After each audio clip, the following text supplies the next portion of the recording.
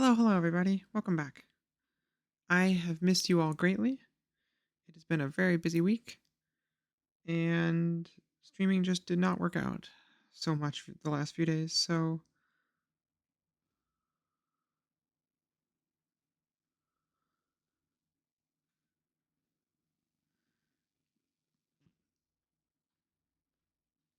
uh, now that I have a minute to breathe, I am very excited to be back. We are going to be hopping into some more souls in just a minute here. I rolled my ankle today, so I'm going to have a lot of candy, and I'm going to sit and do some souls with you all, and I think that'll be a really fun night.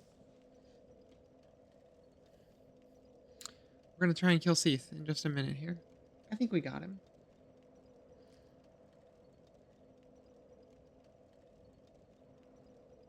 And I'm not going to get too obsessive and talk too much about Path of Exile or Warframe, my other two current obsessions. Well, maybe just a little. The new Path of Exile expansion is actually pretty good. I'm having a lot of fun with it. But one can only grind. One should only grind so much. And I'll finish out that campaign a little later. I'll give folks a couple of minutes to filter in.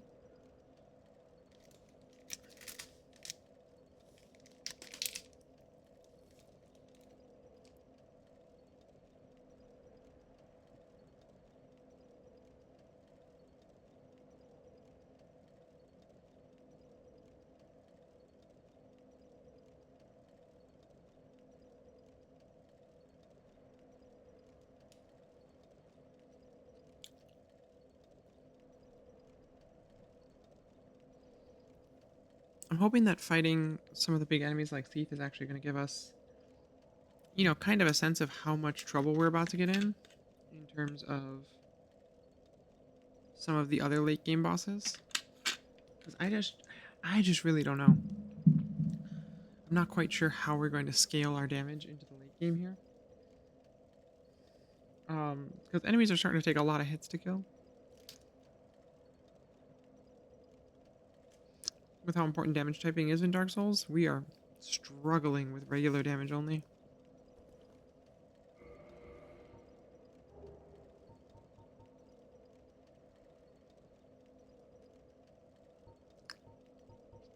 We're currently just shy of 300 attack rating, which is okay. But we're really getting let down by the damage typing. Like, something that did slash or, thrust or strike would be so much stronger right now. But I don't know what we're going to do, so...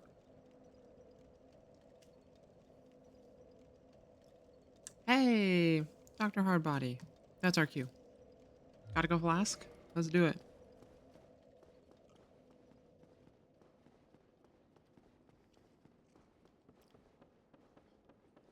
Hello, Lioness. How's everybody doing tonight?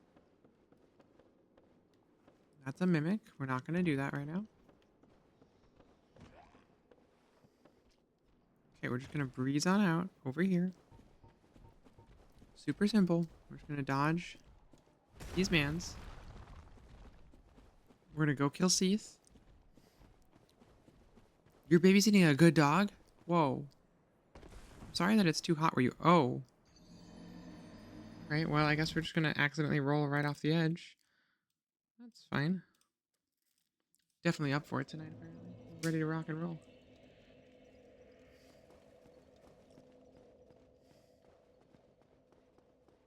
Hey, you know what? We got our death out of the way. Now we're just gonna one-shot our bosses on the way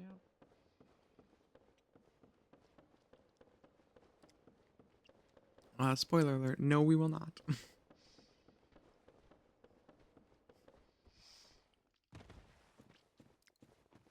Hold on, I would like to know about this dog. His name is Pilot.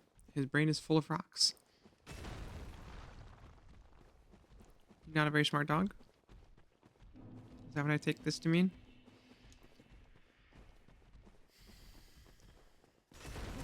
Okay, friends. Hello. Hello. Alright, just run down here. We cross all these invisible pathways. It's gonna be fine.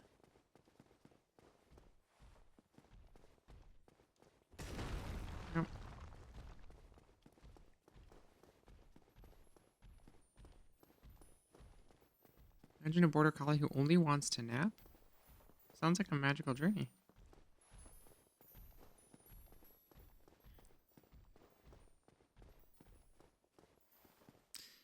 Sounds like the opposite of me, though, because I only want to figure out a way to never sleep again. Okay, here we go. Crystal Caverns is such a fun place. So weird.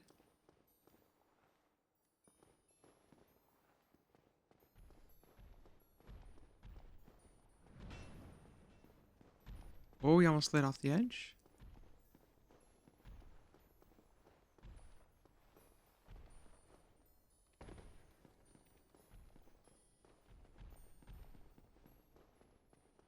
Only parks at vans, no other kinds of vehicles. What? This dog sounds crazy. Okay. Hey, we made it to the place where we're gonna fight the guy. We just gotta get past some spooky clams, and then we're there.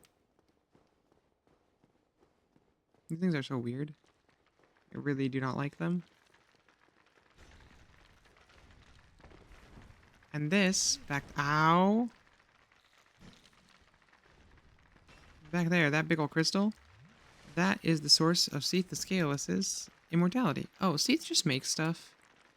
Like, you know, clams or weird octopus-headed people or snake people or whatever. So yeah, that's primordial crystal. Please do not touch. Yeah, dude's the worst. Like, oh, wait. Here I come. Don't start the boss fight without me.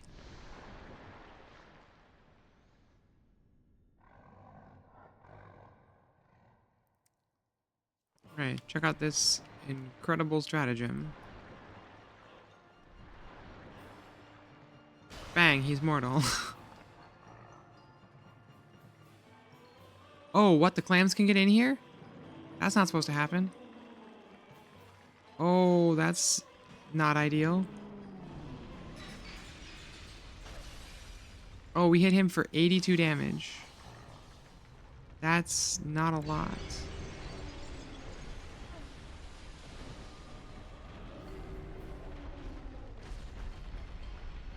Okay, great news. Seath can kill the clams. We're all gonna be okay.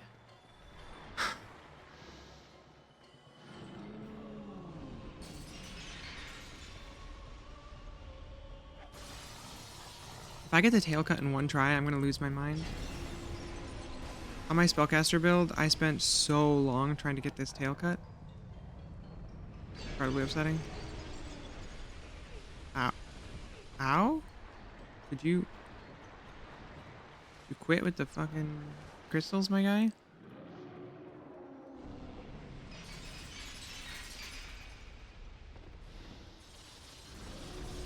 Okay, honestly, with the crystals, could you stop? We're not doing so good against this butt guy right now. Chat, I'm gonna be honest with you, it's not looking so hot. A two-hand? Yeah, he loves to just like spin around in a circle on the floor like this. I hate it so much.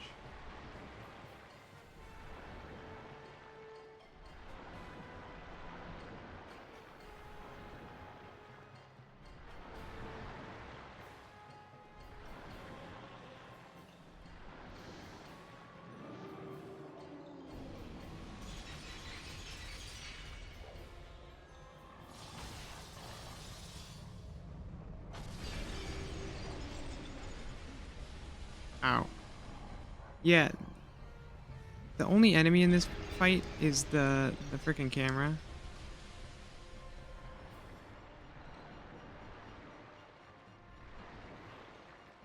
That said, I burned up way too many heals trying to chop this dude's stupid tail off. We are no longer gonna do. We're just gonna kill him.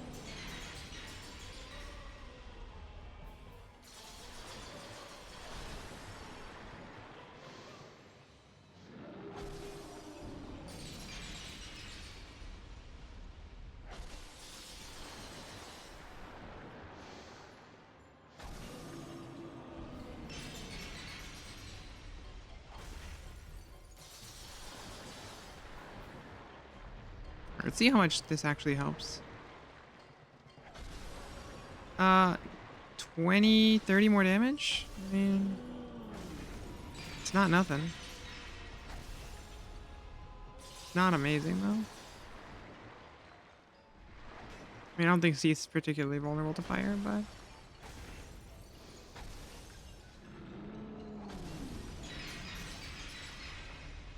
Like, if you just hug one of his closer tails, you can just sit there and chop away at him, basically. Pretty much for free.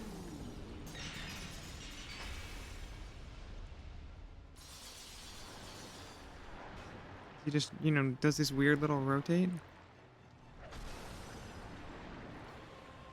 I'm just kind of curious to see how much damage we'd be getting on a buff like this from in a typical fight.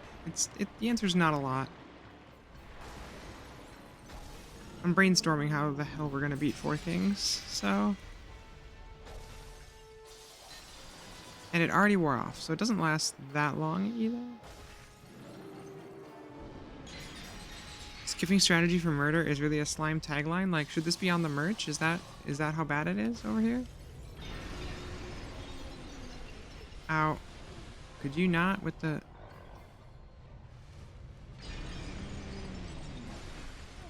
Ow. Okay, you filled the entire floor with these crystals, man. That just doesn't feel fair.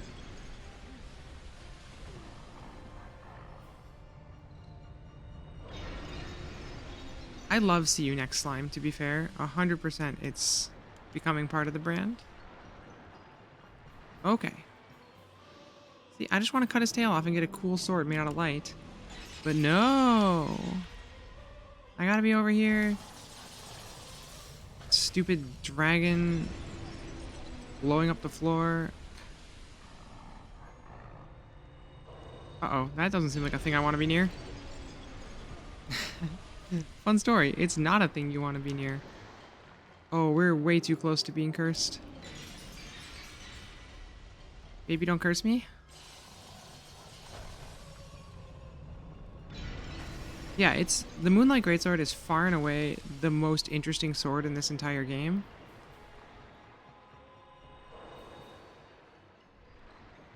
Yeah, don't curse me no more.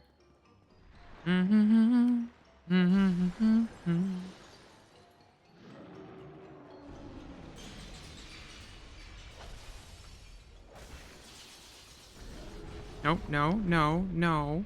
Angry boy, stop with the tail slam. Okay? You're responsible for like 90% of the problems on this earth. Get out of here. Stop being alive.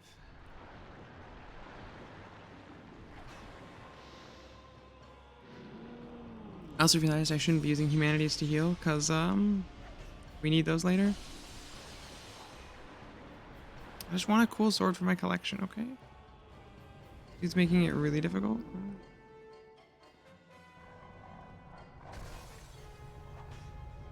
I mean, he is spoiled like a baby. Oh, that was a lot of damage. That was a dead. Okay. So, without clams, I think this is an easy fight. Especially if we stop trying to cut his tail off for a weapon we can't even use with this build. So, we're gonna stop doing that. I've done my Moonlight Greatsword PvP stuff. It's a lot of fun. We'll do it again sometime.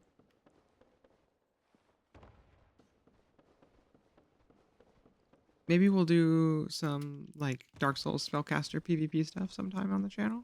That might be fun.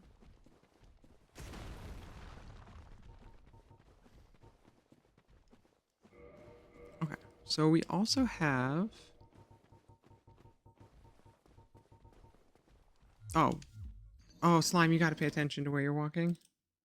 Not try and manage your inventory when you walk. Flame, Poison, Raging Sword of Doom is something you gotta keep in your closet. You know, especially when we're doing challenge run stuff, like, I don't need to get items or fight bosses that are not specifically a part of the run. And I shouldn't make my life more difficult by doing so. Yeah, that was a bad death. I feel bad about that one, chat. Okay, we're just gonna walk over there. We're gonna go kill Seath the Scaleless, get our Lord Soul, and then we're gonna work on the other three, which are all much harder, unfortunately. Well, yeah, they're all really bad. Except we are gonna take advantage of the fact that Gravelord Nito's place is the best place to farm humanity in the whole game. So we can get enough to open up a shortcut to Lost Izalith. Which would be pretty cool if we had a shortcut.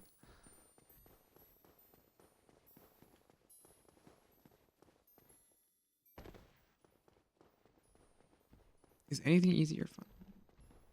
No. In this game, no. Everything is fun and really difficult. Okay, so we just run down here. We run down here. We dodge this guy. We run over there.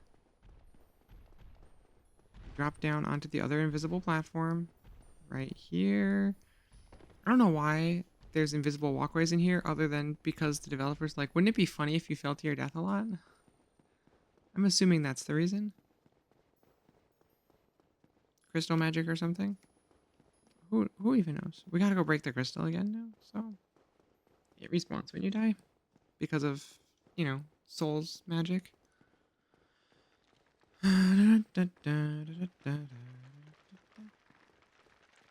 out for the clams. We do not like them. Oh. Yeah, now he's ready for us. He's here now. Instead of having to be like, wait. I do love Seath's general energy of don't start the boss fight without me, though. Like, he kills you once with his curse power, and then he just throws you in jail and is like, yeah, that's probably something I don't need to follow up on.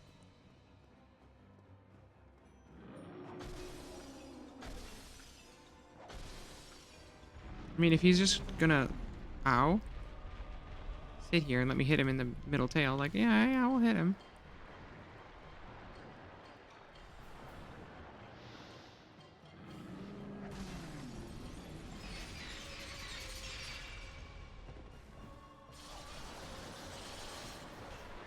Oh, I hate that he can do that when he turns, he pushes you. So frustrating.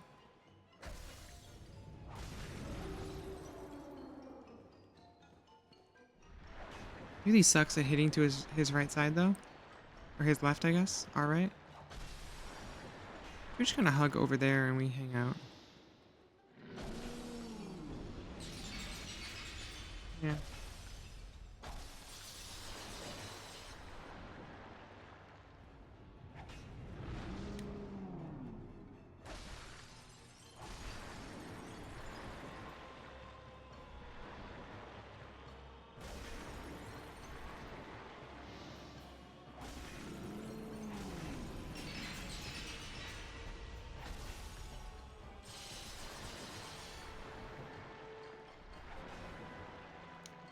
Seems like he's immune to bleed, though.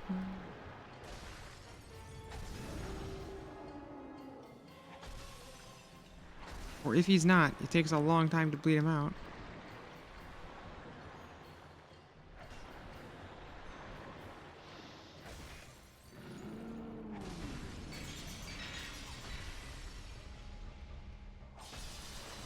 I mean, that said, we're just chopping him up.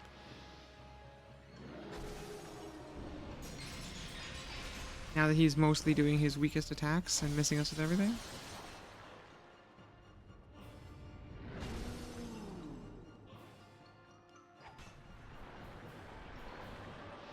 Hey, buddy.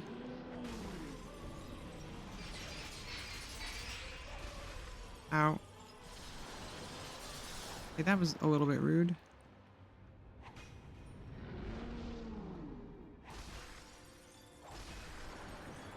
It did a little bit of damage, but I don't know if it's worth using up a limited use buff item for 30 more damage a hit for like 7 hits. Especially when we're not particularly in a lot of danger. Like if we take another hit, we're going to be in a less good spot, but we have lots of healing items. We have a good buffer of health.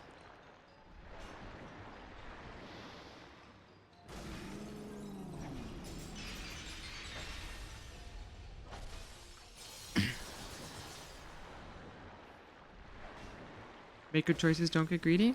I like that. You know what? I think a good choice is just to keep doing this very safe strategy and just keep on him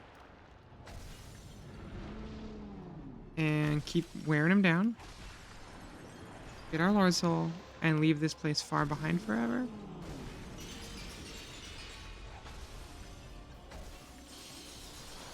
Let's get in while you lore drop. Okay, so what do you want to know about Seat the Scaleless? Let's see. So Big Hat Logan, who is kind of an authority on these things, calls Seath the only true undead, which I think is fascinating. Because Seath is truly immortal with the power of the primordial crystal. He's actually learned the secret, whereas the undead are only sort of immortal. Like, we don't die, but we do go hollow and other stuff. The primordial crystal is the ticket to, like, relatively strings-free immortality. Pretty cool. So yeah, he was literally just so salty that he wasn't immortal that one, he figured out a way, which is pretty cool. Bye, Seath. But two, he also, like, got really deranged and crazy. Grief Lord Soul Shard. And he found a way to become immortal on his own. So yeah, here's an interesting thing. Where is it? Where is it? Where is it? Bequeath Lord Soul. Soul of the albino Seath the Scaleless, a fragment of the Lord Soul discovered at the dawn of the Age of Fire. Seath allied with Lord Gwyn and turned upon the dragons, and for this he was rewarded dukedom, embraced by the royalty, and given a fragment of a great soul. Although just a piece, it will still satiate the Lord Vessel. Yeah, nobody gets to live forever and stay sane forever. This is very true. Ooh, Clam. Clam, leave me alone.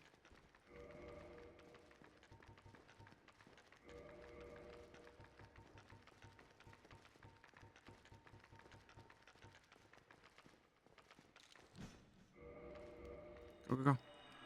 Bye. Okay, we're going to spend these souls immediately, as is our custom. We're going to go pump up the decks, I think. Scrape a little more damage out of our weapons. And then next up is going to be Tomb of the Giants. Unfortunate. I do not want to do Tomb of the Giants, but that's next.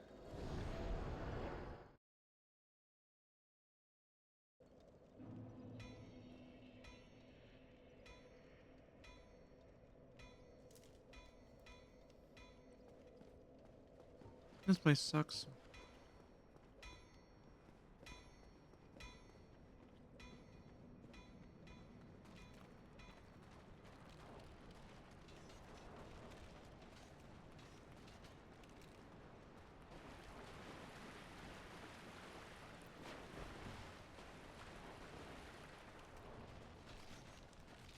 Skeletons everywhere. Why are they everywhere? Kind of an energy. Okay. So yeah, we're gonna have a bad time in here because once again, as has been kind of the custom for the back half of the game, we're gonna do very little damage to these enemies. And they're gonna be very dangerous and potentially one or two shot us. So that's fun. Okay, I can still ninja flip. But this is probably gonna be really tough.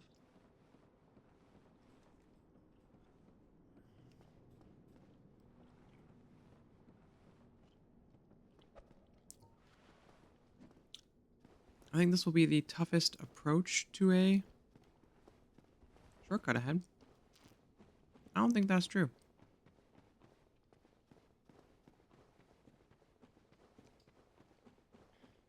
Full disclosure, I don't know where this goes. Huh. Soul. Fair enough. Enemies in here are pretty tanky. There's a decent number of them. They're difficult to avoid. So, I don't know. I don't know what we're going to do for this part.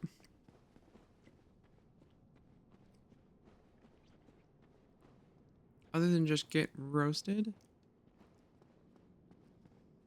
I think we're going to do that quite frequently. Okay, there's our first guy. Now, if I remember correctly, he takes 1,000,000 hits to kill, roughly. and rewards like basically no souls.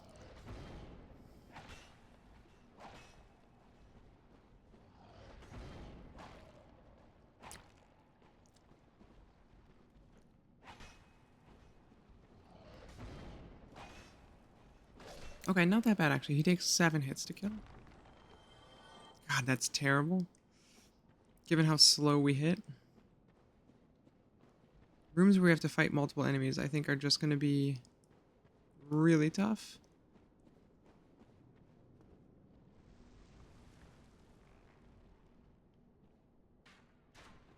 Ah, I hear archers. Hey, buddy.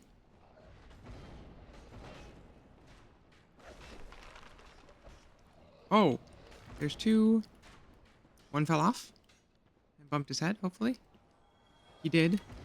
Head bump confirmed.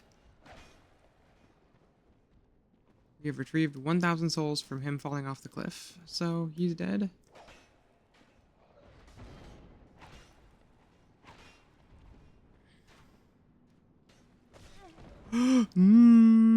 Okay, other one fell off. We're good. We're good. Those 2 are both dead. Ah, I don't hate this place so much. But hey, you can see the demon ruins over there. That's over by where we fought Quilleg. Because that's a really cool part of this universe, is that you can see into other places. And like, the game is built such that if you died way over there, you could still see your little bloodstain hanging out. Oh hey, it's Patches. Okay,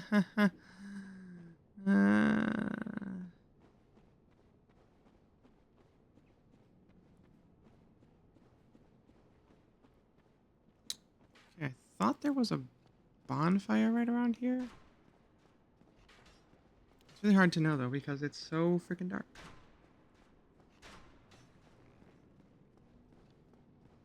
I think it's down that little shaft with the ladder. We're gonna try that in just a second.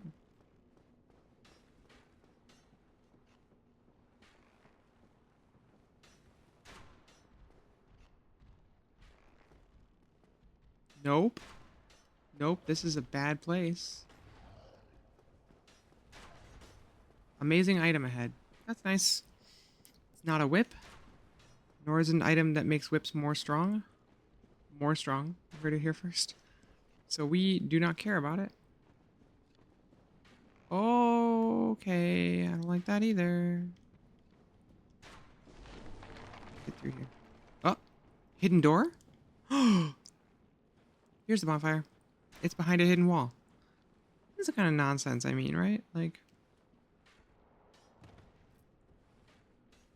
Nope, not a bonfire. Horrible bone pillars. Oh god, this place. Welcome to the Tomb of the Giants, chat. It is the worst. Oh hey, here's one of that lady's guards. He's already gone crazy. There's her other guard. He's also gone crazy. Okay, everybody's gone cuckoo. Possibly for Cocoa Puffs. Let's see if we can save the priestess. She's right over there, just chilling. Really? She's just gonna hang out? You're no hollow, are you? Thank goodness. Please be careful. There are 2 fierce hollows not far from here. Not far from here. They were once brave knights, my former escorts. Who would let such strong spirits be hollowed so? Heavens, is there nothing to be done? Well, nothing that I'm gonna do for you, so see ya. I don't know, should we try and save her by fighting these guys? I feel like that's asking for death. Because they're strong, aggressive, heavy armor, good reach. Does she have a whip or a whip upgrade? No, but she does teach miracles, including amazingly good healing miracles. So there might be a... Also, they're between me and going back, so...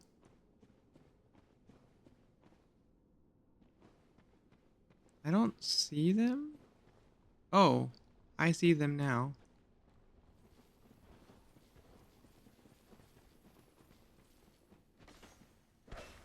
Oh, I can't even hit him in here.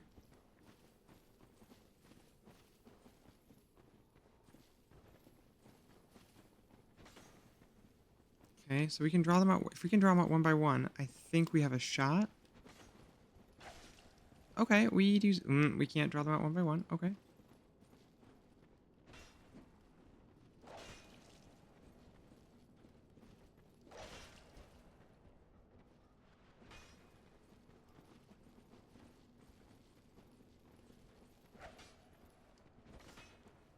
Okay. Fighting these guys in the dark is horrifying, chat. I do not like this. Spooky, creepy man coming out of the dark. Yep. Well, we tried.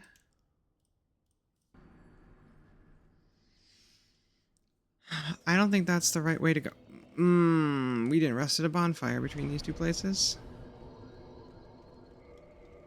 Warped to catacombs. Rest at the bonfire this time. I really need like a Tomb of the Giants bonfire to base out of here. And I'm gonna be honest with y'all, I don't remember where it is. I guess I can use my lantern to, you know, marginally block incoming attacks. Ow, ow, ow. Still not that way. It's never that way. Always try to go the wrong direction. That's a pretty good juke, though. Oh. Slime with the dodges. MVP. Easily the best player ever.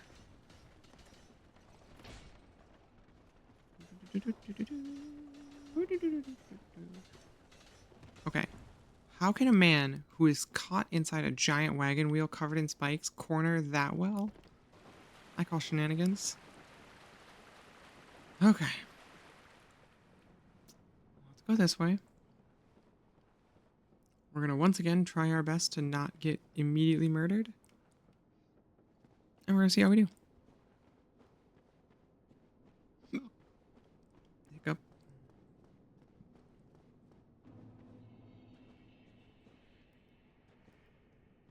Okay, come on. Ow. My face. I'm gonna drink one of these.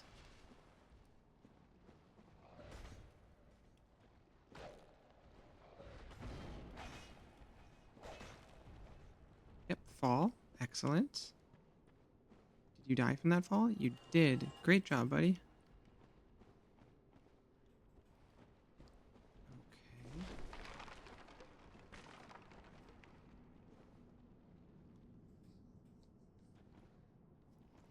I actually really love this, like, as much as the dark is really intense and unpleasant at times, I love what it does to the combats down here, where you are stumbling about in the dark and the only illumination is the glimmer of other players' messages or these little prism stones that have been laid out here. It's a really cool idea, as much as it is really unsettling to play with, which of course is the point.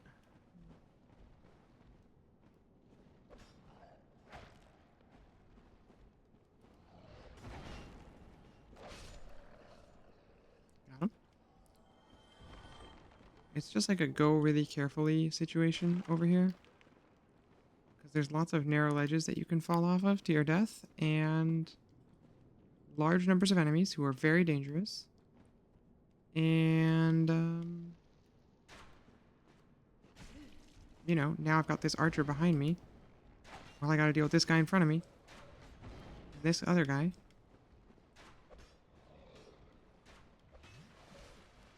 We're just gonna roll past.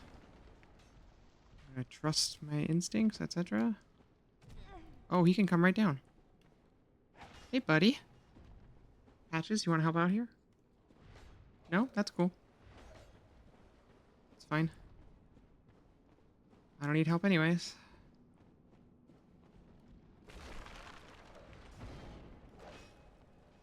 Two. One. Two. One more. It's down. Okay, so unfortunately we've already used 3 of our 10 heals. Oh, hello! God, Gravity? Oh, hey, there's the bonfire. I see it. It's right there. There's the ladder. It's just invisible unless you are silhouetting it against the lava. Okay. We're just gonna... It's like I need to get down there, obviously, carefully without dying to this guy, so I can light and then rest at this bonfire. 135. Let's go. It's going great. We're doing amazing work. Upside, once we get to that bonfire, we no longer have to do this stupid gauntlet through the wheels ever again.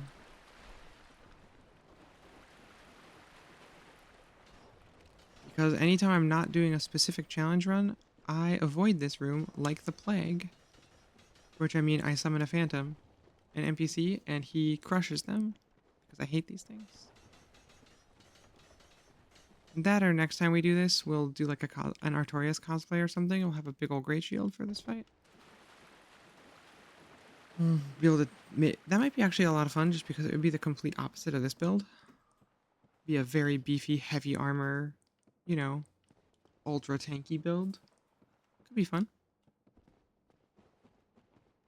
We'd have to do some PvP or something because bosses will not be challenging with that build.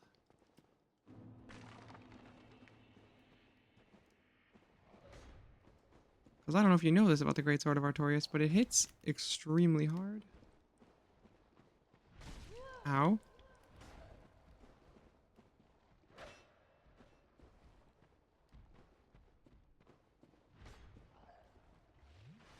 No, no, no. No choppy.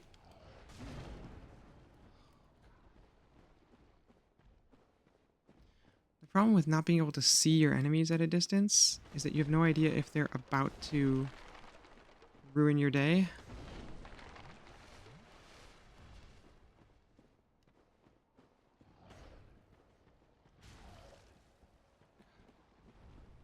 You fall off already.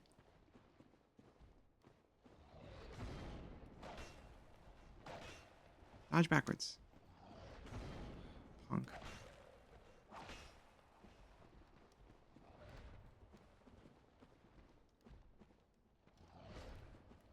Oh.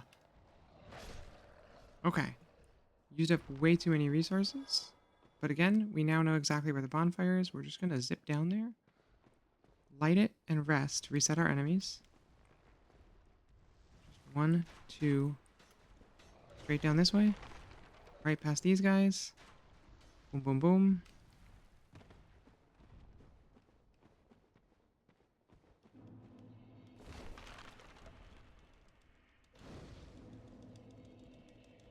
Done. Okay, great timing. We are going to use... We're going to use 4 humanities here. I have a plan, I promise. We're going to go 1, reverse hollowing. Oh, if you want to be really evil in this game, by the way, you invade right here. It's such a crummy thing to do to people. That or Blighttown invasions. In Demon's Souls, at least, there's kind of an unspoken rule that you don't invade people in the Poison Swamp level because, come on, their life is difficult enough already. But it is also a lot of fun to invade people in the Poison Swamp. I'm not saying I did it, but I definitely did. Oh, they're great. You just, it's the zone, like, where the most people are just trying to run past enemies, it feels like. So all you do is you invade with a great shield and you block a critical pathway. And you see if they get caught up with like 30 guys chasing them. Because they won't do any damage to you. And you're like, okay, bye. Have fun. Okay. Evil Bone Doggo. Here we go. Uh-huh. Very unpleasant attack animations, always. Please back off and fall off the ledge. Please, it would be so nice. Okay.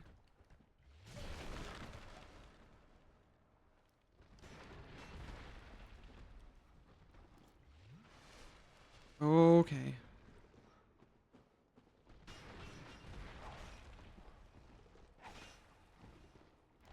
His health isn't that high. It's just really difficult to fight him without a shield. Yep.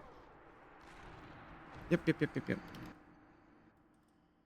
Let's add it to the counter. Hey, we're putting deaths on the board tonight. That was the goal, right? Let's pretend it was. But we kindled this thing up to 20, so we get 20 Estus flasks. So we have lots and lots of heals to utilize. We're going to be kindling all of our late game bonfires to 20, I think. Tomb of the Giants is... Ow. Tomb of the Giants is ow. You know what? Wasn't what I intended to say, but I'm going to stand by it.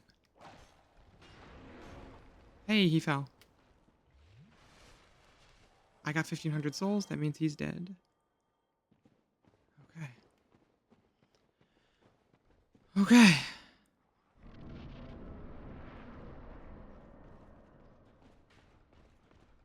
Watch out for the archers. Watch out for the evil doggo. Watch out for the archer some more. Watch out for the Black Knight. Watch out for the Black Knight. Oh, no. I forgot that there's a Black Knight in here. You know what? We're just going to trust in the power of rolls. See us through. It's not going to work. Nope. Okay. We're getting closer, though. See, here's the problem with trusting in the power of rolls to just zip through this area. I don't remember the layout. So... that is not going to get us there.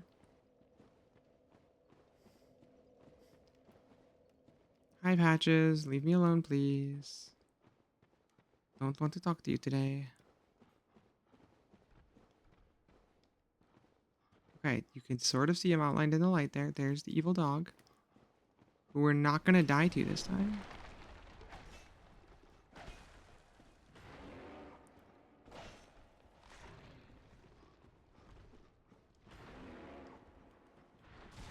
Ow.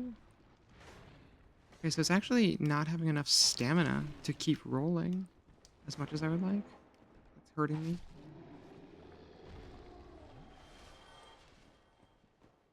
Bouncing ribcage, fine. Okay, can you see that looks like another bonfire down there? I don't think we can quite drop there safely yet. Amazing. Sent one of our enemies plummeting to his doom. Hello, Black Knight. Oh, it's a halberd Black Knight? Unpleasant. No, he's never going to give up the chase, unfortunately. We're going to have to kill him if we want to go forward, probably. Or just be an incredible, amazing dodge artisan. I don't remember where I'm going. Oh, God. Just going to sprint around in the darkness and hope for best. I'm going to roll towards this message.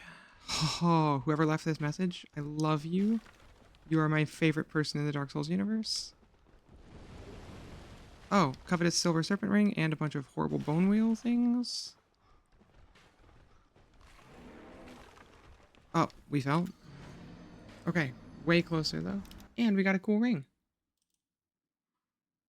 The covetous silver serpent ring makes you get more souls from everybody you kill. If we're going to go farming, we will be using it. Okay, I think we can actually sidestep every enemy up to that point really easily. Who's ready to watch me fail at this part of the game? Doing the whole, like, just run past enemies without getting hit, it has never been a particular strong suit of mine, as evidenced by literally the first enemy instantly hitting me.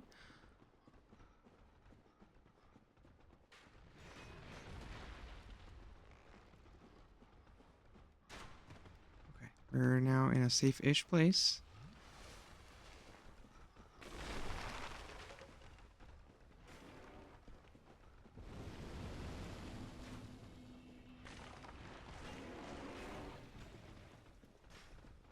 Okay. I don't see any ground below me to land on. Oh, yes I do. Yes I do. Oh, I don't know where I am. I do not know what is happening. All I know is that dog is landing on my head. Go down, go down, go down. The bone pillar landed down here with me? I didn't know that's a thing that could happen. Ha. Hmm. Okay.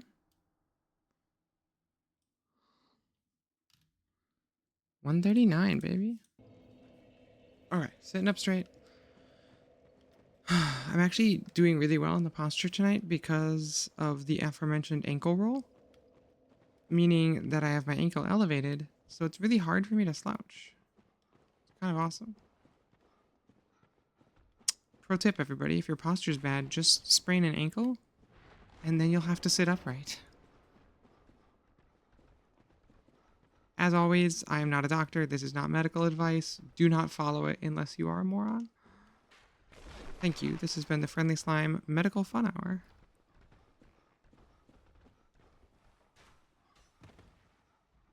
Great name for a segment, though, right? The Medical Fun Hour? Sounds so cheery. What do we got back here? I'm guessing an item and also something terrible. That's the usual mechanism down here. No, just an item.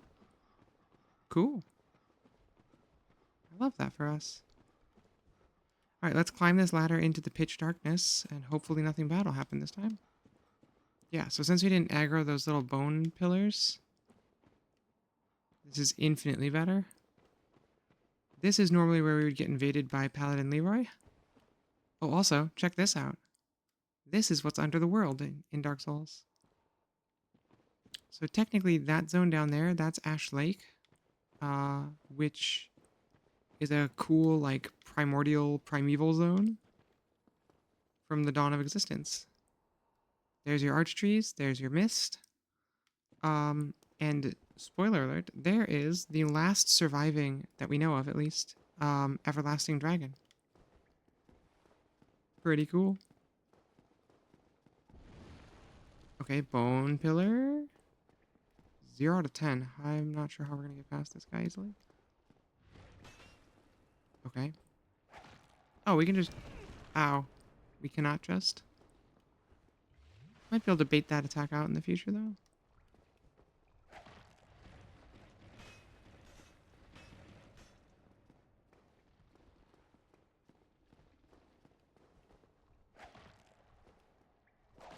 Okay. If we're careful, at the very edge of whip range, we can kill them without too much danger. Now, of course, I think there's going to be one supported by an archer up ahead, so that might get real fun. Oh, no, just one on each side. And an archer. God, Tomb of the Giants, why are you like this? The designers went, because it's fun to watch you suffer. Also, look at how big that arrow is. I feel like that should have done way more damage. If somebody put a 4-foot-long arrow in my hand, I would give up on the adventuring life immediately. Like, nope. We had a good run. We're done adventuring.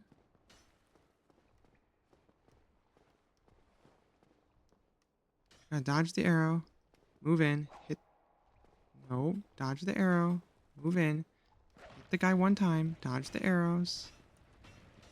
You know, like, Dark Souls is really a game about understanding pattern and flow that way.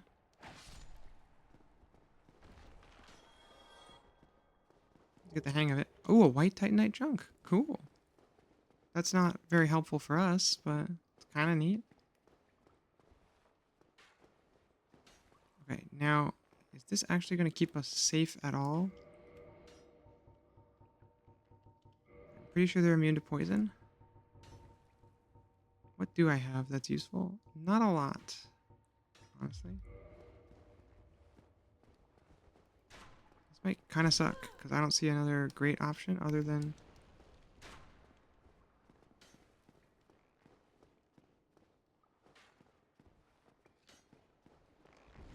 roll right through. Here we go, here we go, here we go.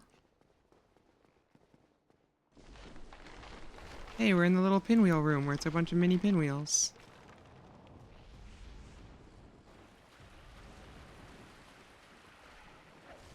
Look at this guy. And a bunch of freaky skeleton babies. Which, why, by the way?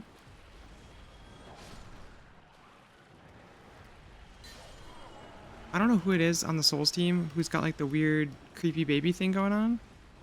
But could they not? Spoiler alert, actually. I don't know why I say spoiler alert for things that aren't story spoilers. This is a mechanical spoiler.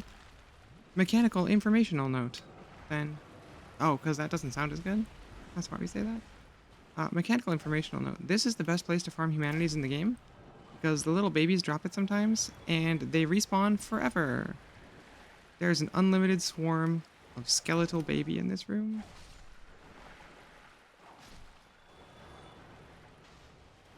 Which is a sentence that I firmly dislike. Okay, so what we're going to do, we're going to get back here. We're going to equip the Ring of the Evil Eye for a hot second. This one? Yep. We're going to murder some of these guys to get as much health as we want back. Piece by piece. Okay. At least that was the plan.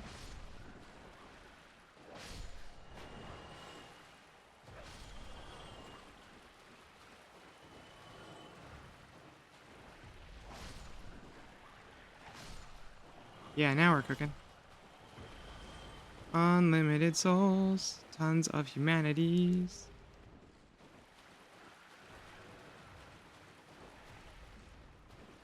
Lots of freaky skeleton babies.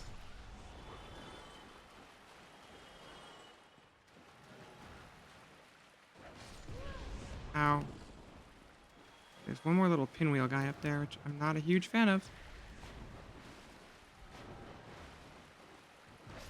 Well, these things can spawn behind us and limit our movement in interesting ways.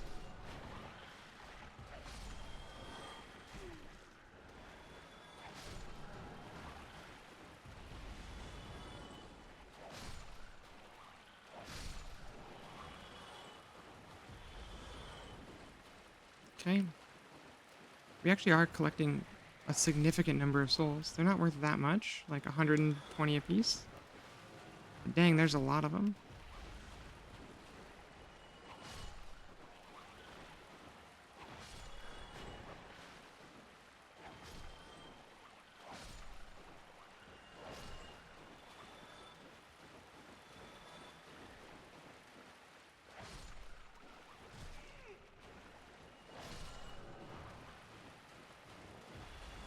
Okay, we gotta go kill this guy up here. He's driving me insane. Oh, fireballs and other nonsense. Ow, he has a friend? Maybe a brother? Unclear.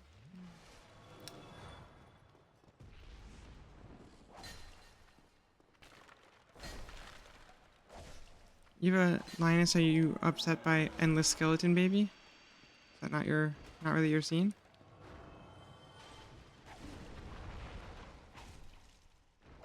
A little bit?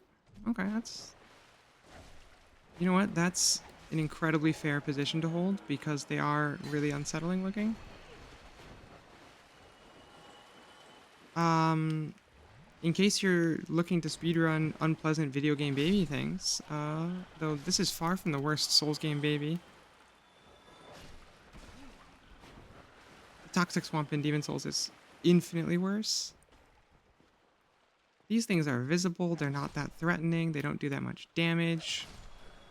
They don't have a weird custom weapon named after them. They're not even bad.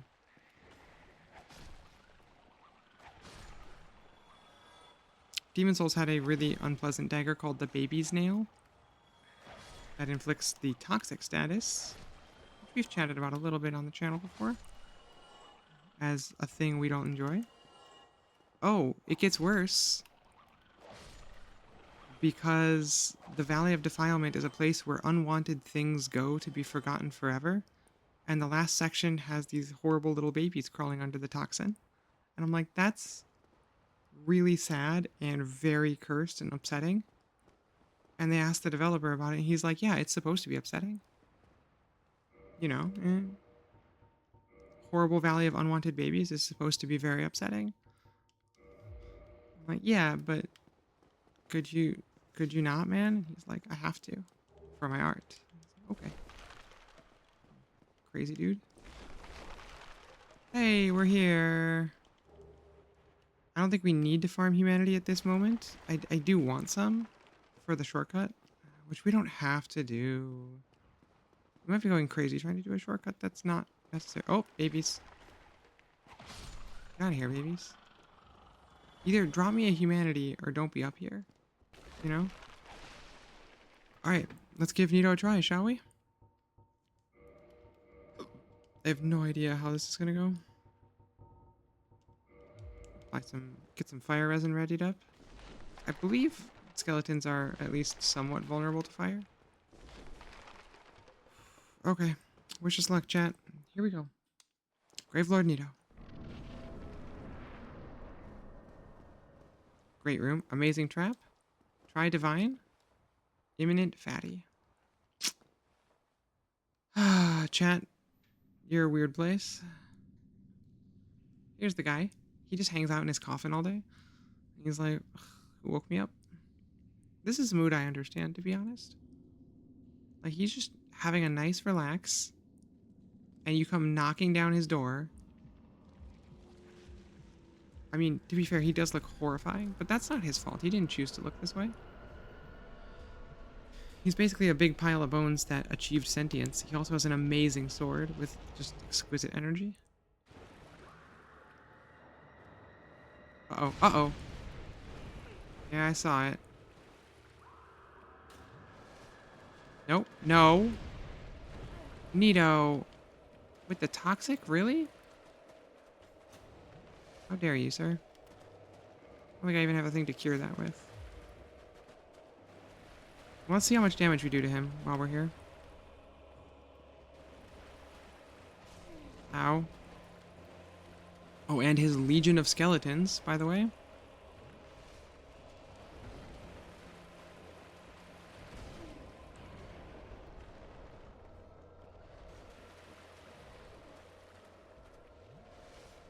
Oh, no. I don't like this.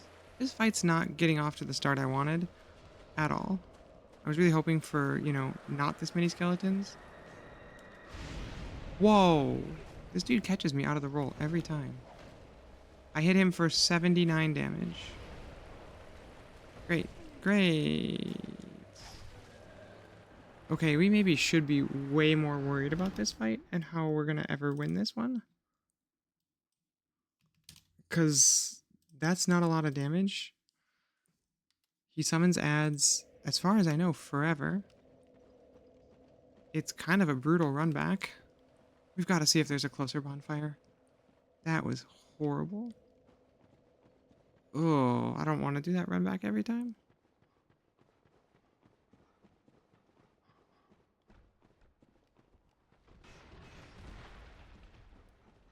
We can, you know, we can dodge and dodge and dodge and dip dive, whatever. These various guys.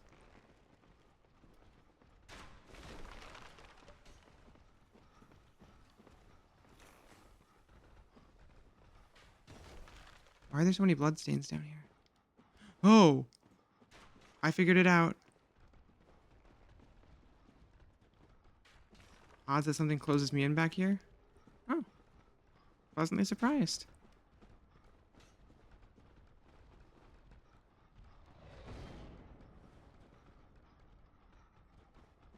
Oh no. That's too many enemies.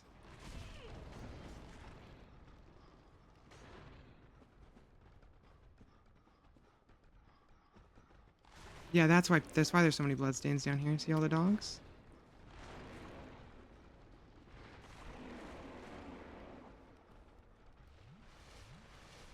Okay, drink 2 of these. Need hope. Aha. Okay, I could have sworn there was another bonfire closer to than this. Dip, dive, dodge, and dodge? Yeah, yeah, that's what we're doing. We got it. We got the strategy down. It's run, run, run, run, run, run, run, run, run, run. Keep running forever. Never don't be running.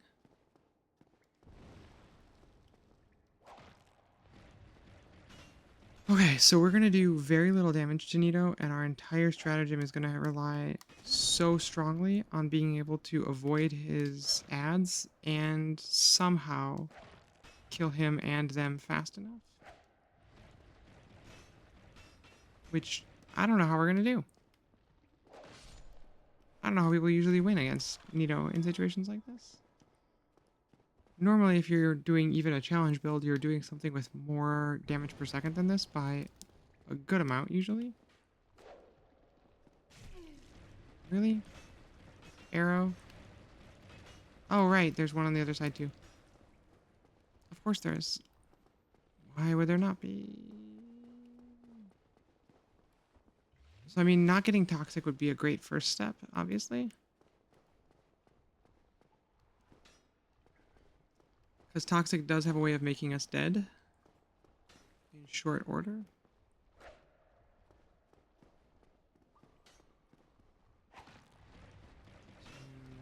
There's the arrow, yep.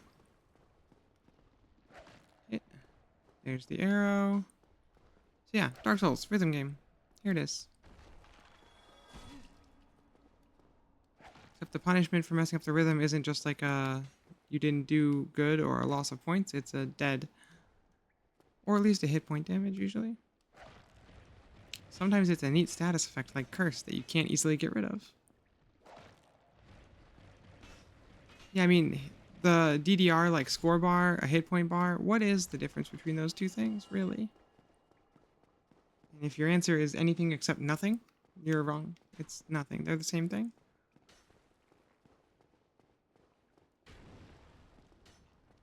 Okay. Here we go. We're going to wait for this arrow. Here we go. Dodge through. Easy, easy, easy. Pinwheel room.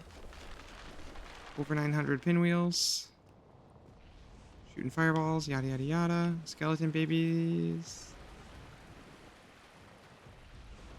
Boy, are there a lot of them.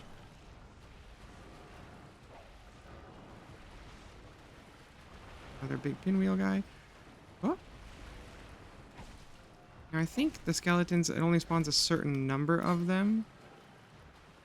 For memory reasons, so once they're all spawned, you can just kind of lead them on a merry little chase like this. They can't really get to you. I think. Not 100% on that. Ow. Oh, they can make it up the ramp. Hello, children. Aren't you just the worst thing to ever exist? Hey, humanity. Thanks, little buddy. We're gonna not delve too deeply into the source of that humanity.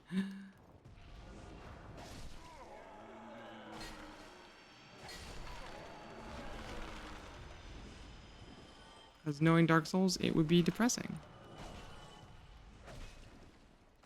Maybe we go heavy, we go two-hand attacks on Nito. The sweeps might be really helpful for also hitting some of his skeletons at the same time. I think most of those skeletons we will stagger. How?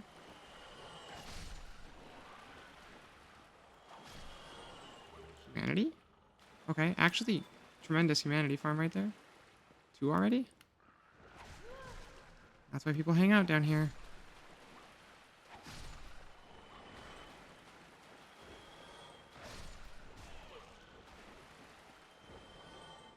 Okay, we're gonna go out of here. We're gonna give Nito another try. We're gonna have probably 13 flasks to fight him with. And we just need to not get hit by the Gravelord Greatsword thing that comes out of the ground. Because it does a lot of damage It inflicts toxic. It knocks us flat. Long crowd control. Really unpleasant. Okay, skip this cutscene. I don't care anymore. Ow. Okay, right away with the sword.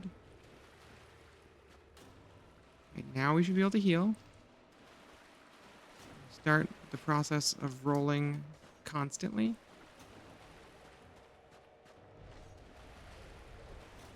What? Let me go. Please let me go, Nito. Okay, he let me go. Great. Now, Nito can and will hit his own guys. Let's grab my 25,000 odd souls. But I believe he does summon an unlimited number of reinforcements over time.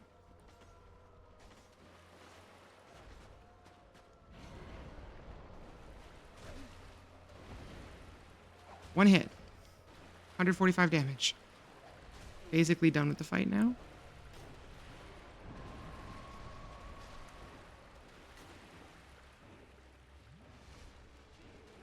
Okay, healed to full.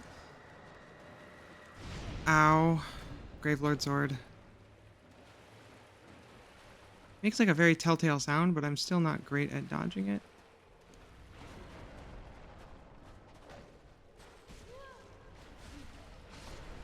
Okay.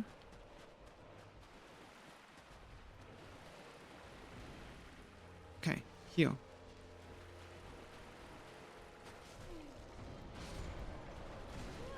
Wow, that's a lot of skeletons. That's a lot of skeletons. Oh, okay. I don't feel like I should be alive, but all right.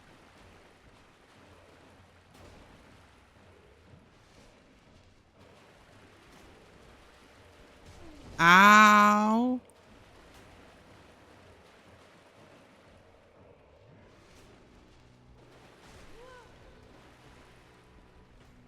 Ow. I can't move.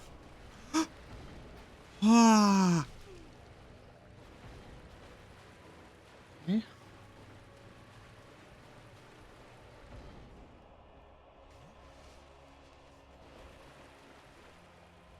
Heal, heal. Okay. Oh, come on. Let me go. Let me go. Let me go. So you actually do have the time, if you mash your right and left bumpers, you can wiggle out of that before he hurts you with it. Which is honestly makes it kind of the safest thing to get hit by.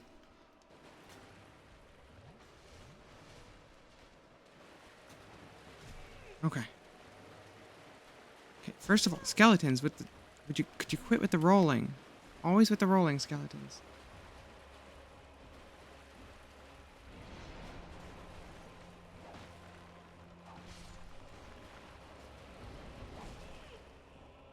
I've hit him 2 times in melee thus far. It's a rough one, friends.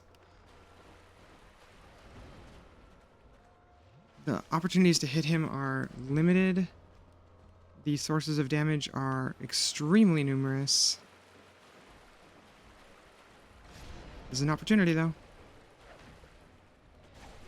1 hit. But we took, like, 2 heals worth of damage for it. Okay. So I do think it's, like, all about getting him to hit his own guys here. Because that's the only reliable way to keep this number of adds off me with this weapon set. Ow, ow. Could you... Okay, sprint attacks are MVP here.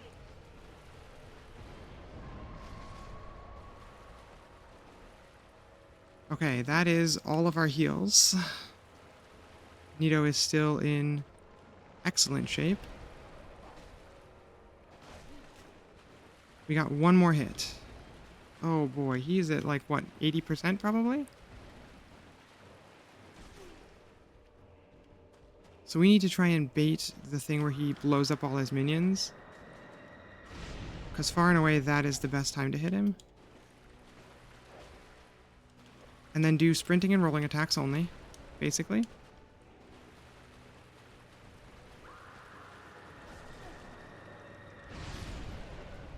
Jeez. mean, that was better. We got him 20% of the way to dead, maybe? Maybe probably less. Oh, well, chat. Welcome to the suffer zone.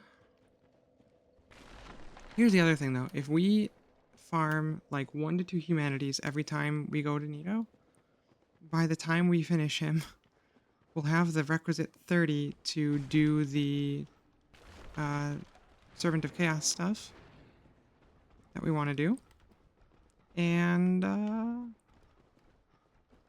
we'll also have a certain amount of insanity built up in our system.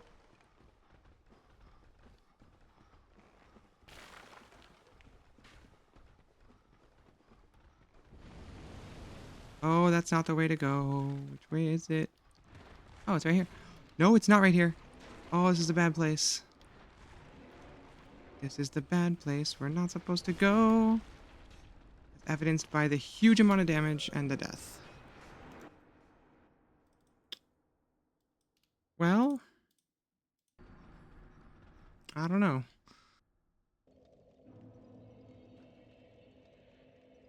Tomb of the Giants, I guess.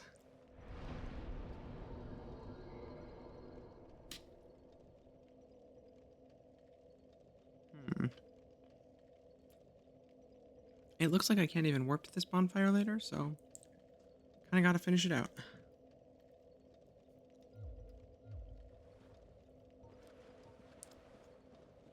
We're going to be okay.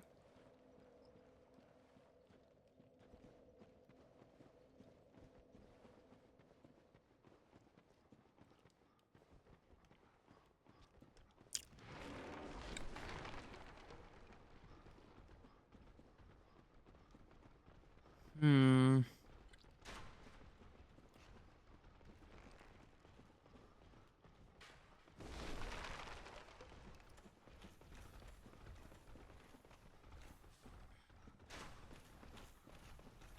Okay, I don't remember where I dropped you last time. That was safe.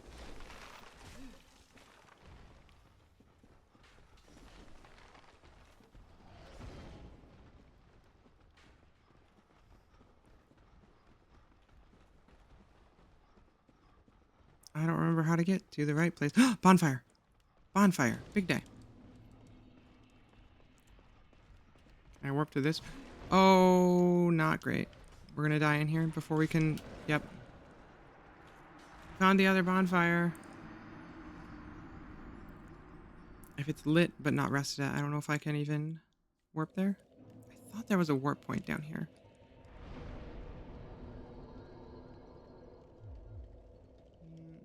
Not that I have access to.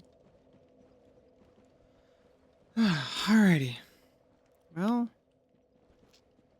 I'll keep at it for a little bit. It's feeling a little... I'm not gonna say hopeless on the back half, but it is feeling rough.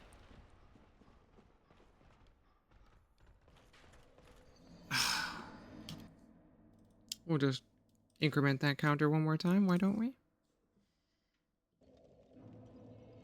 It is a tough one.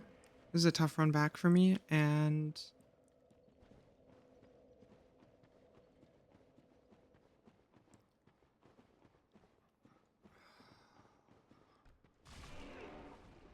the problem is, from a damage standpoint, we're unlikely to get much more, if anything else, in terms of power. From a...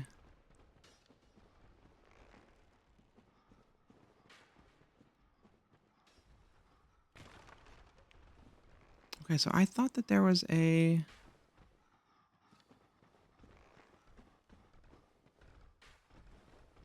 could have sworn there was something else down here where I could... Nope. Fell to death. So we can get more health up to a point. We can get more dex, which will continue to have good scaling for about 3 more levels. Health will continue to scale well for another 15 or so.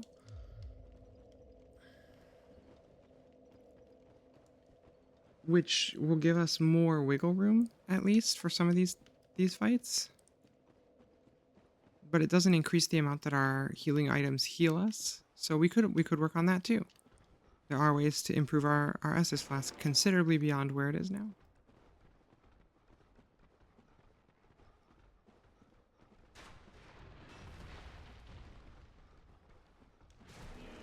Ow. Uh-oh. I don't know where they kicked me. I have the feeling that I'm not going to survive it. Nope. Wow, I was stun locked a really long time down there. So here's the problem, right? Like, the remaining zones are all pretty bad. I don't know that any of them are going to be easier than this one. I think Lost Islets will be a little easier. Um, but if we'd like to do the Servant of Chaos thing, we're going to need the humanity, which we basically get from here to do that.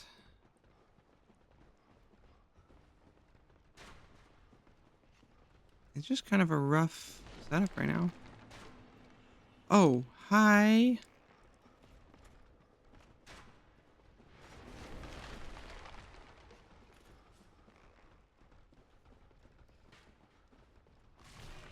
Ow, ow, ow, ow, ow. They're just endless stun locks out here.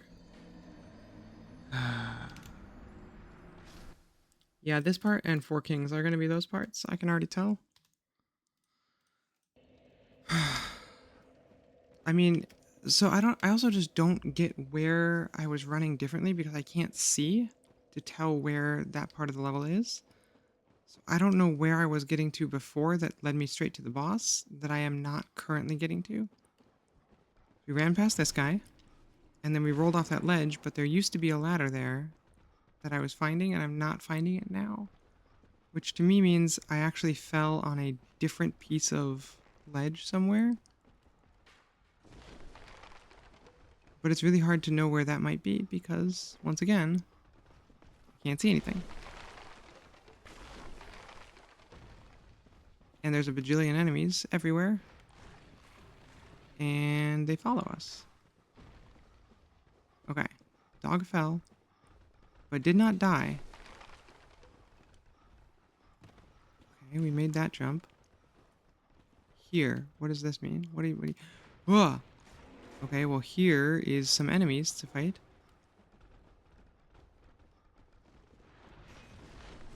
Ow.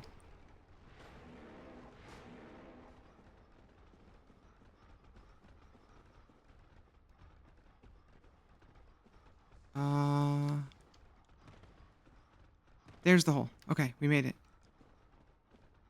I'm not sure how that helps us yet. Yep, this is the way. Okay, this is the way that leads to the boss.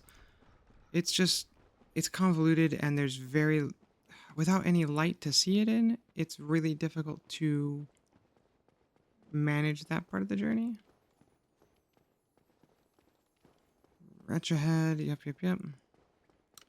This is true though, Linus. It's good to be mindful of this. It would not be Dark Souls if there was not a section that made you want to just despair and give up on it, because the nature of Dark Souls is exactly that. It's great though, because the mechanics are also informing you of the world in this way, because this is what it's like to go hollow. Is you try and you get stuck somewhere and you can't progress and you can't move on, and you feel that there is nothing further for you, and then you just stop. Okay, move, please.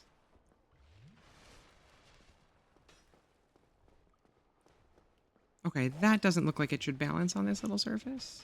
I wish you would fall.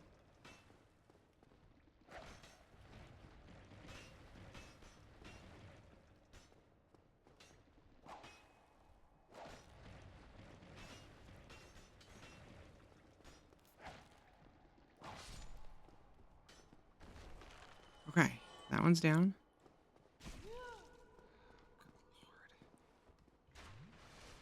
These arrows do hit pretty hard. Okay, move, move, move, right through. Okay, we're back to Pinwheel Room. Ow. Took an arrow in the back this time.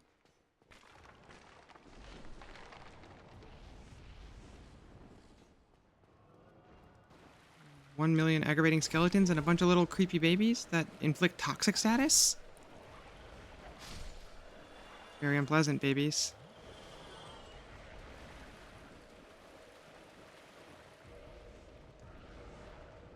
Okay.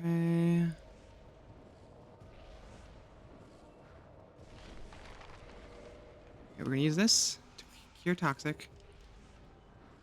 We're gonna equip that. We're gonna change out rings again. Get our health back that way. Get some humanities, yada yada yada. We're gonna think really hard about using a homeward bone here and just killing these stupid little skeleton babies for a minute.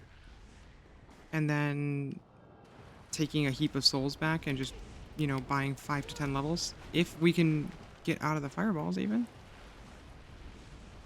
Wow.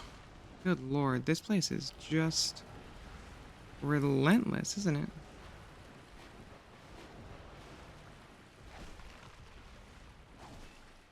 You have to remember that the two-hand whip attack is actually incredible in terms of its power, its versatility, all around her. Just an amazing attack.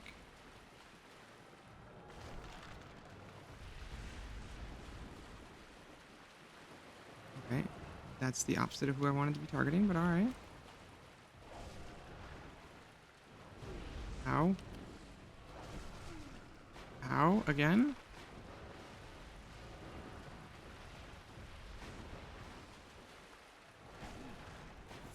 Really? Really? Ooh. Hey, we found these little babies, though, and they're the only enemy in the game so far, in this part of the game, that the whip does good damage to. Which is unfortunate, because they're endless, and killing them is worth very little. Well, humanities. Humanities are a valuable item. We can use them for full heals. Although, it really hasn't been amount of healing items that's been holding us back in this fight. It's been amount of outgoing damage and our inability to inflict damage on the boss.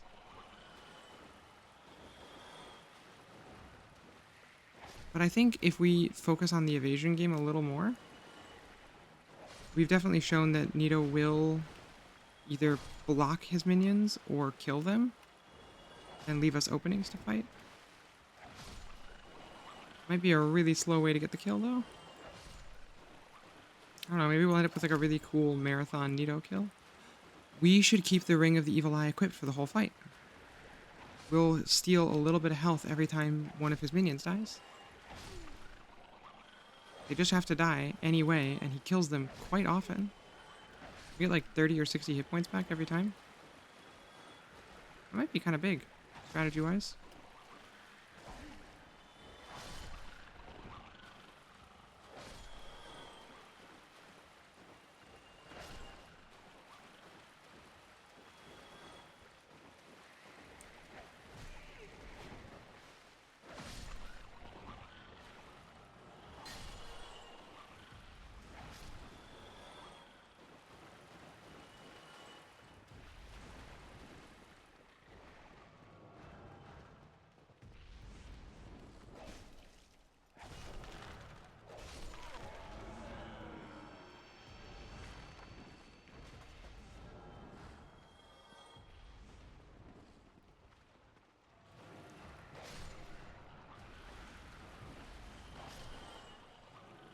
Okay. Okay. Health is coming back. Slow and steady. Something, something. And 3 steps forward, 5 steps back.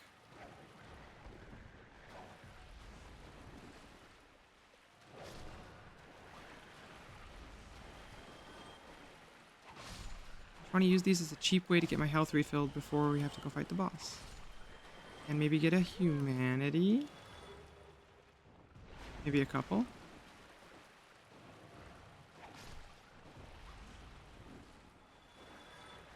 You didn't fall asleep? Who said you did? Nobody did. Dr. Hot Body. It's well known that you don't ever fall asleep during a stream. It's all good. But if you did, it wouldn't be a problem. We value our sleeping communities so much. I didn't necessarily intend to be the channel where people fall asleep and get cozy, but it does seem to be becoming part of the identity. Really not mad about it. If you are thirsty, you should hydrate. I will if you will. Listen, it's the coziest Dark Souls as we crunch little demon babies underfoot to get our hit points back.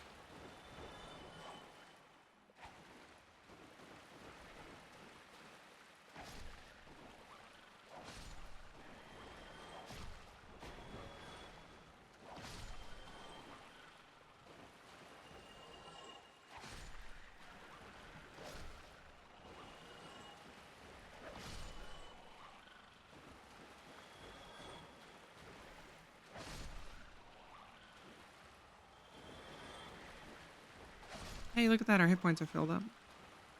We also got 15,000 souls and a humanity. Now, the souls unfortunately aren't any good to us right now. Unless we go back to spend them.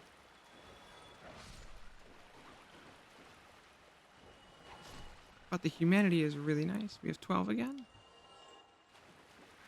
And we have 13 flasks. Just about ready to go into Nito's room.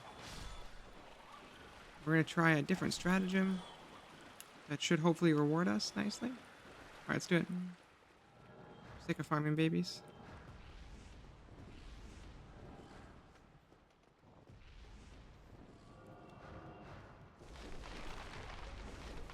Here's what we're going to do. We're going to go in here.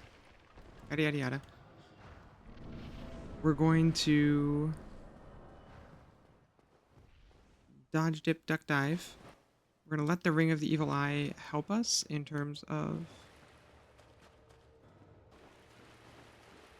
giving us some health back when Nito kills his little skeleton buddies. We're going to two-hand the whip, and we're going to use a lot of sprint attacks and rolling attacks. Ow. Okay. Now I just want to see if when Nito kills one of these guys, if that does anything useful to us. Yep, here they go. We should get some health back, please. We do not, because they don't actually get killed. Oh, boo, because they follow necromancer rules. That's why they said... Hold up. I got the answer. That's why the messages said to use divine weapons. They're getting resurrected, but it's necromancer rules. And necromancers can only resurrect skeletons if they weren't killed by a divine weapon. Oh, game back on. We got this. Strategy unlocked. If we whittle them down one by one with divine weapons, we can get down to just Nito, and just Nito's easy. Like, he's slow as shit. His damage is nothing. We're gonna just knock him out.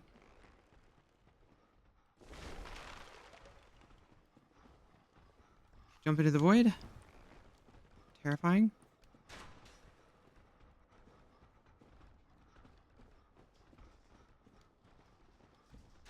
Okay, now we just gotta figure out which way it is. Ow, ow, ow! Okay, we were stun locked literally the entire time from 100 to 0. Outstanding. Love it. Love it. Okay, so I bet you anything that'll work. And then we can just breeze right through. So when we get into the little waiting room, we'll switch to the Divine Whip. And we'll try and knock down his skeletons one by one. It's going to be slow going because the Divine Whip does no damage whatsoever. The damage is really terrible, but don't matter. I'm also going to try one more time to get to this bonfire and rest there.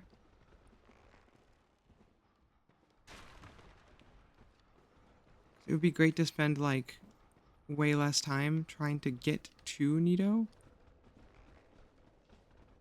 And spend way more time fighting Nito? That's a Black Knight. I don't like that. Effigy shield. That's great. What are the odds I get out of here alive? 0. Straight up, just 0. Oh, ho, ho. I haven't actually fought Nito on, like, a divine build ever, I don't think. So, if this does actually...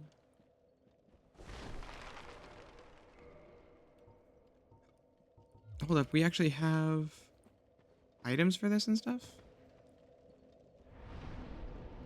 Reinforced weapon.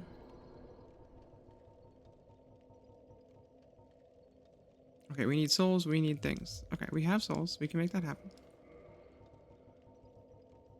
Soul of a hero, use it. You know what, we're gonna burn up our consumable souls too and maybe get a couple levels while we're here. We'll see. We'll see what we have left over. We're gonna upgrade and upgrade this again. Okay, so now its damage rating is a little less terrible. It's not good, but it's less bad. Okay, and souls levels cost 16,000 souls a pop right now, so they're getting pretty spendy. Okay, so we can murk these skeletons one by one. I think I don't know. We're gonna find out as soon as I figure out how to get down there again. I don't know why I always struggle so mightily with just getting to Nito. I mean, yes, I do, because I can't see where I'm going. And it's really hard to remember where you're going because it's so easy to get turned around as you run around like a crazy person. Okay, there's bad monster down there. There's ramp down this way. I see monsters on all sides.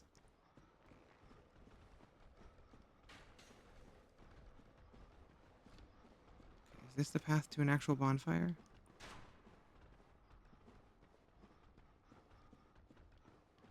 It sure doesn't seem to be.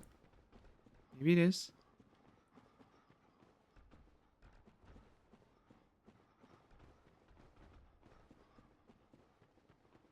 Yes, yes it is. Or it's at least a path to this ladder. I cannot for the life of me figure out where that other bonfire is in relation to this place. Okay. We're gonna give it a try. I'm gonna drink some water while I'm in a quiet moment because it's hard to do that when you're fighting stuff.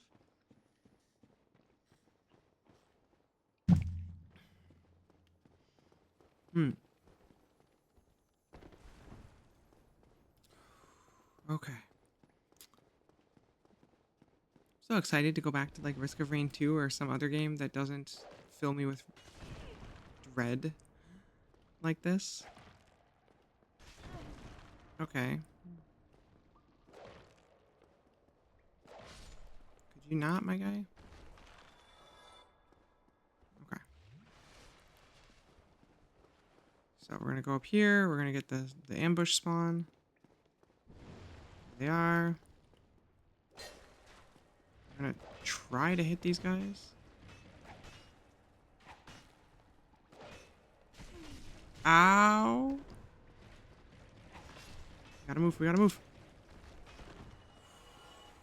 Okay.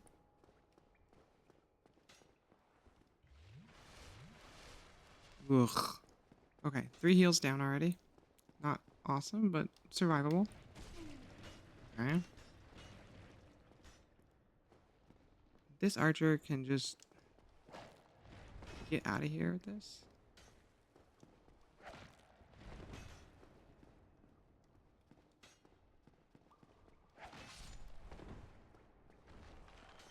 Oy, okay. Get ready to dodge. Dodge in. Yep. Yep. Yep. Run, run, run, run, run. Okay. Once again, now we can farm up to our heart's content in here, get our health back. But most importantly, I just want to see what happens if we engage Nito like this.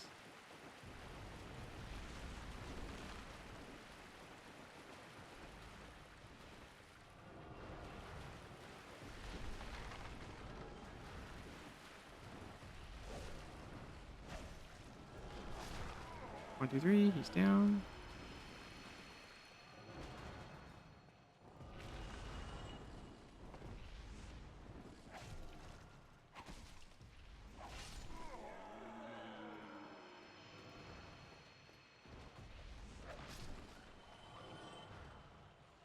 Okay, so weirdly though, my attempt to get healing with the ring is what tipped me off that it was they were following skeleton rules, and he wasn't really respawning them so much as he was resurrecting them.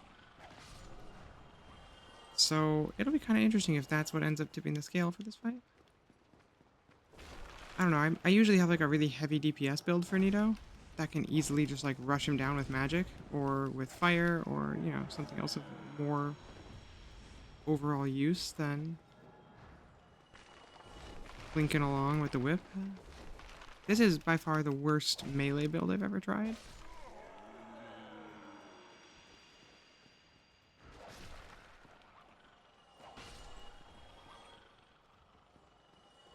Okay, let's get our health back. Then we'll get ready to do our gear switch, yada yada yada.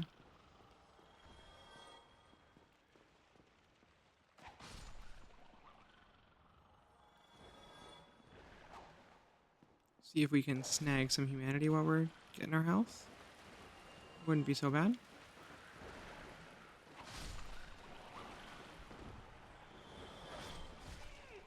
Ow.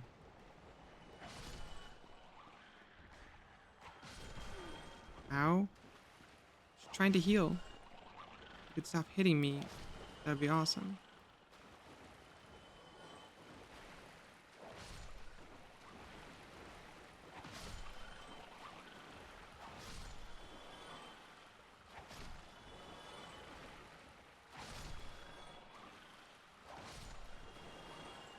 There we go. Healing. Okay, we're taking damage again. Setting ourselves back, but just a little.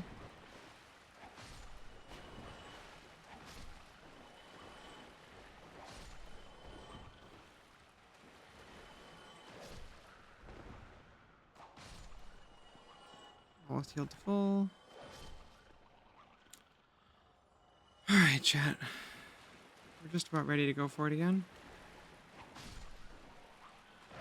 I'm really excited, though. I'm really hoping that Divine Whip makes the difference. That would be a really cool and rewarding way, I think, to come up with a way to win. And this is ultimately why we do runs like this, right? Is you find clever solutions to problems, and you are forced to tackle things in ways you otherwise wouldn't. It's much easier to just like learn Chaos Fireball and then just tap Nito down in 2 hits. But this is going to be more rewarding. Honestly, like beating Ornstein and Smo was really rewarding this run already. The whole struggle's already been worth it to me. Okay, we farmed up an extra humanity. I'm going to try and do 1 humanity anytime we have to heal in here, because that means we'll always have some physical item that we can't lose on a future death that is giving us a tangible benefit for later. Now we have 13. And they do farm way, way faster than doing the rats in the depths, and you get more souls. It's just all around better. Okay, let's take a peek at our equip load. We are 15.6 out of 66.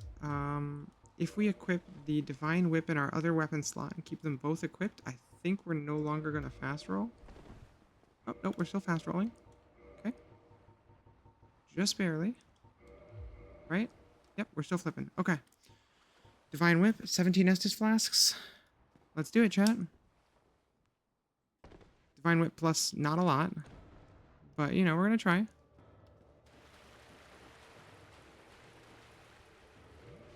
What's the attack rating on this thing? 234. It's not as bad as I thought, honestly. Nope. Ouch. Ouch. That was bad. Ow. With the toxic? Nito, could you not? Could you do any attacks that don't involve you just jabbing me with an ultra high tracking weapon from across the boss arena? Because that would be swell. Okay, so there's the problem of just, it's really hard to kill this many skeletons with the whip while Nito's also shooting crazy swords at me from a distance. Oh, here he is. Nito isn't Nito. He's kind of Nito.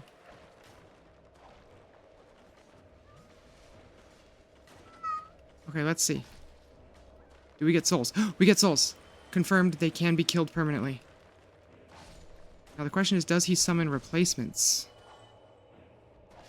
If he doesn't... We dodged it. We finally dodged the stupid Gravelord sword. Oh, we gotta get out of there. That's gonna hurt.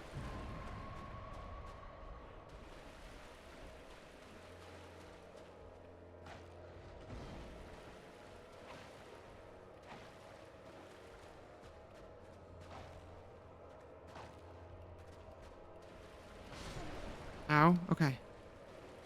Okay, but look at this. Look at how no help he has right now. Okay, that guy put himself back together, though. I don't like that. And we're still afflicted by toxic, which is not ideal.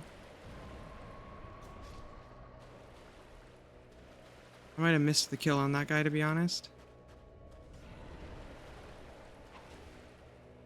Oh, this thing does no damage to him.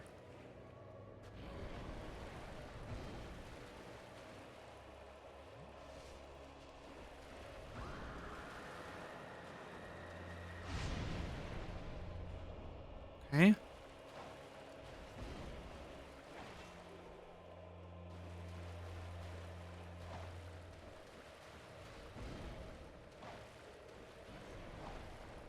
Oh, I bet when Nito stabbed me, he hit this guy. Yep. Yep, I got my souls this time.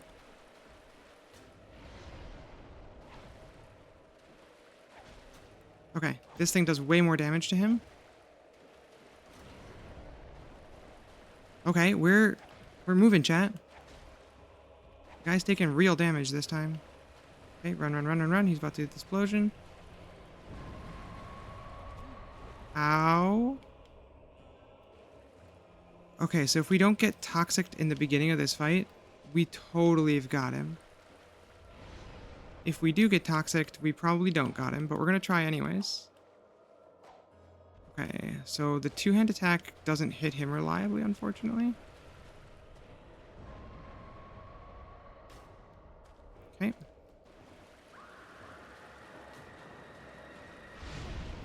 That thing is so hard to dodge. Yeah, the damage is really intense, and it lasts a really long time. We're only not even halfway through the damage period yet. We're like not even a third of the way through the damage period yet. You're on the pillar. Oh, it can hit you through walls. Okay, okay, good.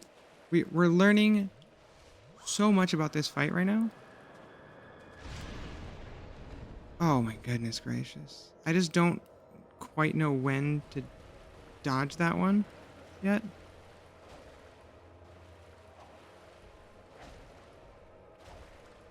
Okay, but 100% this is the stratagem. We're way closer than we were last fight.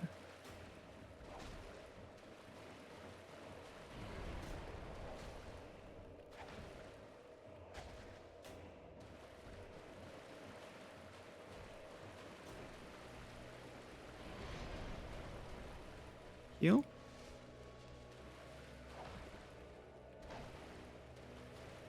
Okay, run.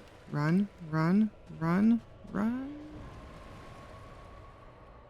got 2 more heals. We might actually get him before we're out of heals. If he gets low and we're still up, we're gonna spend some humanity to heal if we have to for this. Like, we're actually chewing through his hit points right now. Move. Okay. We didn't even aggro those distant skeletons over there. Hey, we dodged it.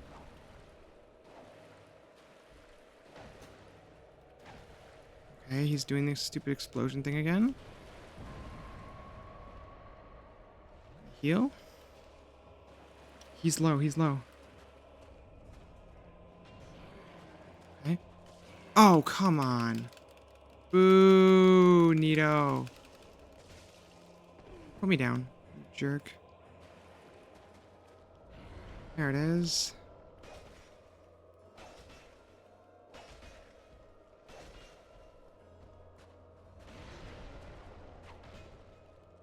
Come on. Stamina. Come back, please.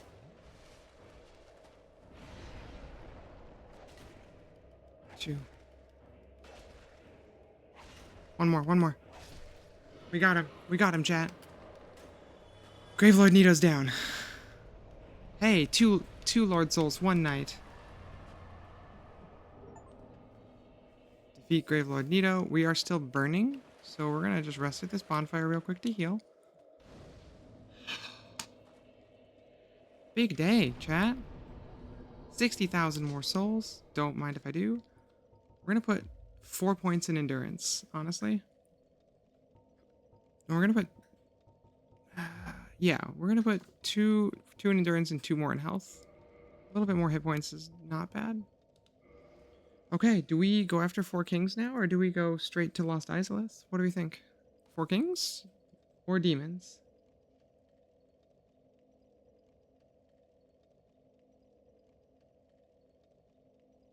Either way, I'm gonna have a Twizzler's roll, I think.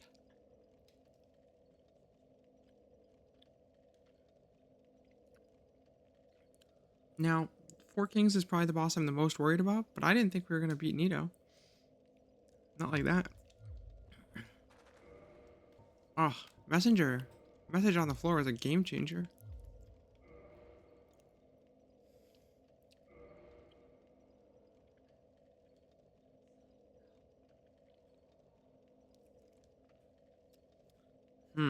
So, let's think. Now, if we go through Demon Ruins first...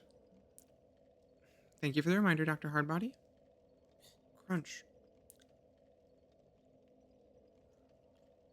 If we do demons first, we don't get the Servant of Chaos event because we don't have the humanity for it. However, we do get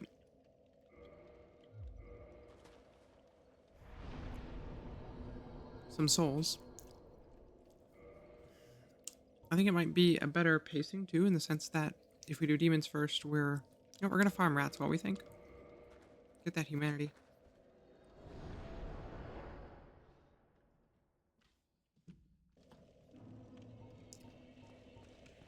So here's my thinking, chat. Farming or doing the demons first. Since Bed of Chaos is such a nothing boss. Because there's no actual like fighting with Bed of Chaos. So the real question to me is this, right? Do we want to do the easier boss first and get the souls? Or B, do we want to do the harder boss first to get him out of the way? You know? I mean, at the flip side is, we're going to get like, what, like 60,000 souls? That's 3 levels at this point. It's not that many anymore. You're interested to see Izalith? Izalith is interesting. It is an unfinished little zone. I mean, and the flip side, I guess, there too, Lioness, is we've already seen New Londo. So in terms of content that the channel has yet to see, we haven't been to Izalith really at all yet. I guess since we're embracing potentially Darkest Timeline over here, with this Souls run, we've done no character side missions or anything. We could embrace that that's the run that we're doing at this time and just get through it. Use the big heap of souls we earn to get strong. Beat on 4 kings. Maybe swing through Anorlando real quick to get a set of beefy tanky armor to try and just out-trade 4 kings with. I don't know. We're going to try at least once to do a mobility fight with 4 kings. I don't think it's going to work, but I'd be really interested to try it. Sorry, adapting enemies are terrible. Lioness, are you playing a little Warframe right now? Just out of curiosity. Because I love Warframe. And you know what? Hey, I am happy to be second monitor content. There's no judgment here. As someone who has spent many years of their life in search of good second monitor content, it would be my fondest dream to be some good second monitor content for someone. So, yeah, shout out to anyone who hasn't played it in the chat, obviously. Warframe is incredible. and some of the best storytelling that comes out of some of the dumbest premise ideas imaginable.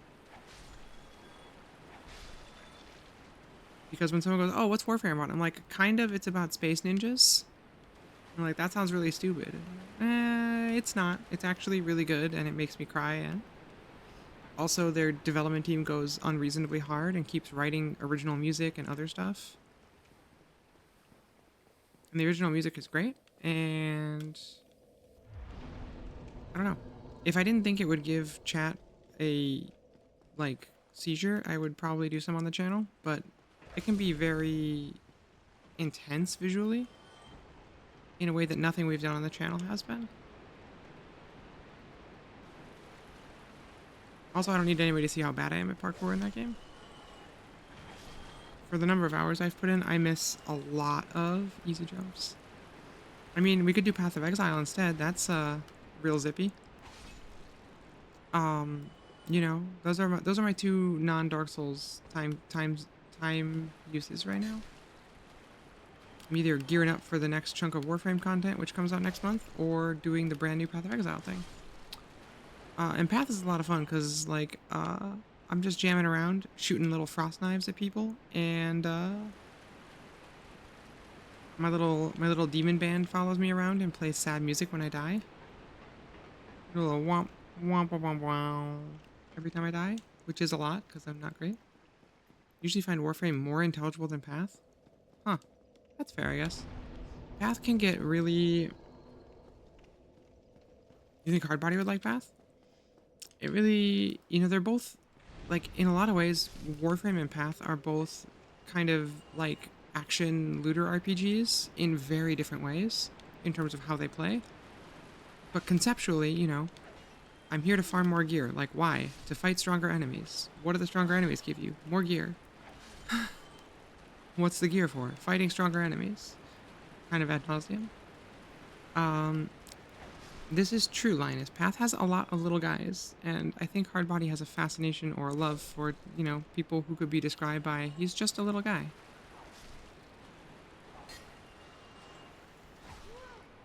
You love endless grinding? Well, welcome, then. Maybe we will do some Path on the channel, dang.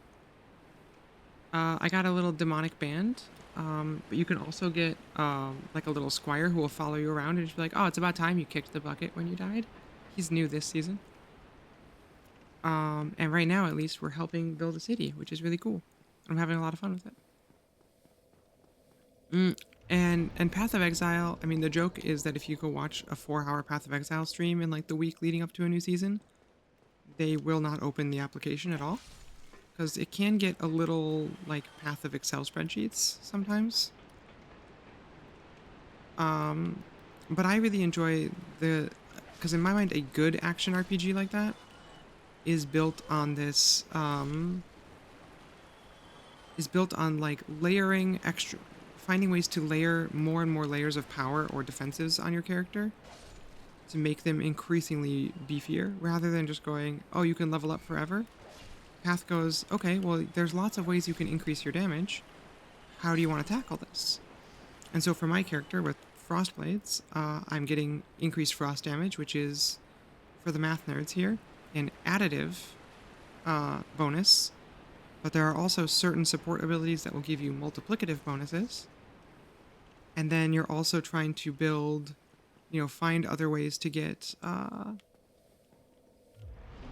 various defensive layers to keep yourself alive, and enough offensive power to blow through some of the late game enemies who get very tanky.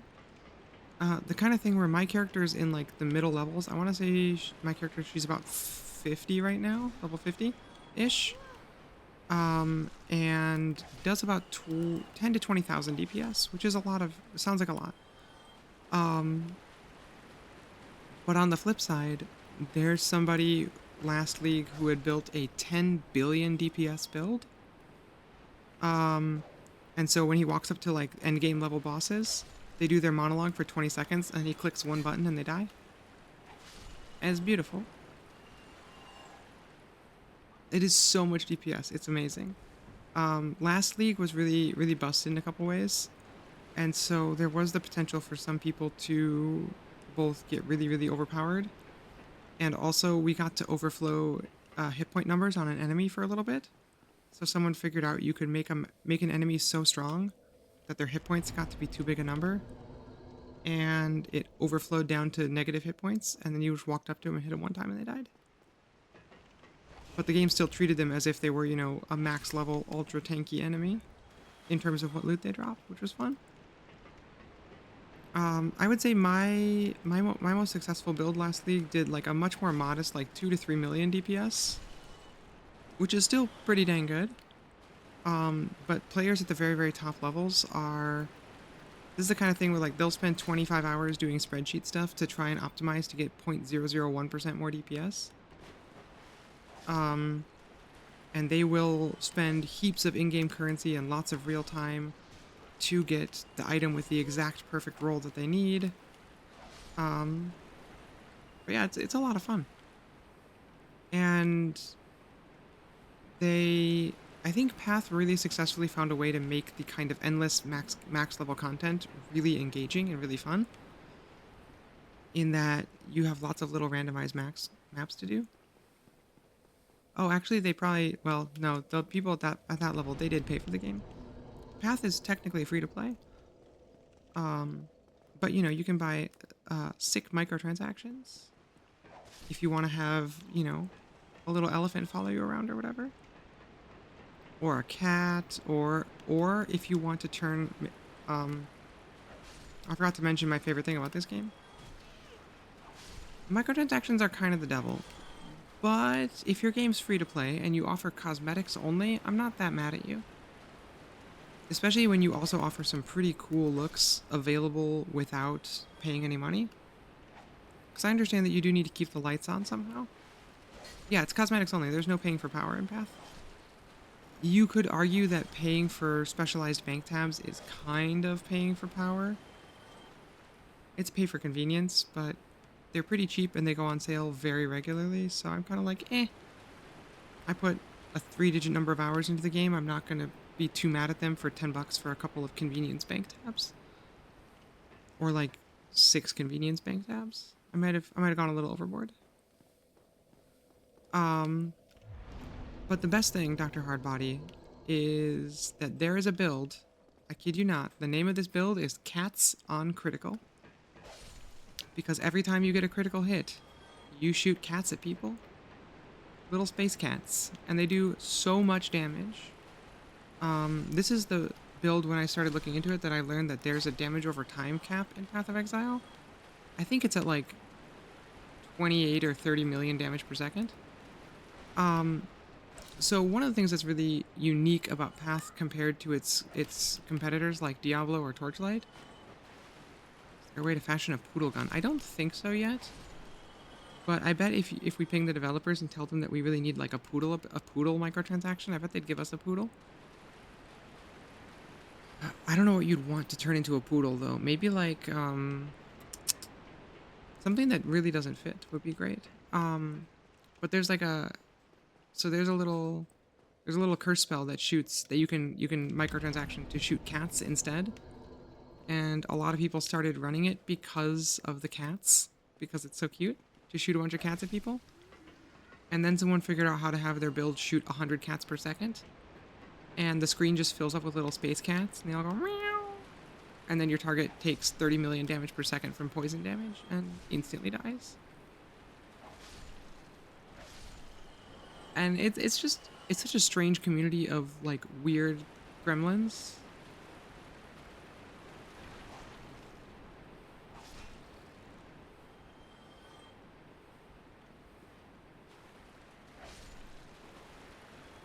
But the thing that I think makes it really unique is that there are alright. We've done like 10 runs of these rats. We've gotten 0 humanity. I feel like if we try to farm another 16 humanity off these rats, we're gonna go insane.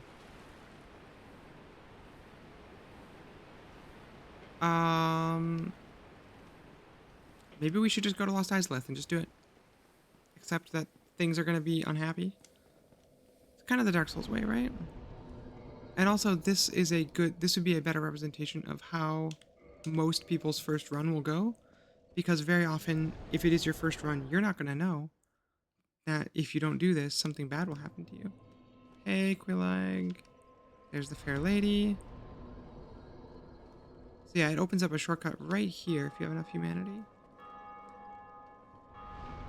Yeah. Um. So yeah, because if you're playing Dark Souls for the first time, you probably wouldn't know that if you don't open this shortcut, something bad happens to someone. But it does. All right, we'll grab a little bit more health. We're gonna make our build nice and tanky from here on out. Just focus on enduring our enemies. Okay, we gotta go this way through this horrifying web tunnel.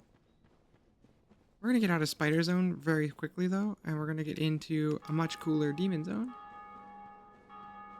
Although much more hostile. Lots of people are ringing their bells. Um, Demon Ruins. Welcome to the place where the Chaos Flame was lit and things went poorly. Here's all the egg servants. They're not really hostile to us, so we're not going to mess with them. These ones might be hostile. Yeah, those guys seem hostile. We're going to leave them. We're just going to GTFO from here. Oh, hey, they toned this down a little bit for the remaster. So if you see that brightest orange color, in most parts of the original Dark Souls one, the lava is mostly that brightest orange color. We'll see when we get to Lost Izalith itself if it's going to be that way. We're hoping not, because it's melts your eyeballs out. We gotta go this way, actually. You can actually see something moving back there. That's gonna be a boss that we're gonna have to deal with in a minute. That is Ceaseless Discharge. Not a great name. It makes sense once you understand the lore, but I still don't think it's a good name.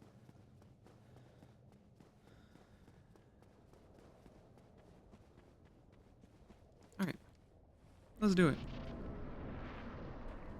This is an interesting boss fight, and there's some good lore here, so. Ceaseless Discharge sounds like the side effect of a medicine they show on late night TV. Absolutely does. So the Witch of Izalith had 7 daughters and 1 son. Her son. Should you ask your doctor if this is right for you? I wouldn't. Ceaseless Discharge is not right for anybody. There he is. He's an interesting boss because by default he's not going to attack you unless you hit him, or unless you do something else. He looks a little worse for wear, as you might be able to see. There's his face. He's looking pretty grumped at this time. And this is the Witch of Izalith's son.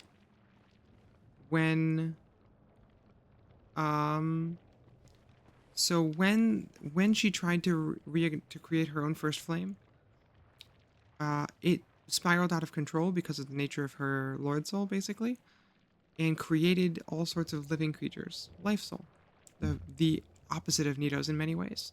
She created new living things rather than raising the dead, and twisted living things in strange ways. Including this. So Ceaseless Discharge, her son, was pretty close to her when this happened, and the closer you were, the more extreme the changes you underwent. Quillag and the Fair Lady also got severely changed. They got turned into spider things, but they weren't always that way. And then there's this body right here, which has the gold-hemmed black set. And as soon as you touch it, now he's mad. Now he's very mad.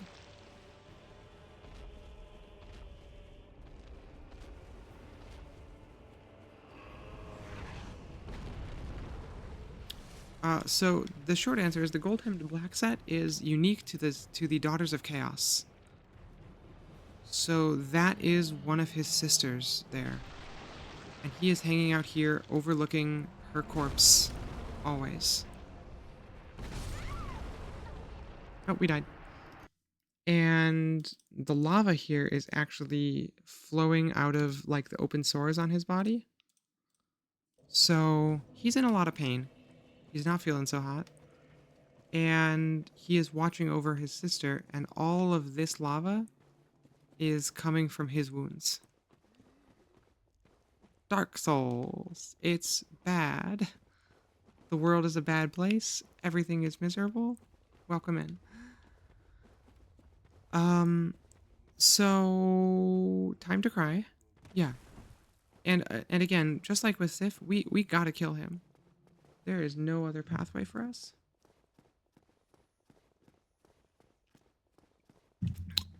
Thank you for reminding me to hydrate. So I feel like if you were bleeding or otherwise oozing enough stuff to make this much lava, you're probably not having a great time. Oh, mistakes were made. Slipped off the ledge. Hey, we passed my conservative estimate for how many deaths we were going to have this game. And we still got 3 major bosses and a couple minor bosses and 3 minor bosses to go. Ew. I'm not feeling confident, friends. I don't know. At this point, like, honestly, watch us like 2-shot 4 kings and just have it be a completely non-exciting anticlimactic nonsense. The whip is yeah, it's bad. We can just say it's bad. It's real bad. Honestly, I think we'll be okay for Ceaseless Discharge, Centipede Demon, and Demon Fire Sage. I don't think any of them are going to be that bad. Okay, now we're actually ready for this fight. Let's do it. I mean, you're a surgeon with that whip. I don't know if I would go that far. So sometimes you can get this guy to just fall off this edge over here. I've never really tried it. We're going to try it today. Partly because that sounds really unhappy. There he comes. Come on. Come a little closer. Apparently if you just go like way over to the edge of the arena. Oh. Owie. Care for that. He'll just walk right off the edge maybe? Ow. Okay, it doesn't seem to be working great. I don't know how to do this strat. We're gonna get a little closer and try and encourage him to melee us. Ow.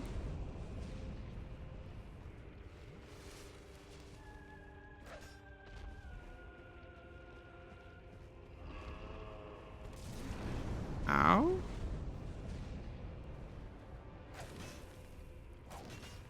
Hey, we do like actual damage to him with this.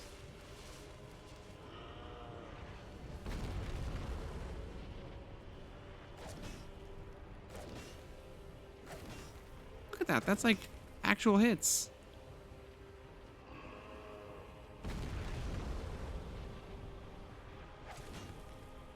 Practically full damage.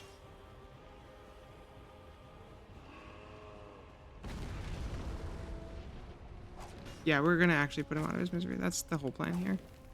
That's like the objective with Ceaseless. Like, buddy, life has been basically nothing but the worst for you for a really long time. Possibly some thousands of years. Let's...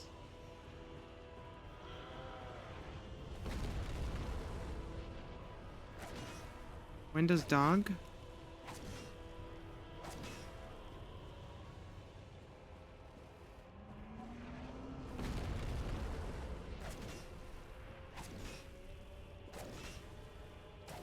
Like, we've fought dog already, so if you missed dog, you're good. I don't think you did, though. You were here for dog, right? The worst boss fight in history.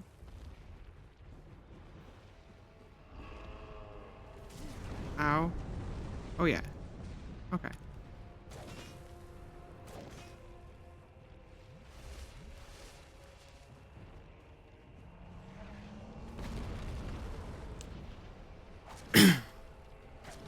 Oh, you were camping. Oh, so you missed it. Yeah.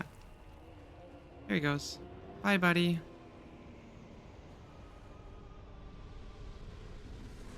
Victory achieved. I'm like, is it? Is it? So now this happens. Yeah, the dog is real sad. It's the absolute worst.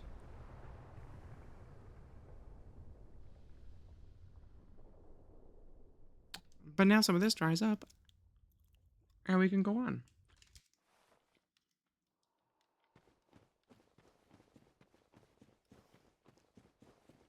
Oh, see, that sounds way better than fighting a dog.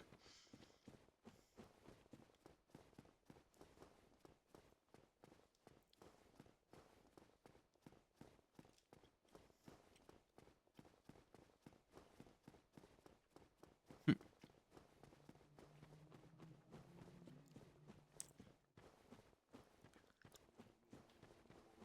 But unfortunately, we do need Artorias' ring, because it's the symbol of his covenant with the Abyss, which allows us to traverse the Abyss, which allows us to fight the Four Kings, who have been hiding out down there since time immemorial, basically.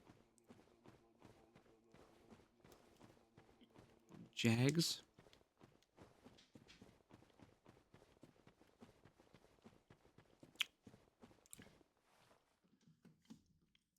Okay. So, it is a little Ice Train vision, but when people say Lost Izalith is unfinished, this is usually what they mean. It's our old buddy the Taurus Demon. There's just 1, 2, 3, 4, 5, 6, 7 of him. Because... But this doesn't really feel like a well-designed section of an area. It's just kind of like a big area with some guys in it. There's our old bud Capra Demon. This part's better. This is... Oh, here he comes. Capra in the open, though? Come on. No dogs to help him?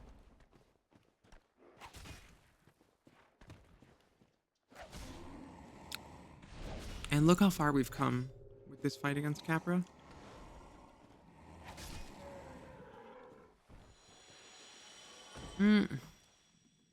What is the level but a room with some guys in it? True. But like a big empty space with no detailing and nothing is not great. Whereas this section, much more interesting. We get the sense that there are buildings down here. There's some semblance of a civilization here. We get to fight some interesting things. There's some more Capra demons. 1, 2, 3, 4, 5. But again, not a ton of enemy variety over here. Five copies of a boss you fought already. Also, this big monster. Hey, buddy. In case you want Big Worm. I do not. Yes, compared to an area like Berg, this doesn't really have a lot of visual anything going on.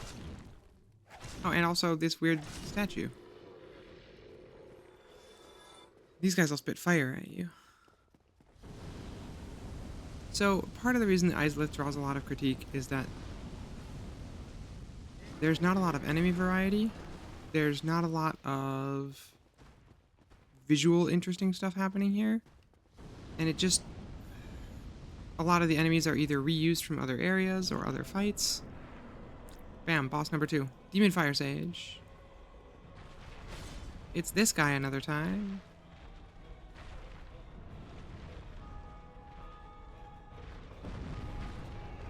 Ow. That's not great. Probably should have rested up at the bonfire and gotten more juice before I did this fight. But I didn't.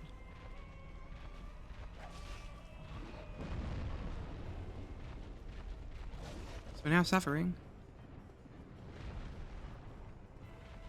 Demon Fire Sage is nothing. To be fair, this dude sucks.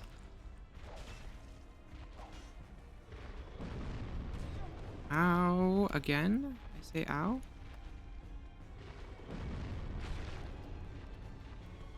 Okay, we do need to be with it a little more if we want to win this fight, though. Okay, we're not going to win this time.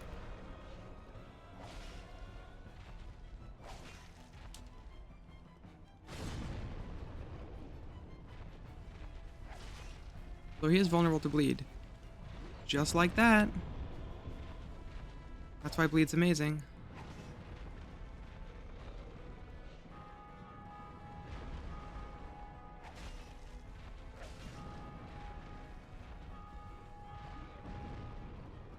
I hate that he swings to the... He swings over to the side, but then the explosion's at the center. 152. Yeah. We're doing great. We are actually doing pretty good, all things considered. This game's really, really difficult. There's a lot of stuff to fight. We're going through it with straight up the worst weapon in the game. Actually, second worst now that we're using the notch whip. I would say the notched whip is probably the second worst weapon that is actually a weapon. Broken sword is nominally worse, although even that thing has a faster combo. And you can at least enchant it. You know, you could go broken sword plus 15 or chaos broken sword, and it's kind of okay. It won't do as much damage as the whip, but it hits like 2 or 3 times as fast, which is pretty nice. Respawning Capra Demon. It is kind of great to come back and fight Capra, though. Like, I don't mind that there's Capra in the mix here. I actually really like that there's Capra in the mix, because it lets you see how far you've come since Spurg, when Capra wrecked you, usually many times.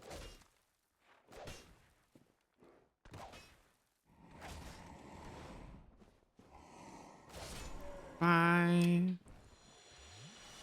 Okay. 5 Estus flasks hopefully will be plenty. We're just gonna go and chop up this guy, kill the demon fire sage, yada yada yada. Hopefully kill centipede demon tonight. And what I hope is, if we are able to roll through demon fire sage and centipede, my hope is that we can roll straight through and do Bed of Chaos tonight and do 3 Lord Souls in one night. And then remaining streams will be dedicated to 4 Kings, and then, of course, Gwyn, who is usually kind of a pushover, but without the ability to riposte him, we might be in for a slightly tougher fight. We're just not gonna worry about any of these guys.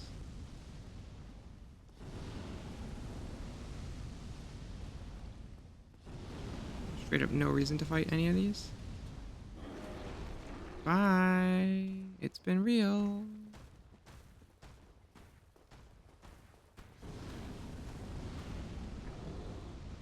Okay, that should get us through. Demon Fire Sage. Let's go. Let's go. Can I have my souls back, please? Thank you. Appreciate that. So yeah, this guy's basically the exact same as Stray Demon, just he looks like he's on fire. He does some fire damage with his abilities. That's it.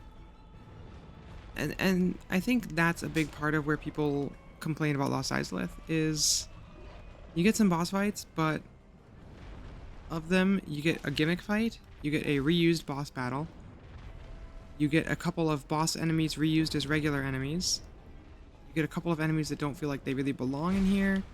It didn't feel great compared to the really intricately detailed areas in many of the other spaces in the game. And I see why. I see how people are grumped. I'm a little grumped, you know?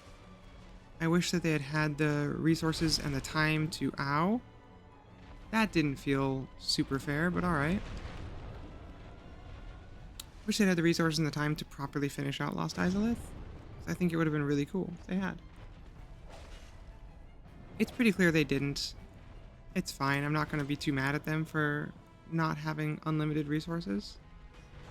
Like every company ever. You know. Great, we got a bleed. It's hurting.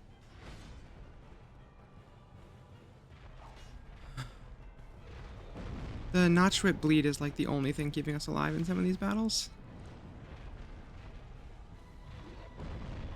Man, I hope the 4 Kings can bleed. That would be actually great. I'm pretty sure they cannot, but yeah, that annoys me so much. Whoa! What was that? I rolled after he jumped. I don't feel like he should have been able to change directions there. Or there. Ugh. Gross. Gross. No likey. So yeah, now we've died to Demon Fire Sage more than Ceaseless Discharge. Outstanding. And like the same number of times as Nito. It's weird how life goes sometimes.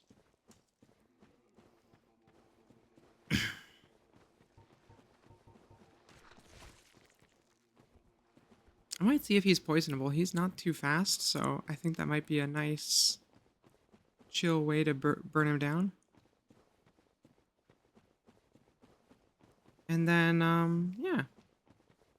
I don't know. I want to get through at least Fire Sage tonight. We'll see how we're feeling after that. Ba, ba. And then, depending on how out of commission I am, re the swollen ankle thing, tomorrow, maybe we'll be back tomorrow.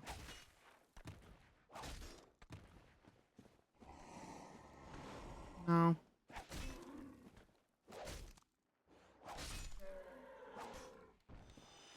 St. John! Hello, hello. Thank you for reminding me to hydrate. Maybe back tomorrow if we can. I was going to be building a greenhouse all weekend, but then I twisted my ankle today, so we might not be doing that. We'll see. It is good to be back, though. I missed streaming, honestly. As much fun as I've been having with tons of other stuff, there is something about this. Yeah, the ankle hurts a little bit, but you know what? I'm elevating my ankle. I'm taking it easy. I'm hanging out with my friends right here. It's the beauty of the online era, honestly. Is that no matter where you are, there are people not that far away. Up. Let me through. Now we're gonna run up to this gate and do our best. Let me in, let me in. Let me in. Enemies can hit you through fog walls if they swing before you're through, so, or even after, honestly, because, there we go. Okay, it's way later than it seems like you have to dodge. Okay. Souls retrieved. Oh, rip. There's no way out of there from that close distance. Okay. Can't use like the one attack that's too fast. What? I don't remember that. Alright. We're just gonna get wrecked by like one of the easiest bosses in the game apparently for a bit. This guy is like supposed to be pretty much the pushover of pushovers. Can't believe he is harder than Gravelord Nito for us. What is this run even?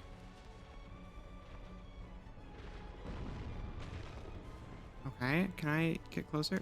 Can I get closer, please? Buddy, do you have other attacks? That's not Pinwheel. Yeah, I suppose Pinwheel is the ultimate pushover, right?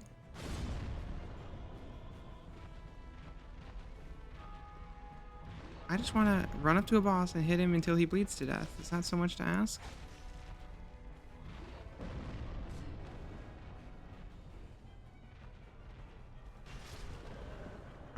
I don't even know what's happening with this fight. Oh, good lord. 154. Let's go. Maybe we'll put on a spooky cloak head for good luck.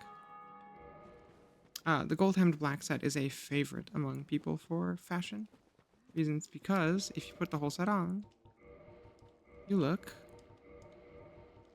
like this. It's just a good look.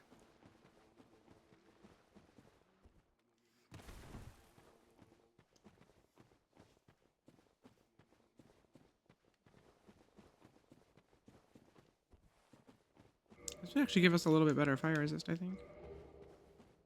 Yeah, the fire resist on this piece is insane. I don't know if Demon Fire Sage's things are actually fire damage or if they're magic damage, technically. Unclear. Unclear. Either way, is this probably safer? Come on. Ow.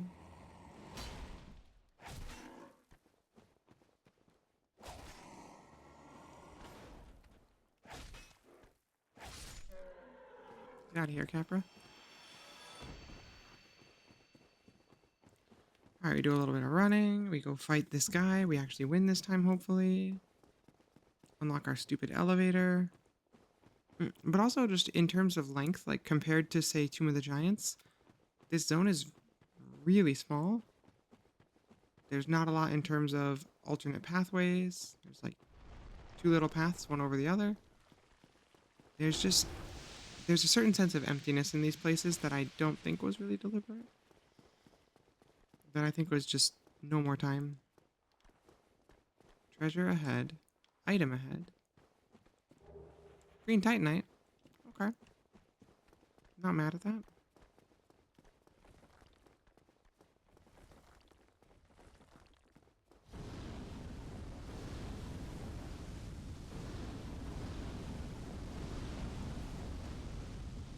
See, here I was all overconfident going, oh, we're going to one-shot all these bosses and be done with, you know, Bed of Chaos in 30 minutes. No, no, no.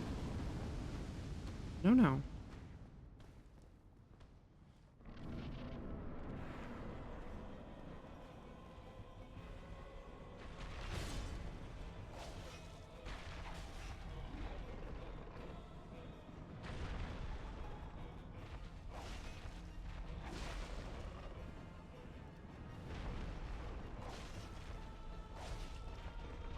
Oh, see, this is the fight I'm expecting. You bait him into doing butt slam forever, like this, and you clean up the easiest boss fight in history.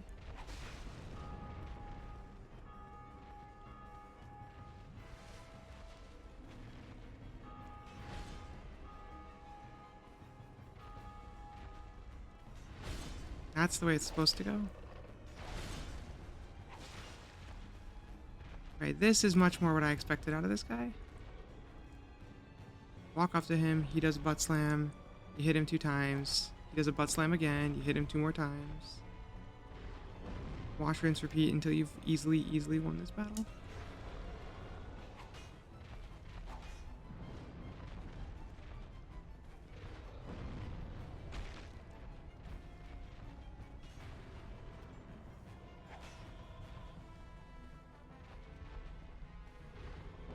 No, no, no. Do the jump attack. You. Yeah, butt slam. Perfect. See, this is what we're looking for with Demon Fire's Age. Just an idiot who does the same 2 attacks over and over and over again until you effortlessly obliterate him. Go butt slam. Oh man. Don't do a thing I have to dodge.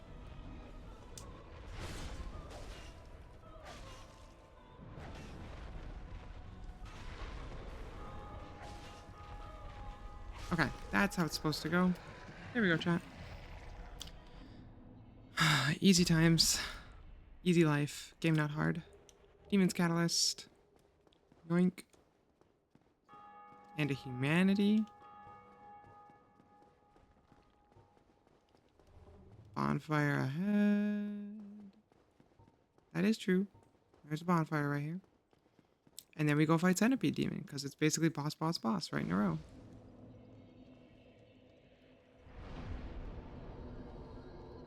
We are going to spend our souls. Once again, we're going to buy some strength. Or some vitality, rather.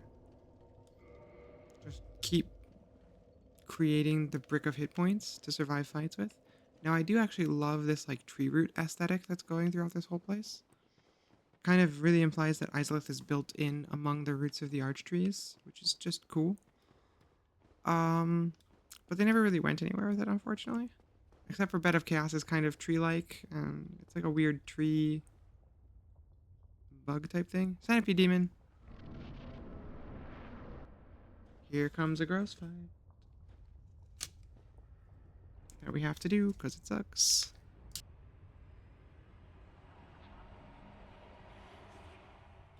Yeah, right?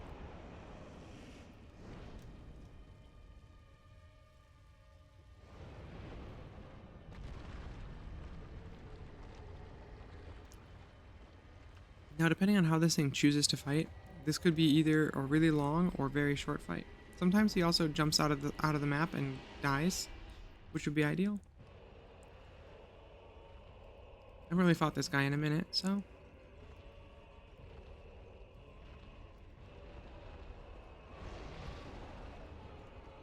Okay, so we want him to do that more. It's really tough to exploit that swing though. There we go. Ow!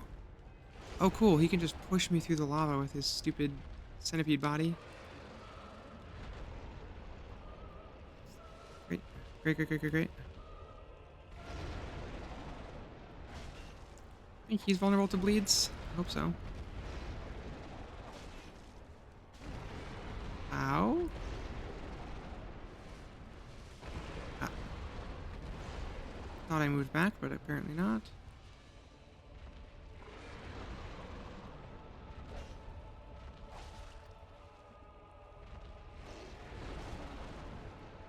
Okay.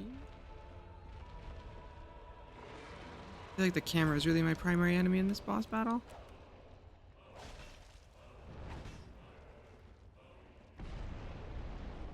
Okay. Does not seem to be vulnerable to bleed. Did push me into the lava for what's probably going to be an instant kill, I imagine. Nope, not quite. Yeah, jump.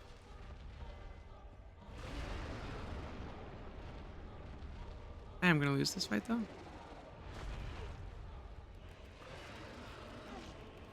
Oh, I'm going to get eaten. Gross.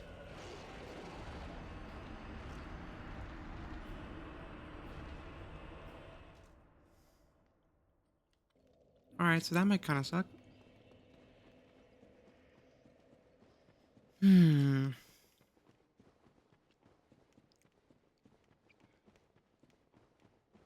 Alrighty, chat.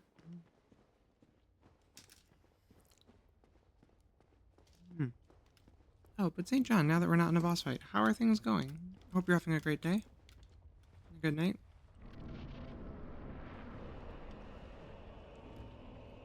I've been away from the Twitch space for a minute, so I need to get all caught up with everybody now. Come on. None of that. What did I just say? None of that. We have other attacks. Please use them. Yep, yep. Closer, closer. What is that? Wow. Good tracking, though.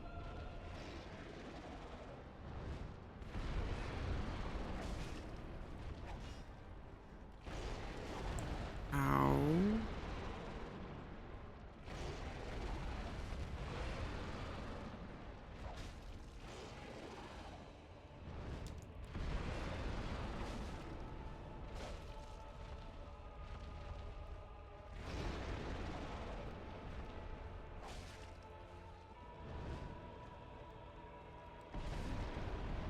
Ouch.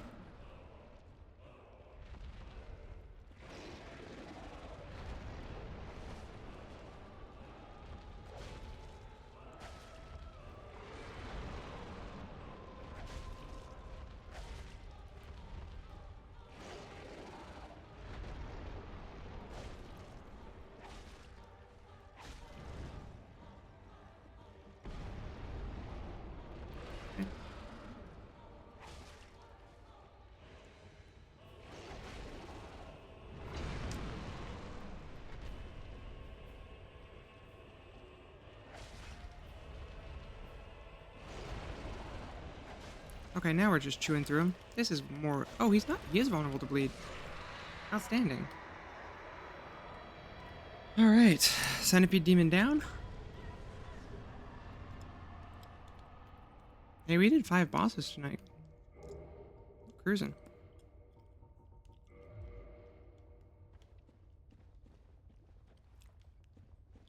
Alrighty, chat. Welcome to Eye Strain City. This is Lost Izalith. By the incredible power of the orange charred ring, we now take almost no damage on lava, and we can now run across the lava at will. This is actually really cool, and I think it's a great mechanic. I just wish that it didn't make my eyes feel like they're bleeding as much.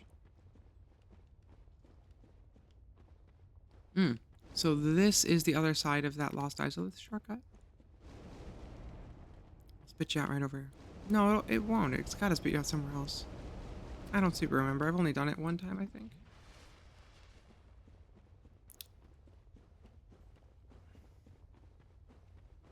Hey, look. It's our buddy Solaire.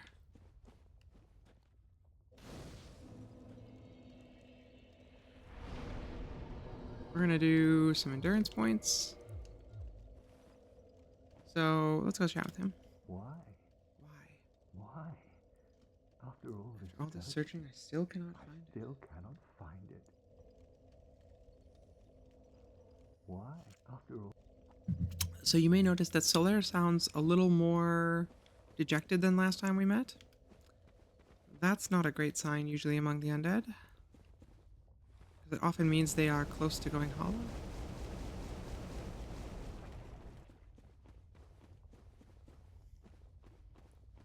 Alright, so if you are looking for your vista, here it comes. This would be Lost Isolith.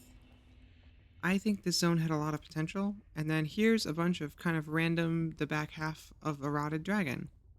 Here's like 20 of them for some reason. Mysteries abound.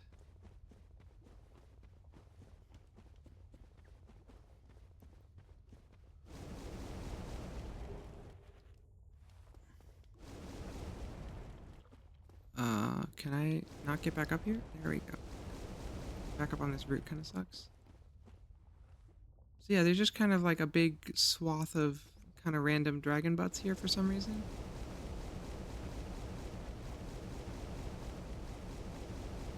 Upside, we don't have to worry about getting extra Estus for this fight, because Bed of Chaos is stupid, and Bed of Chaos is easy.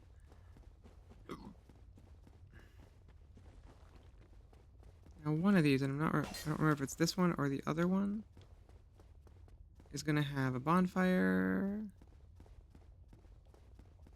This one has treasure, which is not a mimic.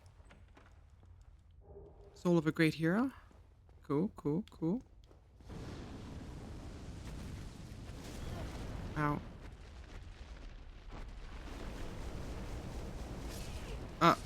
Okay.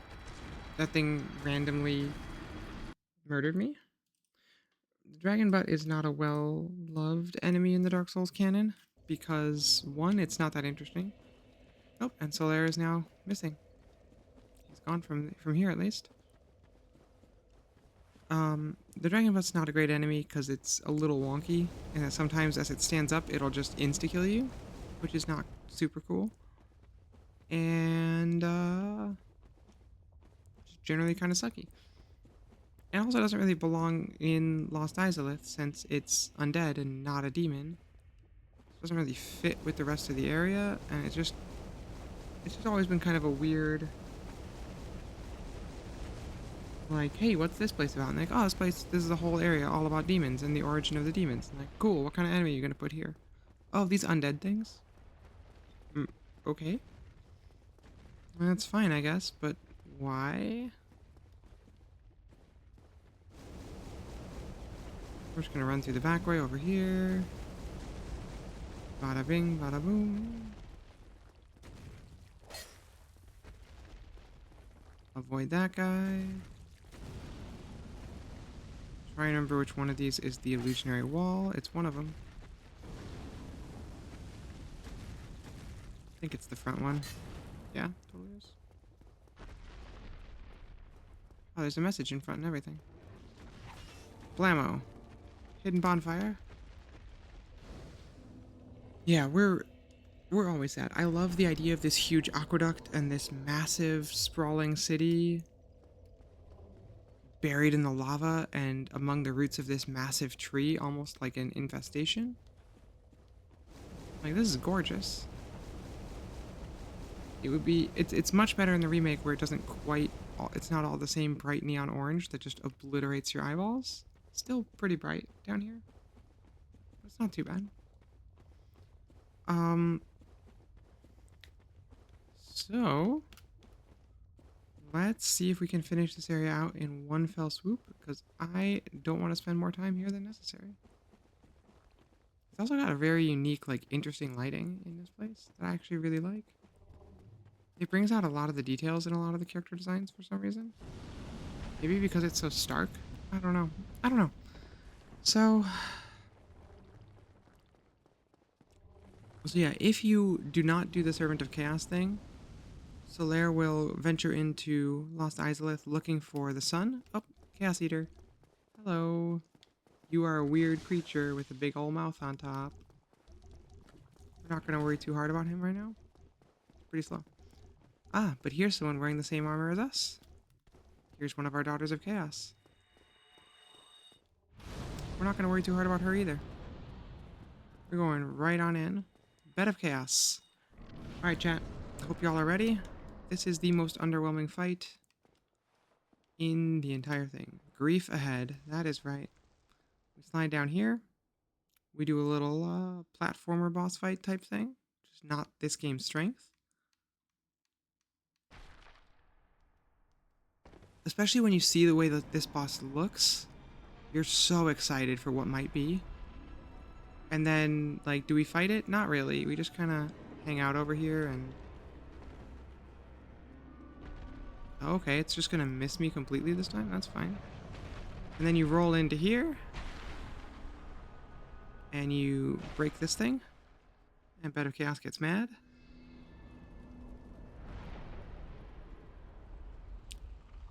So yeah, this visually is such a cool boss fight, and I am so bummed out that we never got a chance to really... Like, I would have loved to fight a creature like this. Look at this. A creature that's kind of part plant, part living flame like this. Like, look at this. This is amazing. 10 out of 10. Incredible visual design. 0 out of 10 for actual mechanics. Oh yeah, so now parts of the stage will collapse, and I'm really bad at remembering which parts. So we're probably gonna fall to our doom. Yep. Take it nice and easy. If you can, because you can't really, because there's also, you know, like, a boss trying to kill you in the back here. Like, this thing is still shooting, like, crazy fire blasts and crap at you.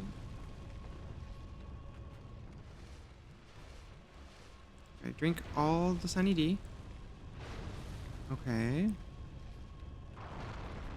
But yeah, like, a boss fight where you're mostly just, like, walking, not actively being fighting things or being fought by things, just does not feel that great to me.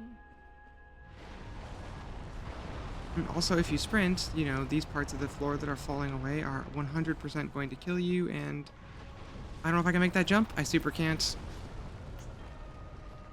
And that's why no one likes the Bed of Chaos. Because if you don't remember where the floor falls apart, it's just bad. I think, though, that this is also the only boss fight where your progress is remembered on subsequent attempts. So I think when we go back, one of the bugs will still be dead, and we'll just have to do the other route, and then they're like a weird root/bug thing. This is why Bed of Chaos is great. It kind of... It's not quite a plant, it's not quite an animal, it's kind of a demon, it's kind of corporeal. It is 3 creatures, but it is one entity. I think there's so much cool stuff you could explore here with Bed of Chaos, but for time reasons, we just didn't have a chance to. And I would have loved to see them do Bed of Chaos as kind of a redux or homage to the Maiden Estrella fight in Demon Souls, where there was a way to talk to the Bed of Chaos and have it understand where you're at and understand what's become of it, and just willingly give you its soul. I think that would be a really cool story beat that would hit players really hard and be really interesting. But we just kind of didn't really do anything with it. It's just here. It doesn't say a word to you, despite being, at one point, probably the most intelligent and capable of the wielders of the Lord Souls. Like, the Witch of Izalith used to be part of a thriving civilization. Yeah, so this part's already done. Now we just run this way.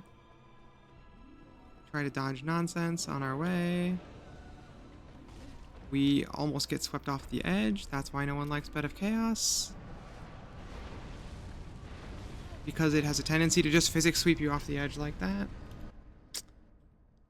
I know a lot of people one-shot Bed of Chaos. I never do. I never have. Probably never will. Because it will always catch me with some weird physics thing.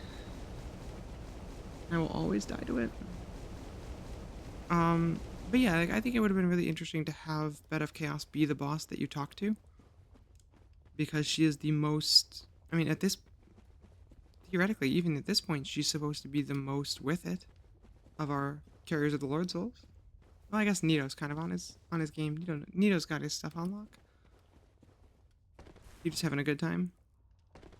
The little servants are spreading disaster and curses everywhere, and they're just jamming.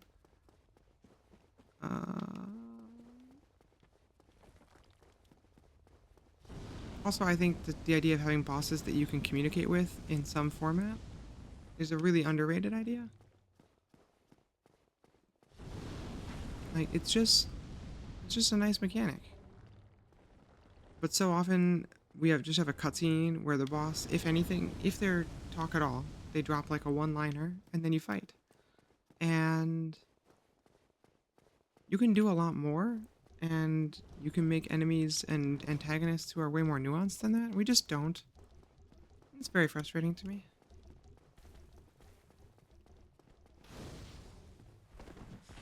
Okay, enough with the fire whips.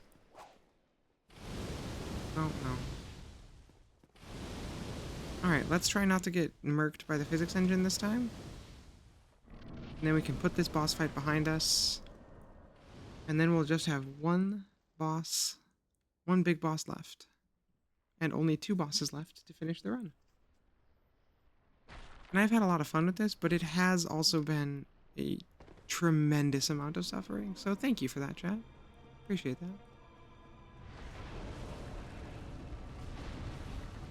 Don't you dare sweep me off the ledge. First thing, I fucking hate this boss. So, in the midst of my dodge, in a way that was not recoverable, she knocked me down, and then, because you can't actually dodge through her attacks because it's a physics object, not a weapon attack, so it's just like a big moving piece of scenery and it'll just push you around even if you roll it, and then the recovery animation, of which there's only one and can't be cancelled, just dropped me off the edge because it moves you slightly. Stuff like this does not a good boss battle make. It's not engaging, it's not interesting, there's no meaningful strategy here. You just kind of do it until it doesn't throw you off a cliff. Whereas, like, Quilleg, who comes much before this, is a really good boss fight because there are readable attacks that can be understood with enough time to react to them. It's a good mechanic. And you can beat a boss like Quilleg or even Ornstein and Smo, although it's harder, without having to memorize their patterns by reading their motion. And to me, that's the mark of a really good boss battle. Yeah, it's not. Whereas this thing is just kind of flailing. It's the wacky, wavy, inflatable arm tube man fight of the series. Like, she's gonna flail, and you're gonna try to live, and you're probably not gonna live. Sometimes you will. And if the fight's really easy, you're gonna feel cheated out of, like, a good boss battle. And if the fight's really hard, you're gonna just be like, well, you know, it was a really tough fight, but it's not like I did anything that made me get... Yep. So we get hit again while we're in a recovery animation. Love it, love it. I hate this boss with such a passion. Oh, and also this thing that falls as soon as you get right next to it. So if you're running, which you have to do, basically, to avoid this thing's crazy attack patterns, guaranteed to fall. Okay, there's the other route. Blammo. Bed of Chaos gets real mad. It's just so frustrating to have a boss that is this mechanically have this absolutely S tier design. A beautiful boss arena. And you could have done something really, really spectacular, I think, with this. Unrecoverable animation throws me off the edge. No, not quite. Hey, animation didn't throw me off the edge this time. You'll love to see it. Now I'll just balance on this paper-thin thing while the boss tries to kill me. We'll run and we'll run, but not too much because there's going to be more collapsing floors. And we'll jump at the right time, which is right here. And we run up this little route. Alright, ready for the most anticlimactic actual boss fight? We roll through this. What? That's never happened. I've never seen Bed of Chaos firestorm me while I'm on the inside. You roll through this, there's a little bug in the middle. You hit it one time because Bed of Chaos has, I think, 3 hit points. And then that's it. And it's just kind of, nothing.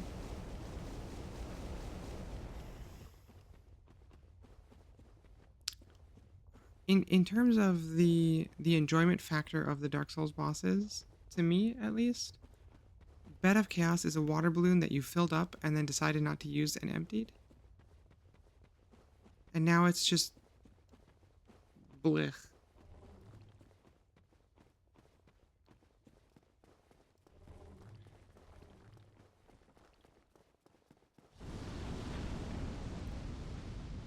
Alright, we run back one more time. We walk into the thing. We break the roots. Yada yada yada. We win the fight. Yada yada yada. We leave this place forever. Then we'll see if we can one-shot Four Kings. Spoiler alert, we cannot. But we'll give it a try. I am really curious to see how tough they're going to be. And like how much trouble we're going to be in with Four Kings. Ow. Lady, will you stop with the fireballs in my face, please? I get it, she's protecting her mom. It's cool. And 2 of her sisters, actually. So those 2 roots, those are 2 of the Daughters of Chaos. This one's 3. Quileg is 4. The Fair Lady's 5. Quilana is 6. And the body that Ceaseless Discharge is watching over is 7. Daughters are counted for. Cool, she can do firestorms. I have never seen that before. Maybe it's a remastered thing. A cut ability that got restored or something. Yep. Sweepity weepity. Oh. Cool, cool. Cool. I despise this boss fight so much. I'm glad we didn't end with it, honestly. I'm glad we're doing it in this order. Because it would have felt so crummy to do this at the end. And just have, like, the last episode be just running through this stupid lava and being salty about it. I'd much rather be salty about it now, have an episode of brutal combat against Four Kings, and then another one of brutal combat against Gwyn. Like, to me, that's way more fun. I don't know, maybe we'll knock out Four Kings tonight. Who knows? We're kind of on a roll tonight. 5 bosses down, this will be 6 and 3 Lord Souls. Cruising through the back half here. Although we did spend, like, the better part of an entire episode doing Seath's Archives. Because Duke's Archives is actually a really well fleshed out zone that's, I think, really great. And it's just a bummer to not see the same attention to detail here.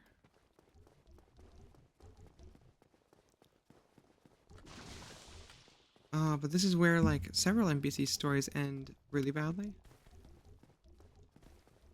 Which is a bummer. But that's Dark Souls.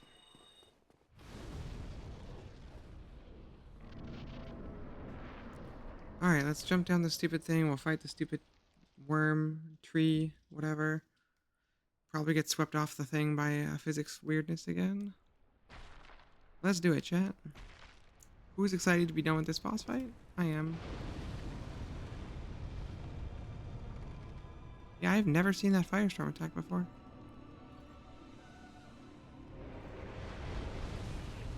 That is why we hate Bed of Chaos, chat. God, this boss fight is just so stupid. Because you're in midair, so there's nothing to be done. You just have to jump for it and hope that Bed of Chaos doesn't do something that will lead you to a death, basically. Like, you can also take this really slow approach and carefully wait for Bed of Chaos to do the right attack, and and it always sucks.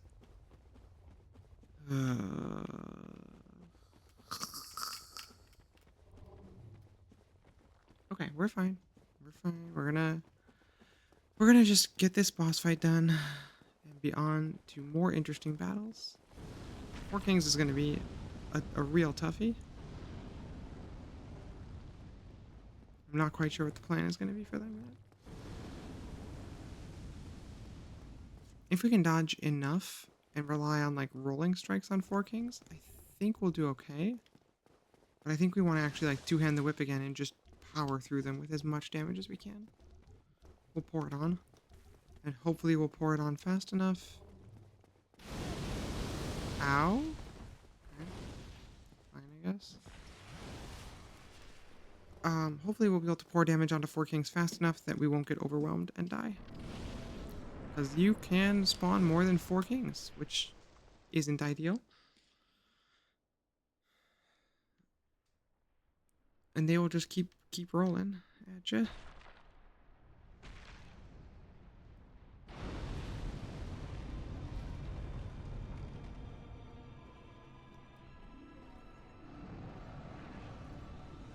No.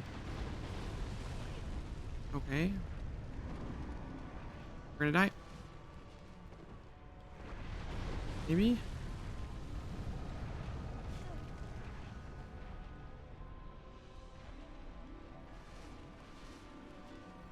Okay, go. Okay, we're in. This should be the end of this boss battle.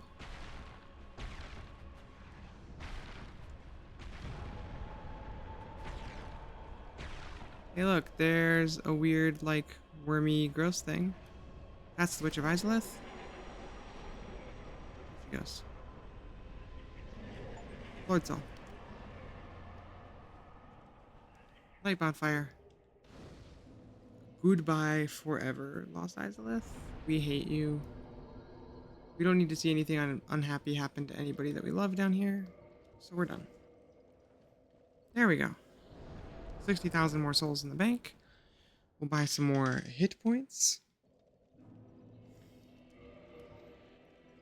And we'll change out our gear again. We'll go back to our hard leather armor +3.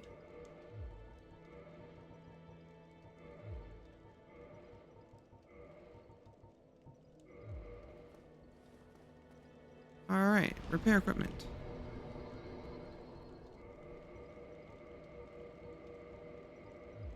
Level up.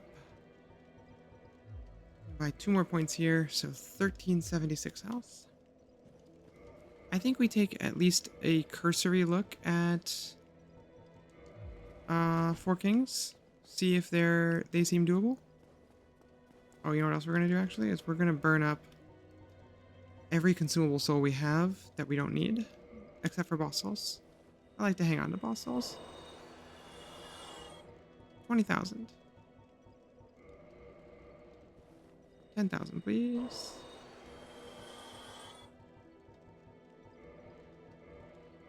We're gonna just buy as much health as we can. Up to 40 if we can. I don't think we'll make it to 40, but we'll get some. It's gonna be a nice big chunk of souls. Oh, rip.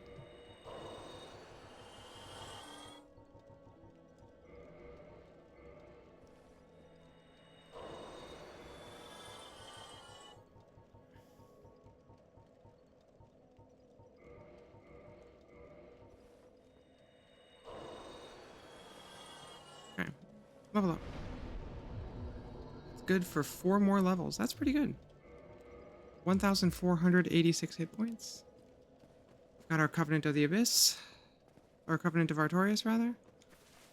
We are as ready as we're gonna be for a while, unless we end up going to go farm souls, which I'm really, really hoping we don't have to do. Okay, we have one more Titanite chunk.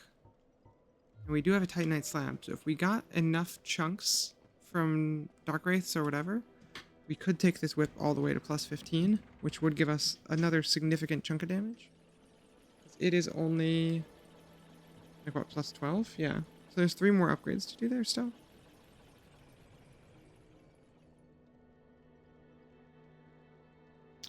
Might be nice.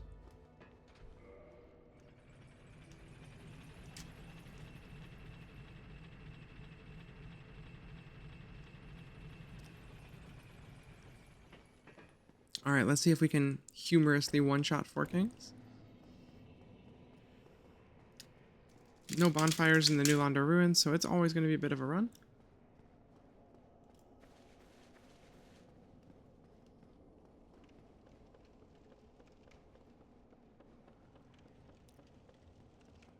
But we are stronger than ever.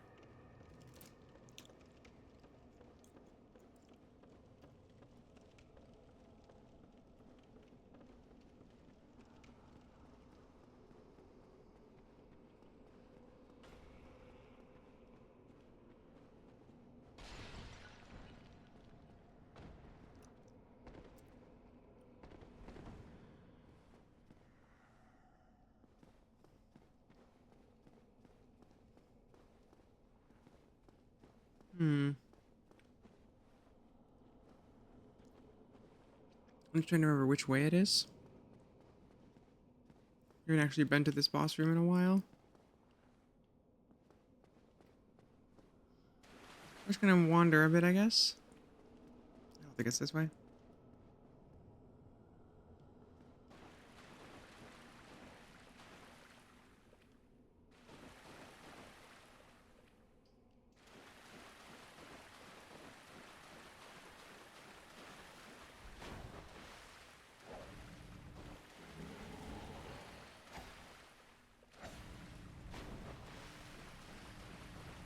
We do good damage to the Dark Wraiths, so if that's any indication of how much damage we're going to do against kings, we're in great shape.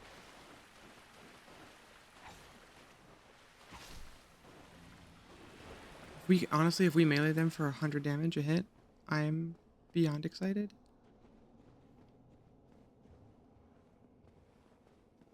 Okay, I'm trying to remember where the heck this boss room is. I think it's actually through here.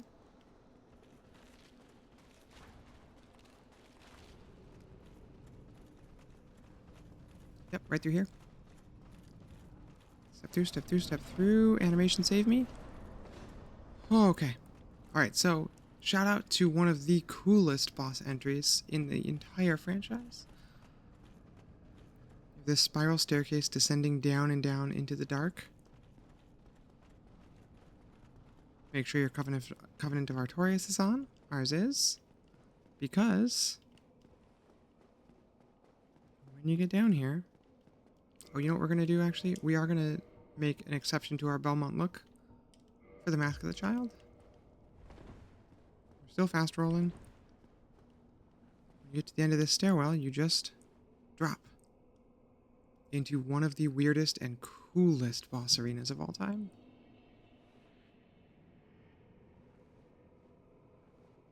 Say goodbye to your depth perception. And let's fight the 4 kings. How far away is this guy? Like 1,000,000 miles? 6 inches? Nobody knows. Ow. Okay. That's not a great start. Okay, the damage is... It's not amazing, but it's not terrible either.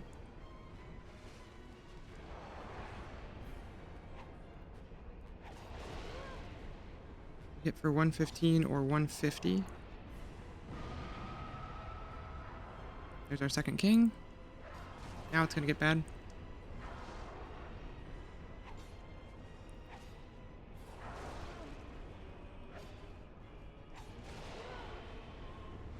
So if you have the Estus and the poison stuff to do it, the ideal stratagem here usually is just to chug and just burn.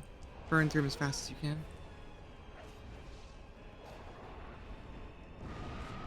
Ow.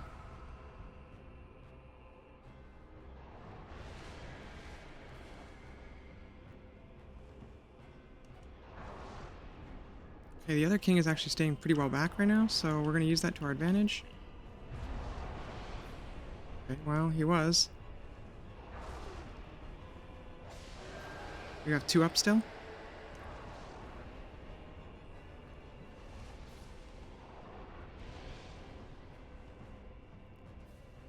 They do not bleed.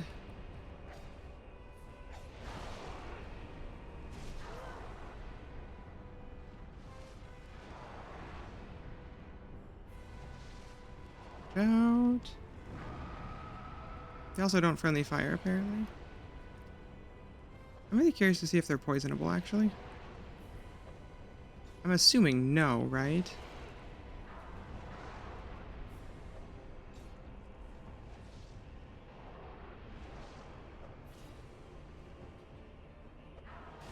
Yeah, they don't seem to be poisonable. Too much to hope for, I think. Okay, now we have 3 up, so we're about to die. Which is okay. We knew that was coming. This is our tester run to where we see what strategies and what weapons work. And which ones don't. Try and get a full heal here real quick. Yep. Okay, now we're going to rush this guy down. I'm really curious to know if fire is going to be useful. Not really. Unfortunate.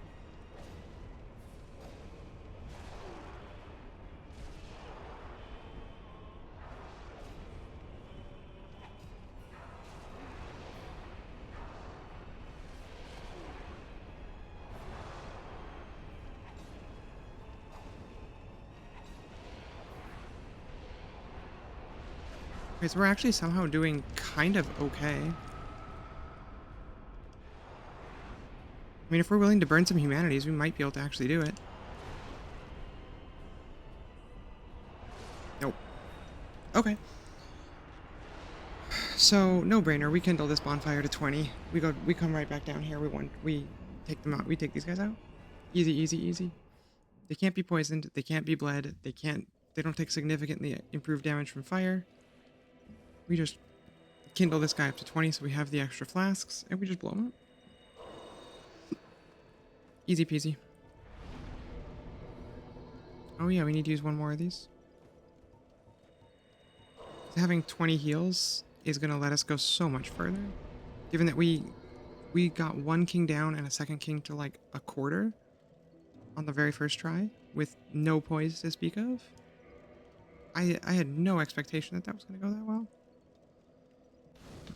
We can totally take these guys.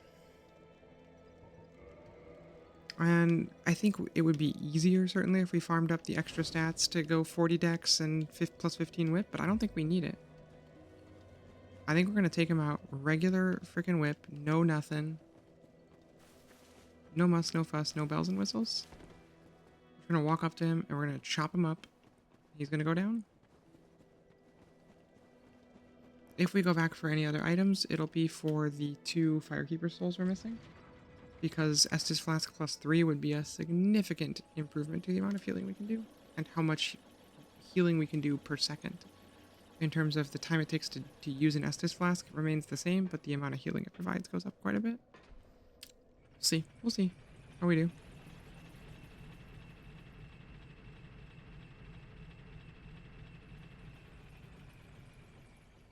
My first character in Dark Souls was a rapier build though, and I remember just struggling with 4 kings.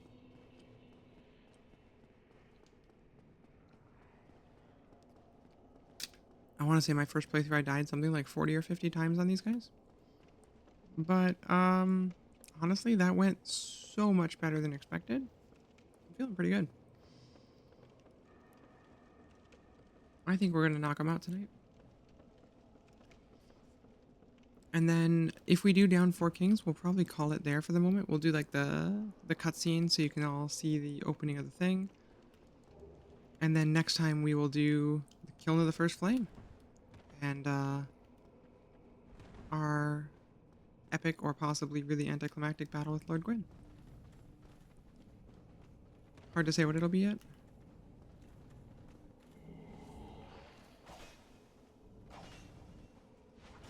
Yeah, so the fact that Four Kings actually takes full damage from this weapon is a huge lifesaver.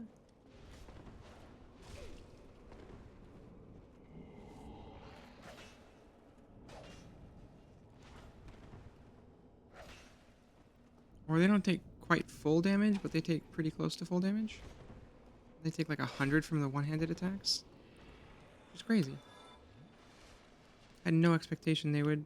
I thought we were going to be hitting these guys for like 50 and really just having a bad day.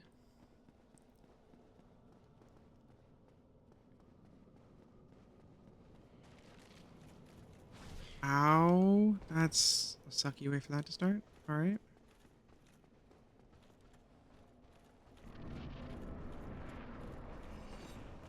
Okay, we're still going to be fine. We still have 18 flasks, which is 8 more than we had last time. And we are armed with a lot of knowledge. Can't be poisoned. Not worth using fire. It's like 20 damage.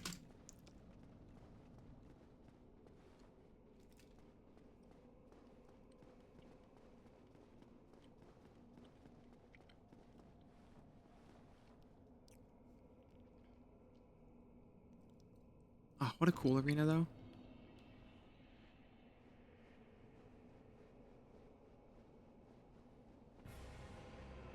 Uh-oh, where is he? I want my souls back, though. My humanity.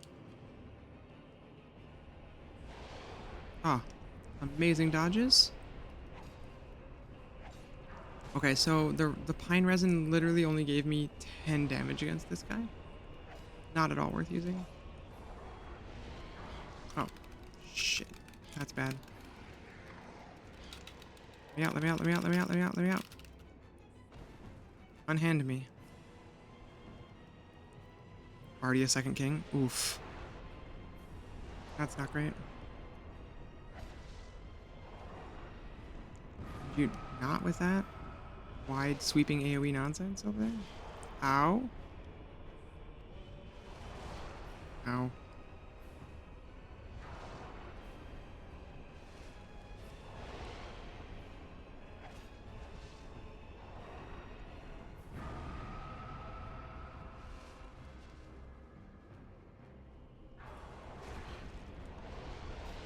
So Four Kings do way less damage when you're close to them, because this game does actually model their swords correctly. So when you're this close, you're only getting hit by the blunt little bits, you know? You take very little damage.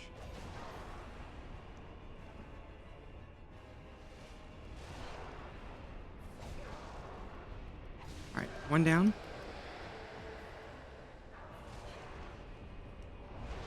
When we're much further away, we take huge hits from them that are very difficult to sustain.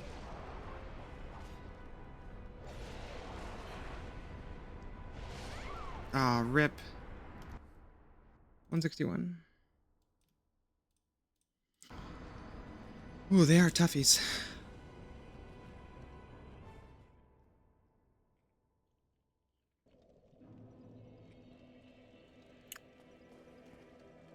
I think we go to Anorlando. We grab the heavy armor. We equip it right before we go down. And we just accept being slow as heck. And just blow them up.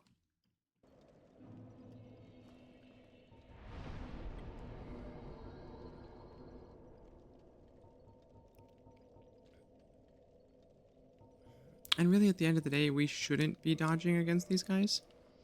We should just out-tank it. That's what I'm gonna do.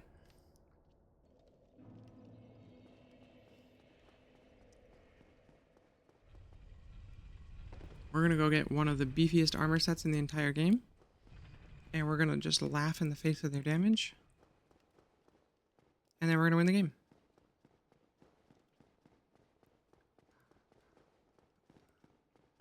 So one of the things we skipped in Anorlando was Havel's armor.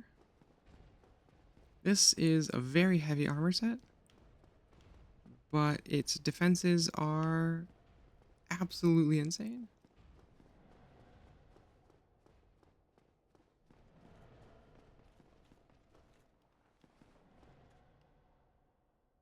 Oh yeah. I forgot how weird this stairwell is because it's actually two stairwells.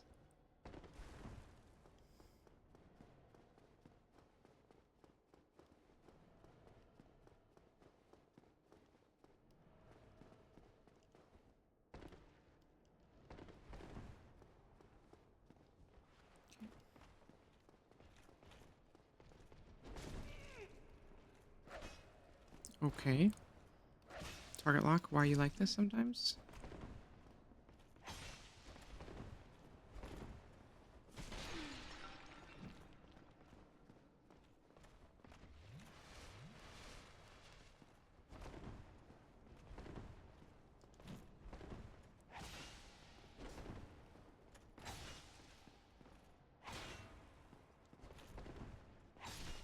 Okay. Now we need this door, I want to say. Yep. Secret tunnel.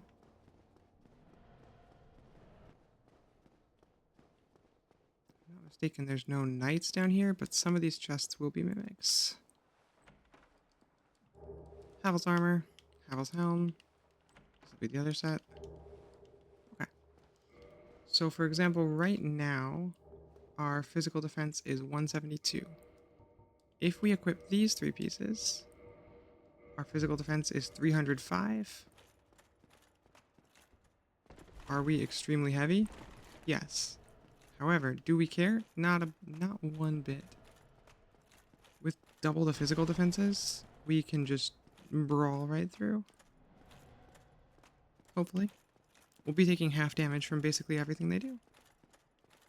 Downside, the only way we can really get away from things is to do the leap, the running leap, because our regular roll is that. Let's give this one a try real quick.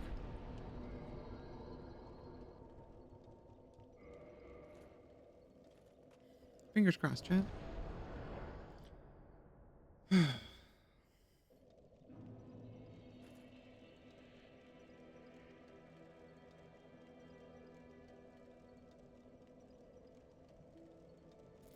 You know, I actually am going to go check for kings and see if they have any vulnerabilities.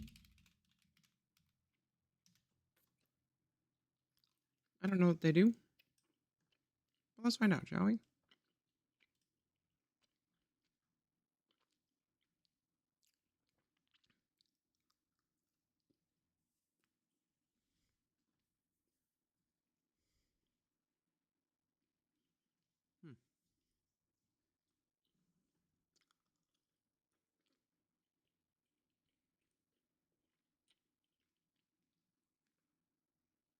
Hmm.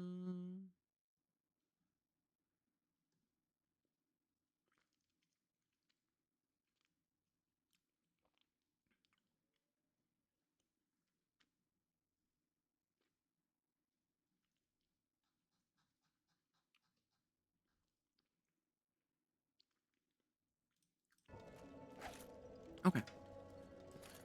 They may be vulnerable enough to fire or lightning damage that it might be worth a shot. So I might give lightning a try.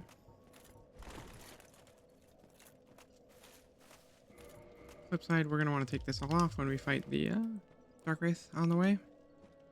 I guess we don't have to fight the Dark Wraith on the way either. We can just blitz right past him. So what does our magic defense look like with that gear on? Because Havel's armor also has excellent magic defenses, yeah.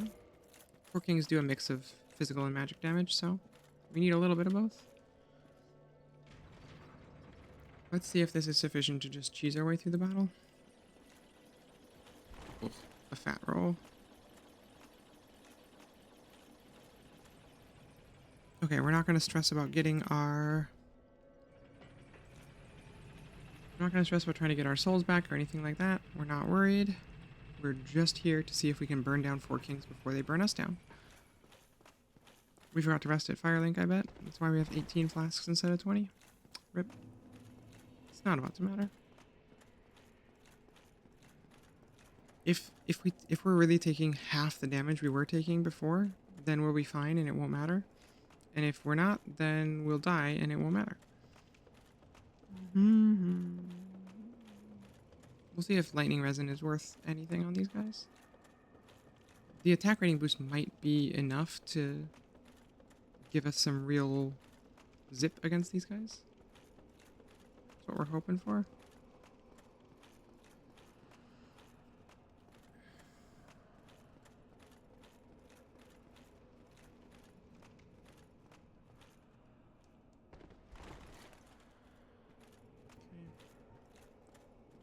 We're just gonna go right past everybody over here. Just like that.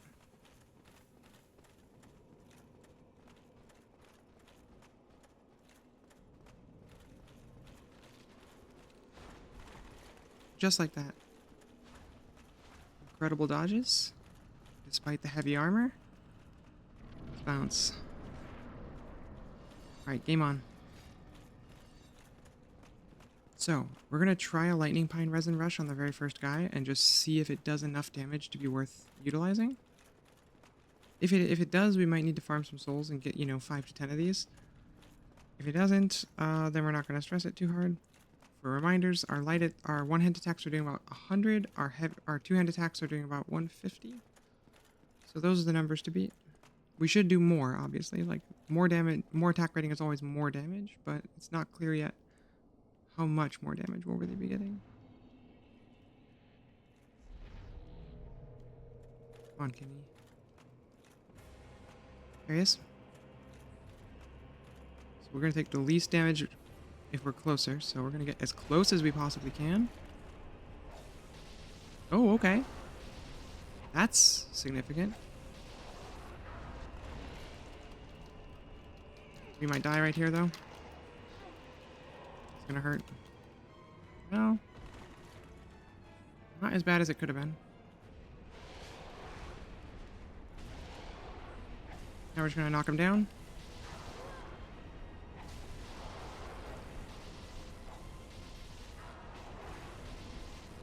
Okay.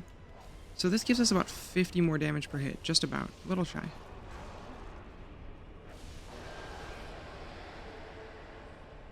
Chug some Sunny D. Let's get in there. Oh, we gotta back it up. Nope. Rip. Yeah, so the Four Kings are interesting since they do more damage. Okay, our buff's worn out. So we heal. We're just gonna stand right in the middle of the fight and just tank it. Oh, except for that, which is bad. They're interesting in that they do more damage the further you are from them. So it's really in your interest to be right up in their face like this. Yeah.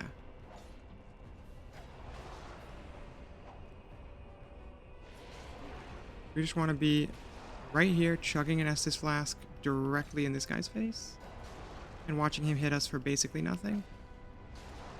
So since I often do like glass cannon builds that have no ability to just tank a hit, this is often a very difficult fight for them. Where's our third guy? There he is. Yep, so like that hit from far away, that was rough. This next hit actually did 0 damage to me. Okay, we got 2 down.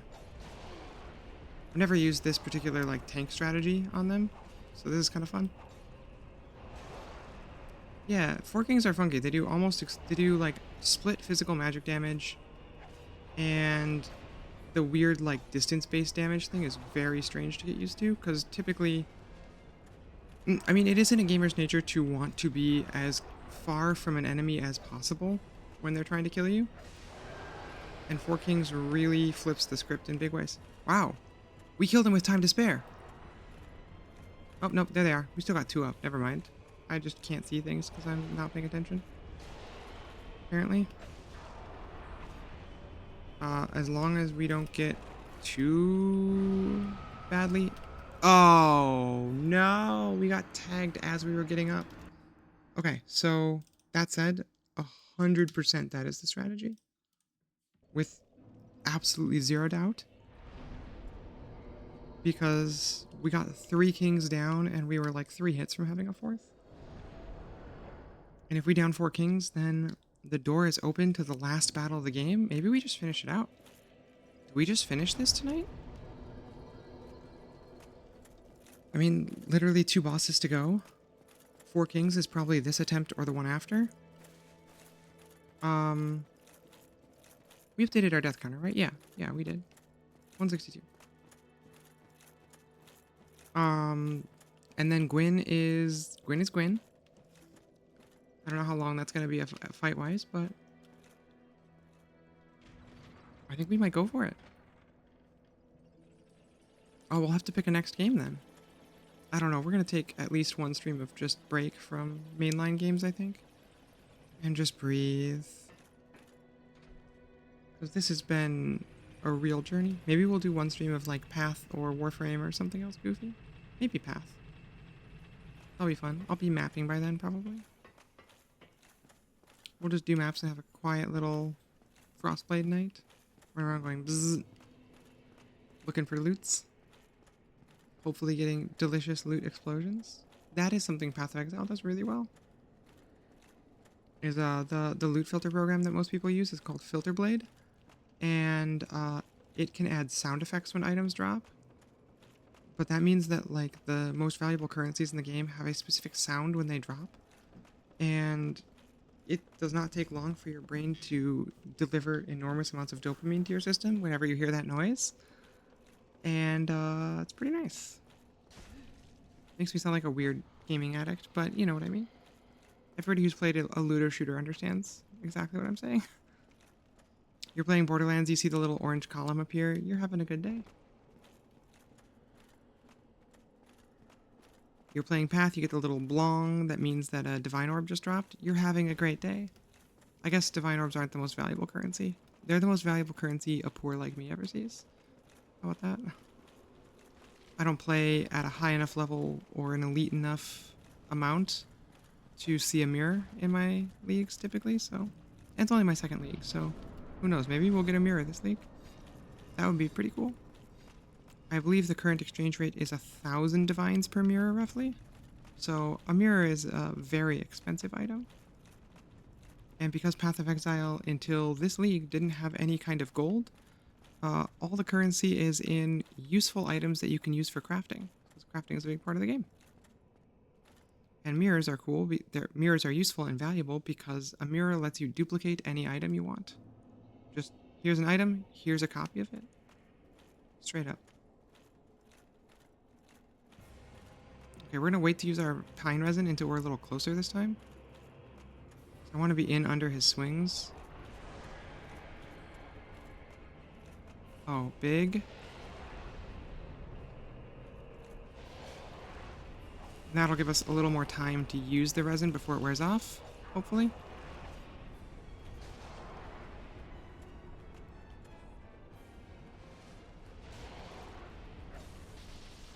Hoping to use this resin to get this guy down at least. Would be great.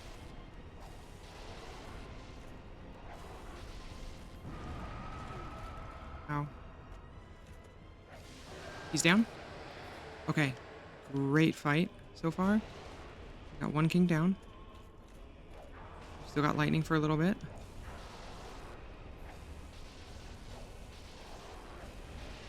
We're grabbed. We're button mashing desperately to try and break free.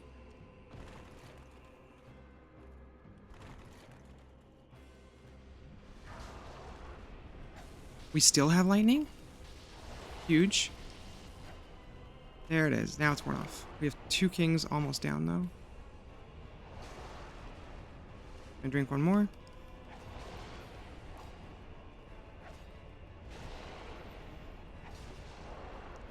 Second king is down. There's number 3. Ow.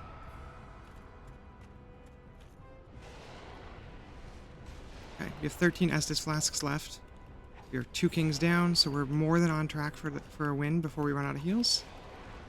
As long as we don't get just wombo comboed down this time, like we did last time, we're there. Oh, we can even sidestep those chops for save ourselves a little bit of healing and restore some stamina while we're at it. This one's gonna hurt. Very thankful for the high magic resist of this beast, though.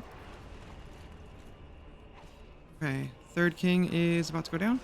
He's down. Okay, I see one more right there. I think we're keeping on track. So a new king shows up at certain times. So if you're fast enough, you can beat them, you can kill them before the next one arrives. And if you are too slow, there will be several up at a time. Right now there's 2 up, which is okay. We can survive that just fine. Also, as you can see, he's almost down. So the kings are actually going to die before this king's health bar is depleted. The bar at the bottom is the one we actually care about.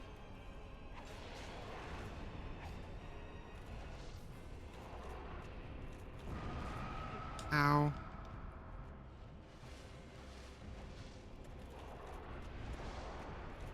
Okay, we dodged the grab this time. We're not going to dodge this one. Oh, yes we are. There it is. 4 kings, chat. And that was like, what, 4 tries? 5 tries? Way faster than expected. Bequeath Lord Soul Shard. Blammo. 4 humanities. Let's get this garbage, not Castlevania looking shit off my inventory. That's what I'm talking about. We're gonna rest at the bonfire. We're gonna put our last 2 points into vitality, making us level 69. Nice.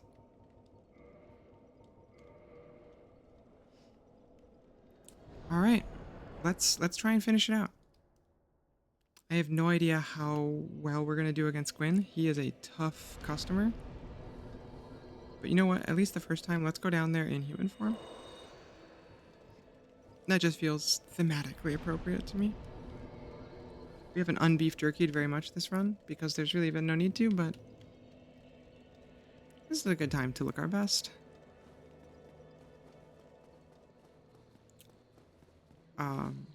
For copyright reasons, I can't play it, but for those of you playing along at home, this is the time where we should be listening to Vampire Slayer from the Castlevania soundtrack because it rules. Is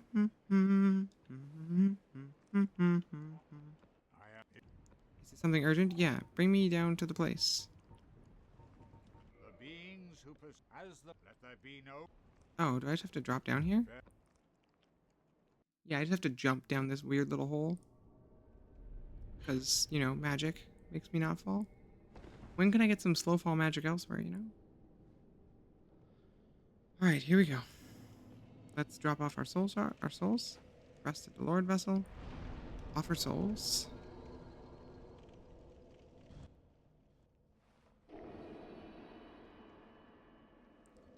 Pretty cool moment, actually.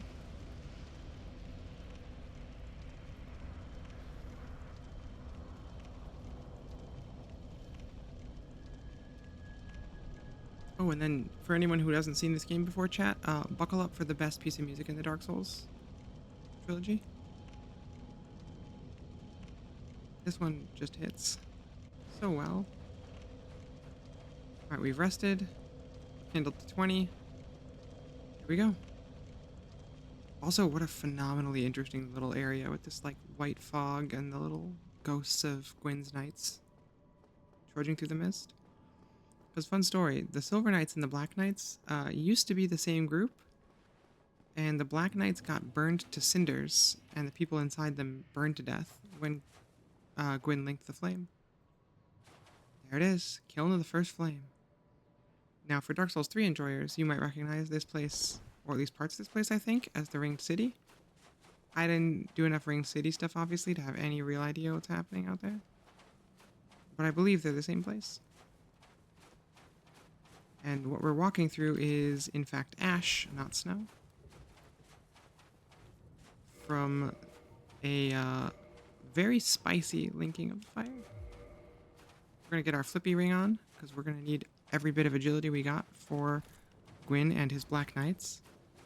So yeah, the Black Knights are actually Silver Knights whose armor turned ashy black because they were standing so close to the flame that they basically got vaporized.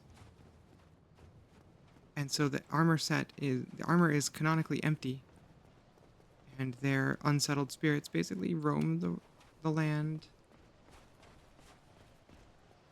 trying to protect their master still.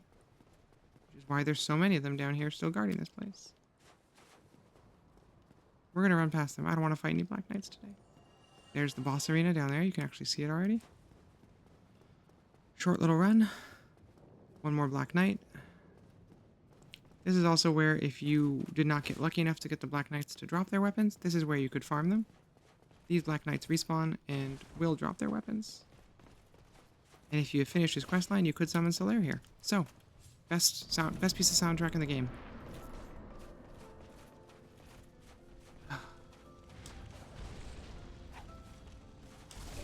Woo!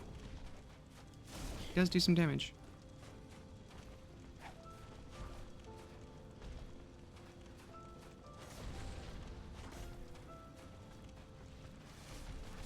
Okay. It's pretty aggressive. Got a decent amount of health.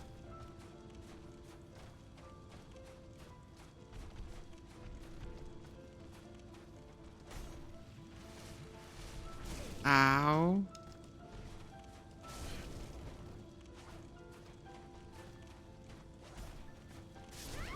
Whew. Alright. Well, we had to die to Gwyn at least once, I think. This might be really challenging without parries. So normally what you do is you just parry him, and then on the riposte you instantly dunk him, basically, because you do so much damage. We are gonna actually do the gold-hemmed black set, which I think is still on brand enough, but has much better fire resistance. Okay.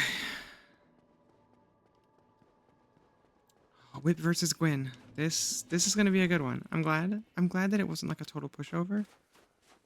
Because I think there's the worry that at the end of a run like this, you're gonna have this like anticlimactic little fizzle of a last fight and just kind of be like, oh well, that's the end of the run, I guess.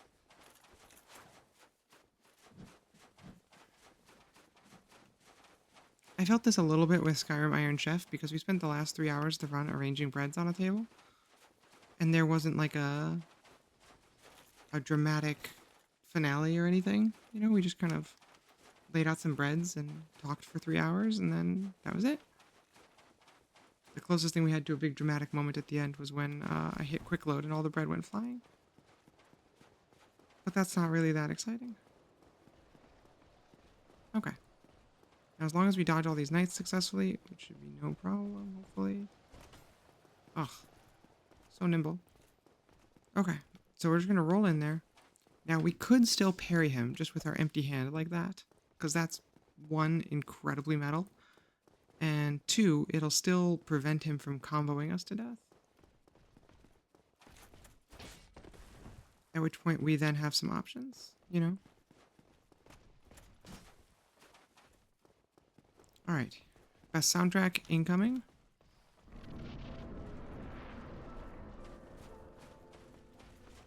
Phenomenal arena design as well.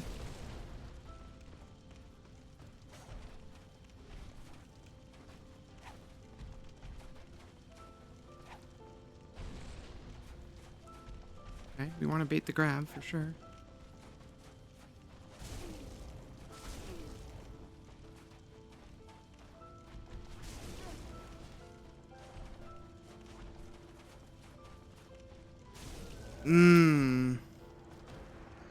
Okay. Okay, so what we learned this death is two-hand attacks are the way to go. They do big damage to him, basically full damage. He might even be vulnerable to the bleed. I wonder if it's worth giving it one try with the heavy armor. Yeah, he's really quick. It's also, I really like the decision to do a last boss fight with sad music. Because at the end of the day, that's pretty much what we should feel for Gwyn. He's a crappy guy, but that doesn't necessarily mean that he deserves to burn for all time, you know? That's pretty crummy. Until there is so little left of you that you're basically feral, like he is. Like, that's real bad. Dark Souls really loves a sad or otherwise, you know, somber last boss that is not necessarily as challenging as the bosses before them. Pretty much every Dark Souls except for Dark Souls 2 and 3. Nishandra is potentially challenging unless you learned Lightning Spear in the game, at which point she's pretty easy. And Soul of Cinder can be very challenging at times. But Gwyn and King Allant and I don't know about Bloodborne, but in the two best Dark Souls games, let's say that in the two best of the Soulsborne games, the last boss is much less challenging than the bosses that came before them typically. Because like if you have a shield and a decent fire resist set, you'll rip through Gwyn. He's really not hard at all. If you come in here with Dragon Crest shield, he's done. Okay, so what we want to do is get him to try and do the grab. That's the one. You can hit him twice when he grabs.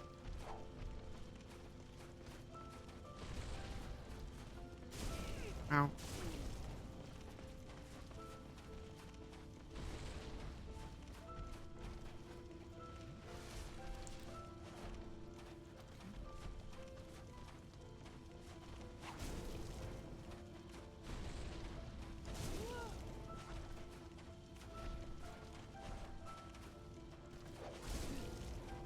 Wow, he is quick. Okay. I think we might want to even go heavier on the fire res. Do I have the... I don't have the fire stone plate ring. Of course not. Of course not. Okay, well, I guess we're not going heavier on the fire resistance then. I think we do take less damage with this set on, so we're going to stick with that for now. Like, let's see, how heavy could we go without breaking ourselves roll-wise? This thing has huge resistances to everything but fire, so that might be an option as well. To just try with the Havel set and do the same strategy we did on Four Kings. I would like to try and beat him with mobility, because I think that's the worthier path here. And that feels... You know what? I'm going to go ahead and say it. We're not going to beat Gwyn by out-tanking him. I think that the value in this run has been in precision mobility. And if we don't finish him tonight, then we don't finish him tonight. We have a finale, us versus Gwyn deathmatch. And that's fine. But I think I'd like to stay, especially for this battle, I would like to stay true to the spirit of the run, and let's beat him with our agility and our cleverness. I wonder if you can poison that guy. Let's find out. Now, I don't know when we're going to have time to hit him with poison. But let's find out, right? Because if we can poison him and then just, you know, dip dive, duck dodge, whatever, that'd be pretty okay.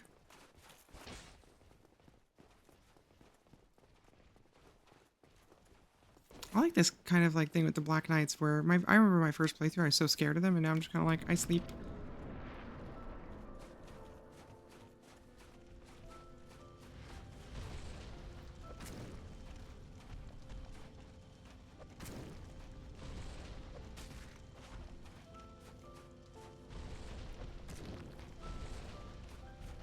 He doesn't seem to be poisoned yet. No, his health does not appear to be depleting. I think poison is a lost cause here.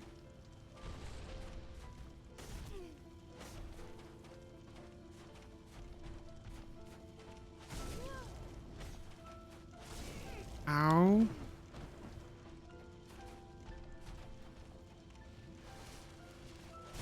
Ow, okay, I meant to drink more than one of those.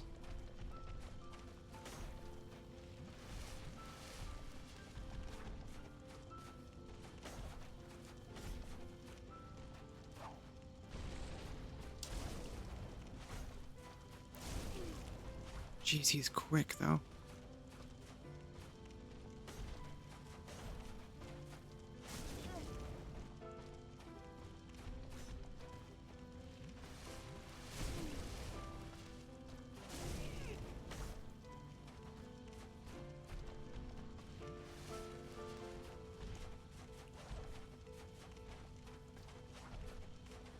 Okay, we're getting the timing down.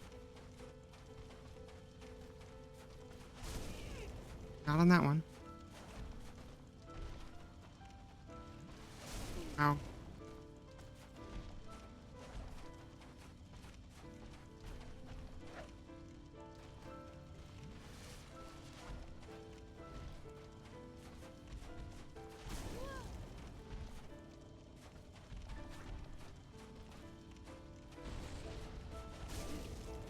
Really looking for another opportunity to get a hit that's not the grab, but I am not seeing it here.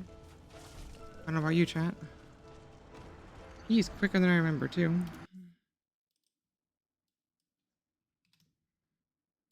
I mean, maybe we do go for the parry and just take the heavy attack after. Oh, I mean, it's going to be a slow way to kill him. Might be faster than trying to wait that nonsense out.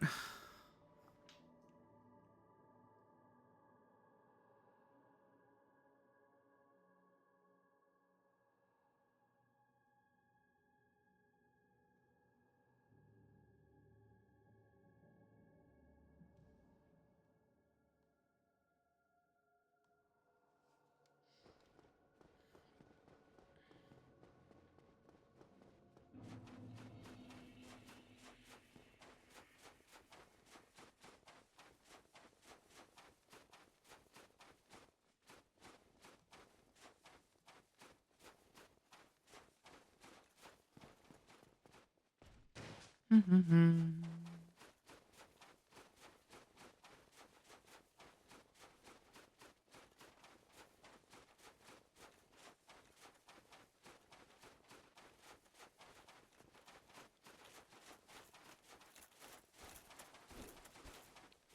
up, up. Okay, so he is pretty quick. And I just double checked, he's immune to bleed and effectively immune to poison. So that's rough. He's got extremely high lightning resist, of course. So we're doing the right thing. It's just a matter of getting more hits and getting hit less. We're gonna have to just build consistency with these dodges and whittle him down. Or, you know, find a spot where he gets stuck in geometry and cheese him. 6 of one, half a dozen of the other. We embrace cheese, but we don't necessarily embrace, like, just slapping on the heaviest armor in the game and killing every boss with it. I think we need to stay light armor for most fights to stay within the spirit of the build. Okay.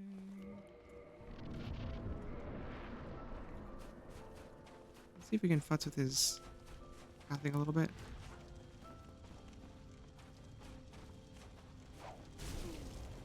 Wow, okay. Well, I did 126 to him and he did like 500 to me.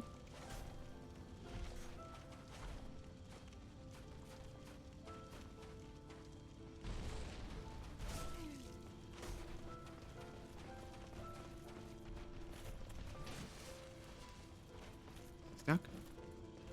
Nope. 2 hits.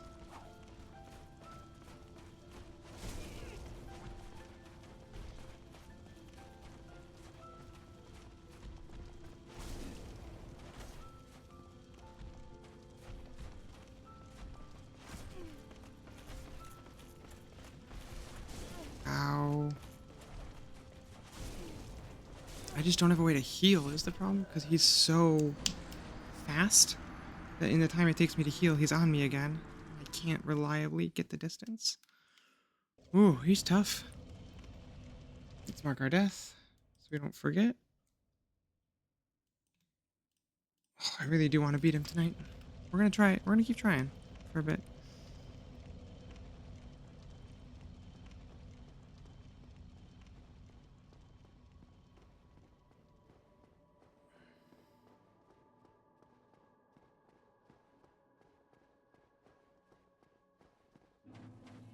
Oh, of course. I remember what his vulnerability is.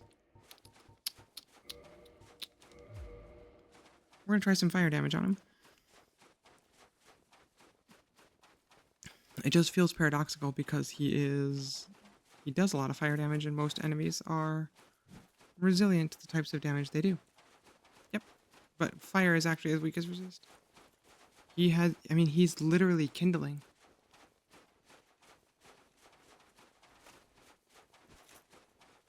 He's the Lord of Sunlight. But and now he's called Lord of Cinder. But he's very literally fuel for a fire. The man burns. I don't know how much extra damage fire is going to be against him, given how rarely we're able to get a hit. But I want to find... Uh-oh. Well. Alright. That little tiny notch there. It's a shame that their weapon hitboxes are so good because their terrain hitboxes are often really rough in this game. Alright. We'll keep at it for a little bit. You know, we'll see how we're doing. We'll see how long it takes for this to drive me insane. With how rarely he grabs, unless I can figure out how to bait the grab out more often, like I feel like we're in for like a 10-minute slog. Which could be really cool and very dramatic as a finale, but you know, I don't necessarily want to fight Gwyn for 10 minutes.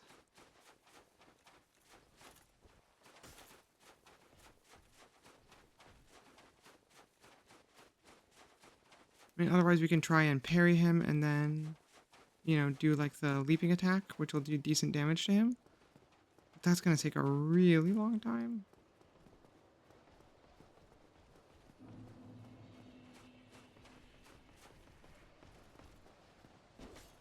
There we go. All right. Now then, we should hopefully be able to just dodge a little more readily this time and just chip away at him.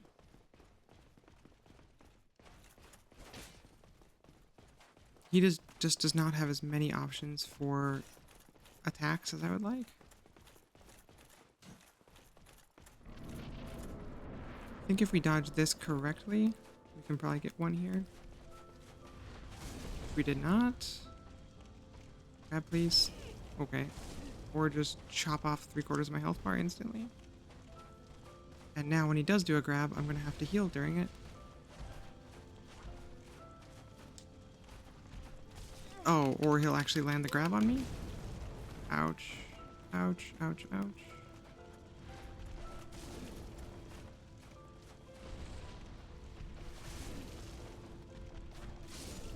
What?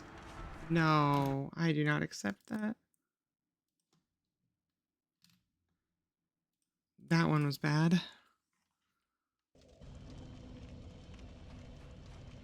Oof, he is. Okay, we're gonna go in with one-handed whip and we're gonna try for the parry. Empty hand parrying that flaming sword is a pretty kick-ass move. But also if we're successful, we get a free hit every time.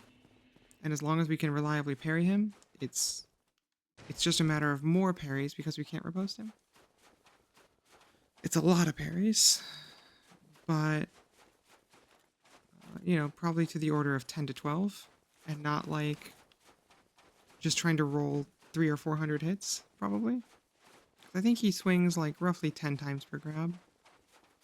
And if every grab is 300 damage and he's got like, I don't know, like 5,000 hit points, you know, we need to dodge a lot of swings. Or we need to parry. We are going to give it our best swing. Parrying empty-handed is tough. I'm not great at it. Gwyn is, on the flip side, pretty easy to parry. So hopefully we should be able to do it.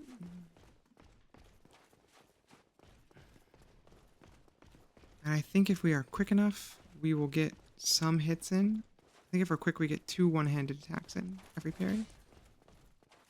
And then we flip away. We focus on parrying the next hit. We still dodge grabs and punish with 2 auto attacks, or 2 main attacks. Auto attacks, gosh. Alright, let's try it again. Yep, got the dodge. Okay. We're struggling with the parry on this one.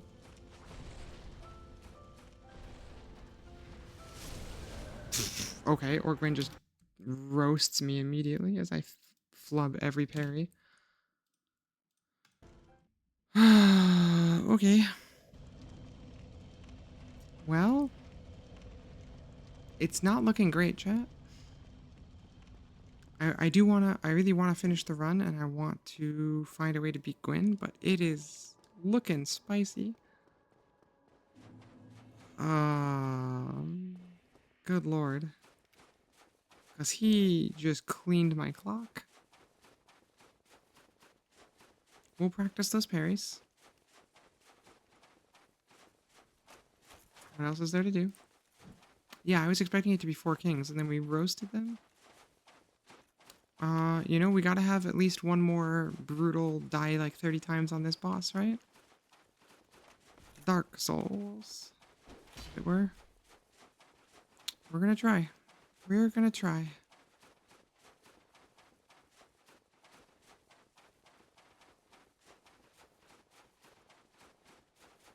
Oh. Yeah, I don't know, champ.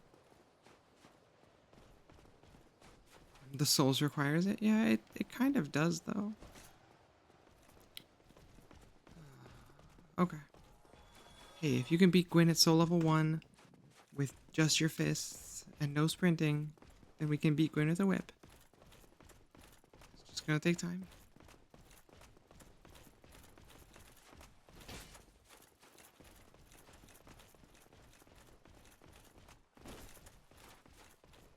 Would the kill still be valuable if we got it super easily? No. The game sometimes has to be hard in order to be rewarding. Hey, we got the dodge. Hey, we got the parry.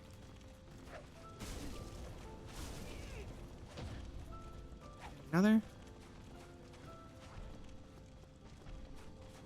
Okay, I'm remembering my timing a little bit.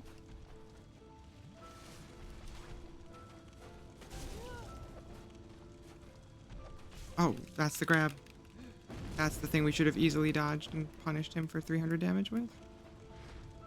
But we didn't.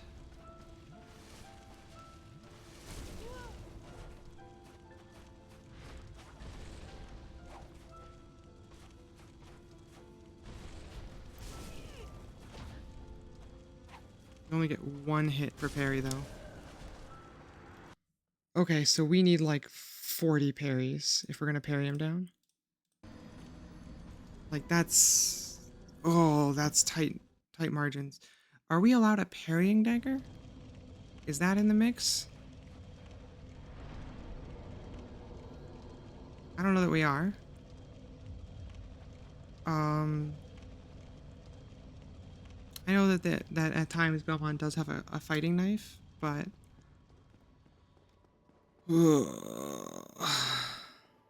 Wait, the damage is rough. No riposte after parry is so brutal. I think we can parry and then leaping attack, which might be better. We'll hit harder with that.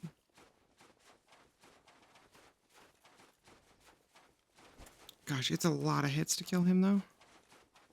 We might have to find a way to cheese him. I don't see myself landing 50 parries. Well, I mean, maybe we just gotta get good, right? Before he lands 5 hits roughly to kill me. I just need to parry. So if my parries are like 90% or better, we should be okay.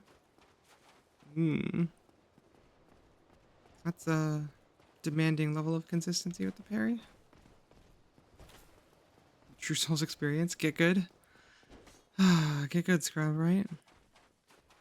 I think, honestly, by this point, we truly have... We have gotten pretty good.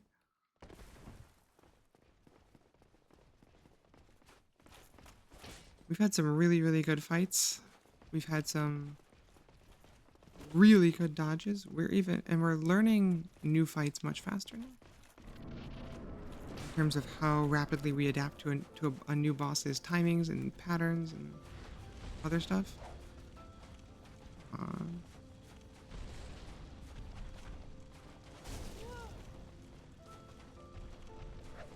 Okay. Oh, great. So the one-handed whip attack, even locked on, will often just miss Gwyn. So the parry might not even be an option. As will the roll attack. amazing. Really outstanding. Oh, wow, he just stood stock still for a second and then just wrecked my face. Okay.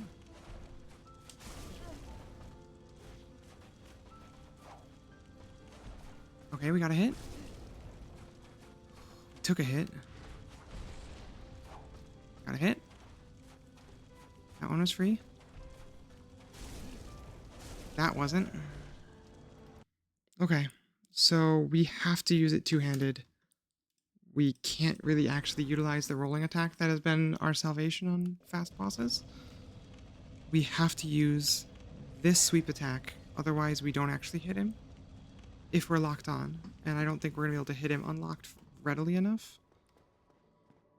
Ooh, okay, so that means that parrying is now out because the stupid one-hand attack actually won't hit Gwyn. If you roll past him and then do a roll attack while locked on, you will miss him. Outstanding. I am very excited about this, which I mean I am dreading the number of deaths we're going to put on the board with this battle. We haven't gotten him under like 85, 90%. Amazing. Just get clotheslined by one of his Black Knights. Okay.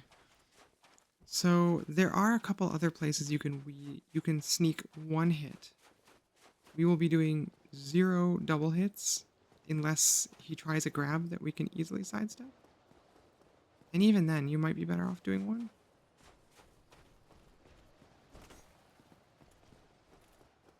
Okay. I'm gonna go ahead and heal, because why not? We have plenty of heals. We've never run out of Estus on this fight. Nor do I think we're likely to.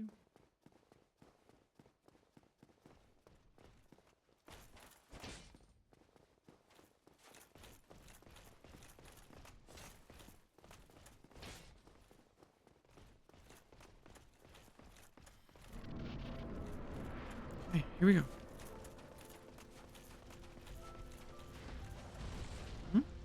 One.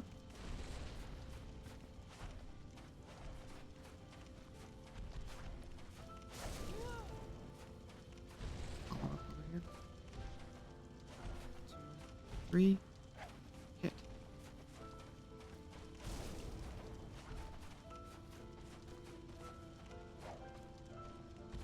Okay. We actually stumbled him? Oh, we're doing really well. Were until I said I was doing really well. Nope. Damn it. Said I was doing well. Curse activated.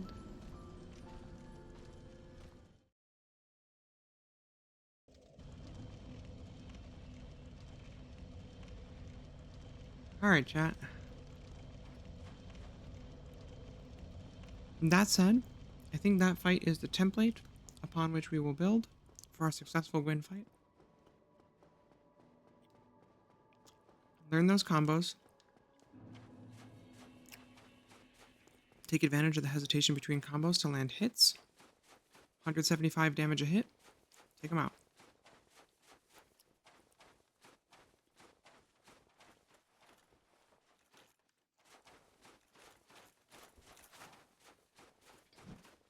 I think that's the move.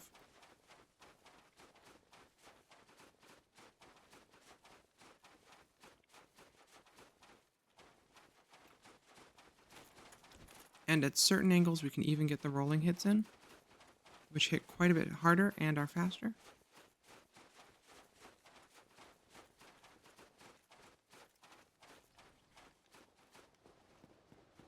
Oh, this is brutal.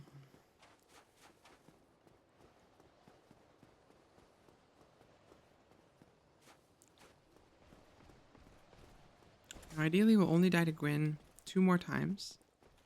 And we'll end the challenge with around 175 deaths.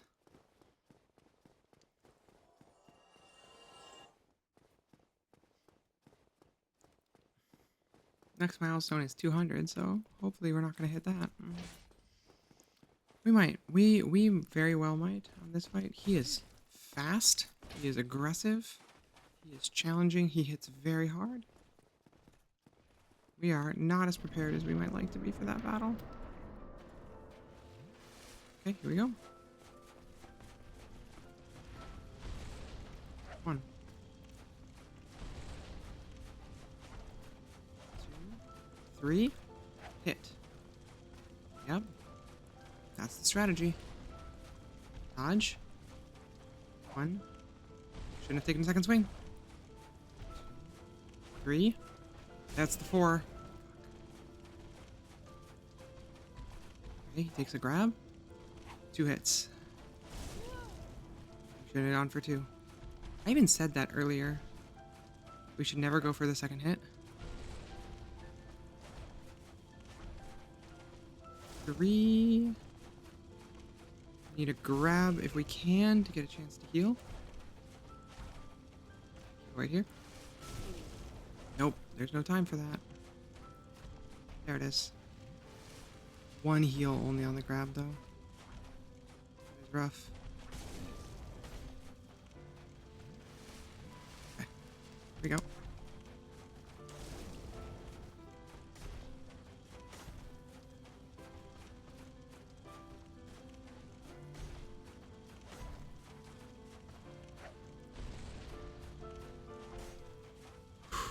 Okay. 2, 3. Oh, we should not have gone for that swing. It cost us heavily. Fuck. His ability to like slide around the edge of that pillar, so frustrating. We did, I want to say 20%. I don't know if that's accurate. I think about 20. And the problem that we always have is when he starts getting damage on us, it's very difficult for us to come back. Okay, run it again.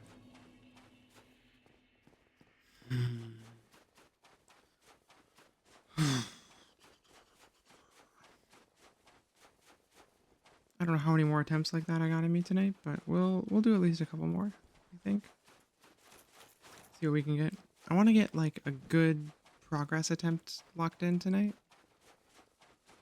Even though I'm starting to feel that it's unlikely we're going to down him tonight. It'd be nice to get a little bit of progress locked in.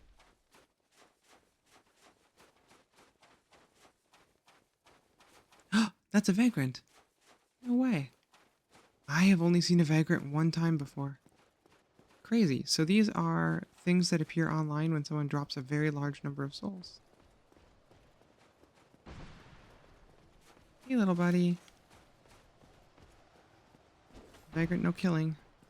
Please leave me alone. That's crazy. They're like weird little crab guys. I kind of love them. Insanely weird design. Alright. Gwyn, Lord of Cinder. Easy peasy first try. Let's do it.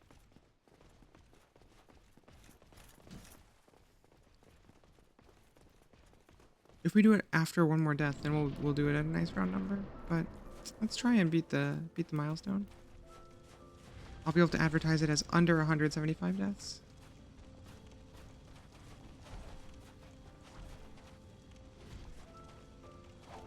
One. Huh?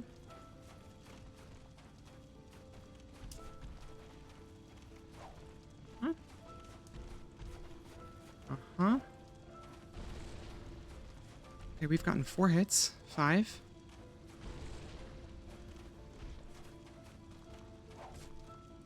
Got a stumble. Actually, pretty big. 2, 3. We always roll that one too early. There's a long delay.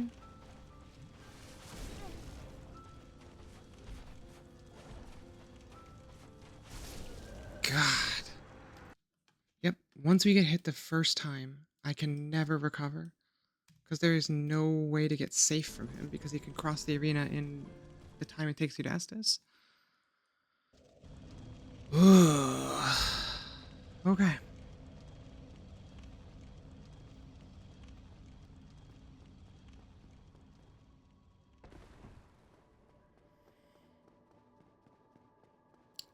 Alright, milestone.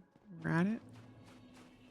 Yeah, because we got 5 hits in a row without taking any damage, and then once we got hit, we never got healed to an acceptable level, and we never got another hit.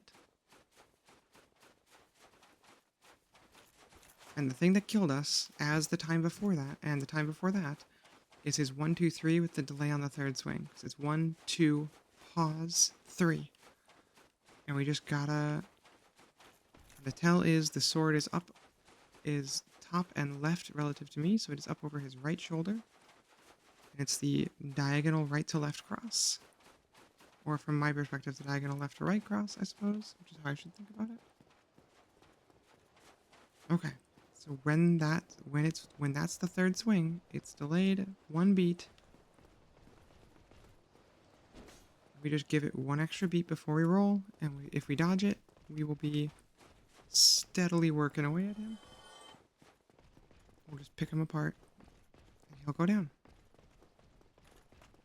Because the little chips of damage that we sometimes get are not really what I'm worried about so much as the getting 2 or 3 hits in a row and just getting 3/4 of our health comboed off. Despite my pretty substantial health bar, he can chew us up pretty fast. 1. Okay, so that's the 4 hit. Yep. Okay, let's see if we can actually find a way to heal in this battle.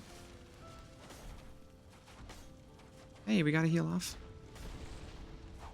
Okay. No. Now we can also back off and try and bait those. Those are pretty dodgeable. Oh, that might be the strat.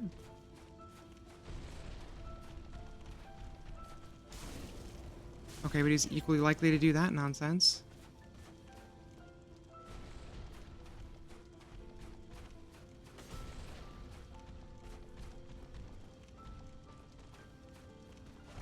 The real killer for me is not knowing if he's going to do the lunge.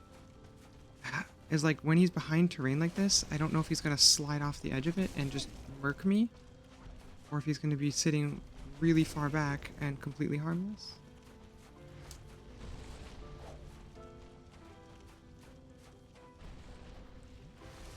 Ow.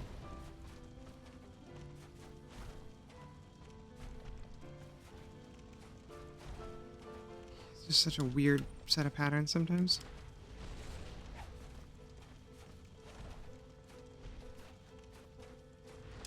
Yeah, we bait the leap. Far and away the easiest thing to dodge.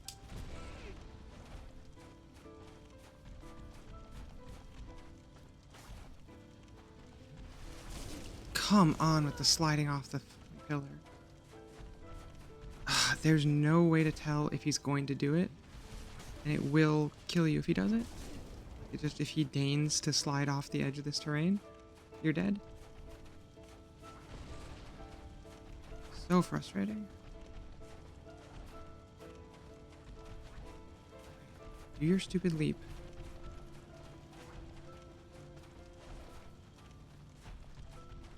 Do your stupid leap, my guy. Come on. No, don't boom over here. Leap attacks, Gwen. Come on. We talked about this.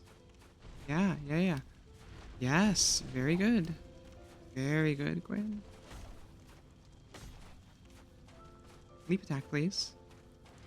You need to be quite far away to trigger the leap.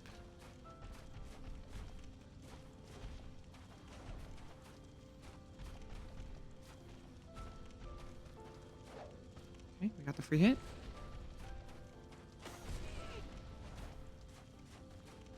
Back it up.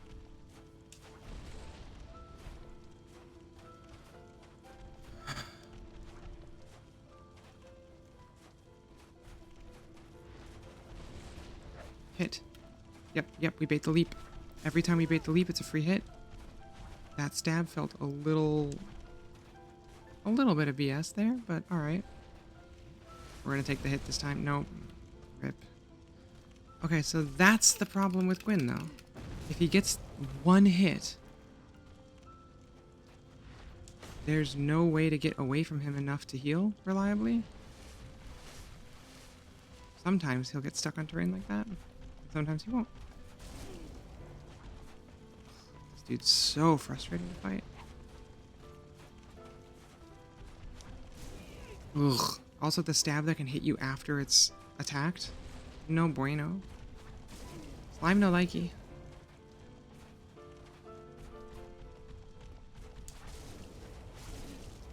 Cool.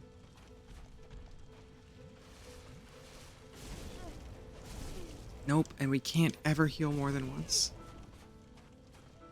Unless you're lucky, which is a frustrating way for heals to work for this fight. Given that this is a very difficult fight, with no parries and no shield. That also means you have no way to reliably heal.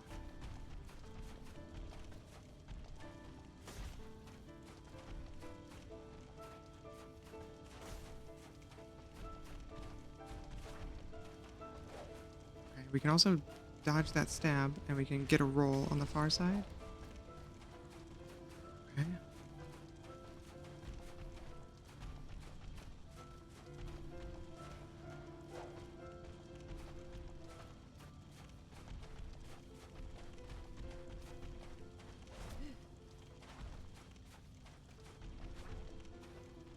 So stab, we can dodge to the side and get one roll strike in. Get one heal. Nope. Jeez.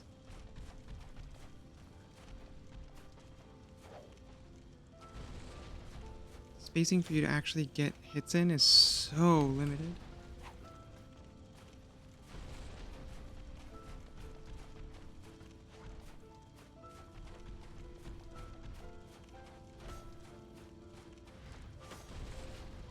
Okay, he's under half though. If we can stick to this strategy and execute a little better than we have been, we've got him.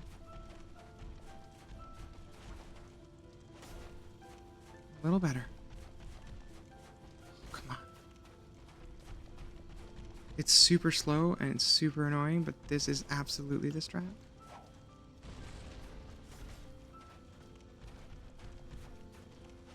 So we rely on our dodging the rest of the time. We try and bait that leap swing. Come on, here it comes. 12.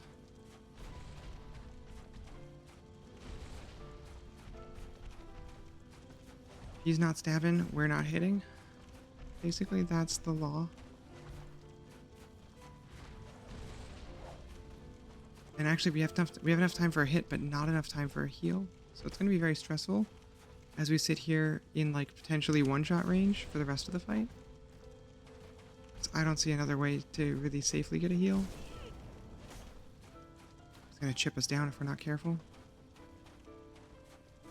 Should now be far enough for the leap. There it is.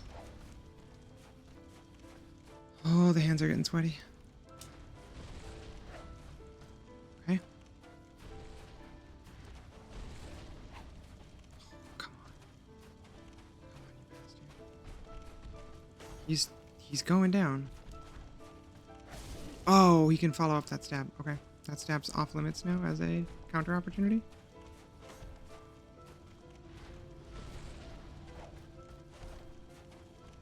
Oh, okay. Oh, that was nerve-wracking. It was too close for comfort.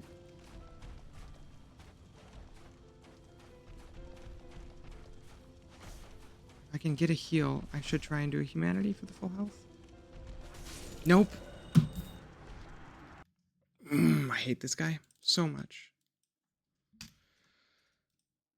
Oh, I wish there was a way to reliably get him stuck.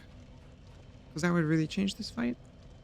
Even if you could just get him stuck for a couple of seconds reliably, or he had one really slow combo that was enough time to heal after you dodged out of the way of the combo. I I feel like he's more aggressive in remastered. I might be wrong, but he feels faster to me. Or maybe not faster, but at least he feels way more aggressive. Like I feel like he used to get stuck and just kind of lurk a lot more, and now he doesn't do that as much. This is maybe anecdotal. Maybe it's just been a long time since I played Dark Souls 1. But I don't know. He feels extreme, extremely aggressive.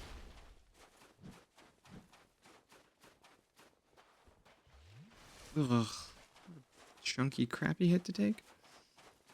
Okay. So what we've learned though is baiting the leap is easily the best way to fight him. It is reliably baitable, and it is a reliably dodgeable attack that leaves you enough time to safely retaliate with a single hit. Now it's slow, but as long as you can stay back, you're also staying out of reach of the rest of his combo. And when you're at those extreme, like the edge of lock-on range, he will almost always, like pretty much 100% of the time, he'll throw the leap at you. And you just roll into it as he's coming close. You dodge it every time. You knock him down. We got this. We got this, Jen. Alright, let's finish it out. Here comes the leap. Eat it, chump. And we'll do one more for free.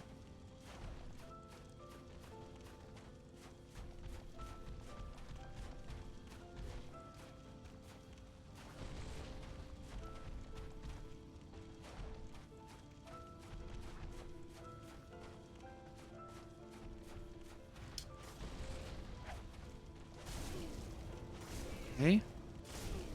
Okay. Oh, and he can fit through there too. Fun.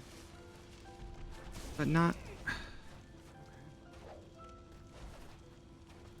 That's aggravating. Okay.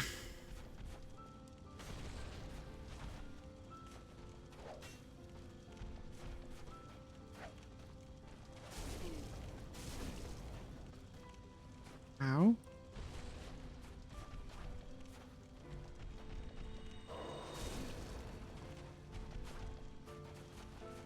Okay, we gotta heal.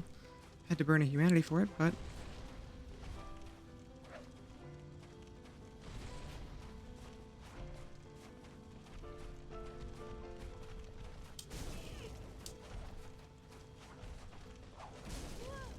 Ow.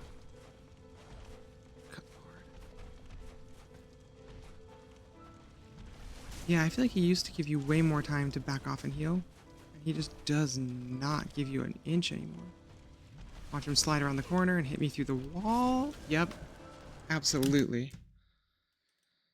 Oh, this fight is driving me insane, chat. If he felt remotely consistent, it would be one thing. But every time I have a pattern locked in, he will throw me a completely new attack or a hitherto unseen transition.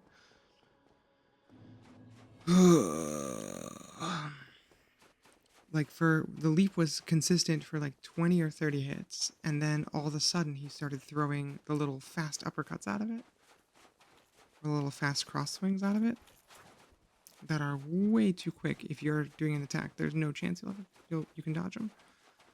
So that would reduce the pool of safely attackable moves to pretty much the grab most of the time.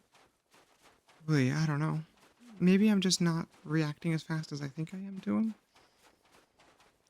This one is rough. The whip is so slow. It didn't help that I had my whip one-handed there, which is a little slower. We need to be two-handing for better poise damage and better damage, so we don't need as many successful dodges to win. That's the goal here, is reduce the number of successful dodges required to finish this battle. Because my consistency is not 100%, obviously. It's better than it was at the start of this fight, certainly, but it's nowhere near 100 yet. And until it is, there's a very real possibility that Gwyn will just murder us any given run. Okay, let's try it. This one, here he comes. Leap. Hit. Has to be a roll strike, though. The other strikes aren't fast enough.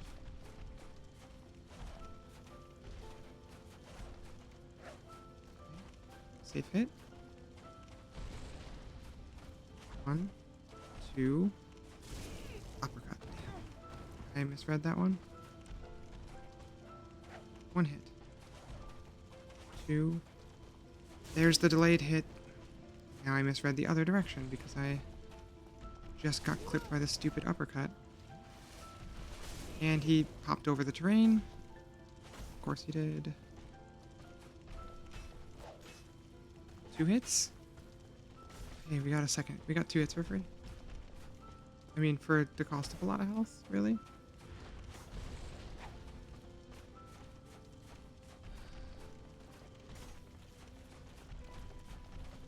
The problem with trying to bait out the stupid lunge is that he just gets stuck in this pattern where he'll just follow you forever. You can never get the distance required to get him to lunge.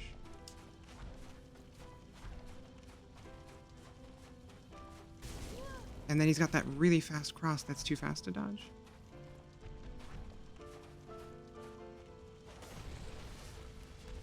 Yep. And he's... What was that? What? Not only did he slide across the terrain, he also just, like, clipped around in a circle. Ugh. What is that nonsense?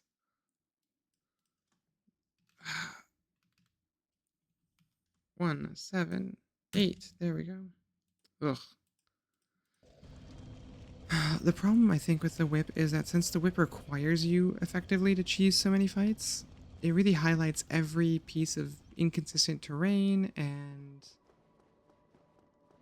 every weird animation issue and every boss who has a really fast attack in their moveset, because all of them become undodgeable, unfixable problems for the whip. And then you need to play even safer and just spend even more of your time dodging. In a fight that I'm already spending like 90% of my time just dodging and dodging and dodging and dodging. Oy. I don't know, chat. We're struggling today.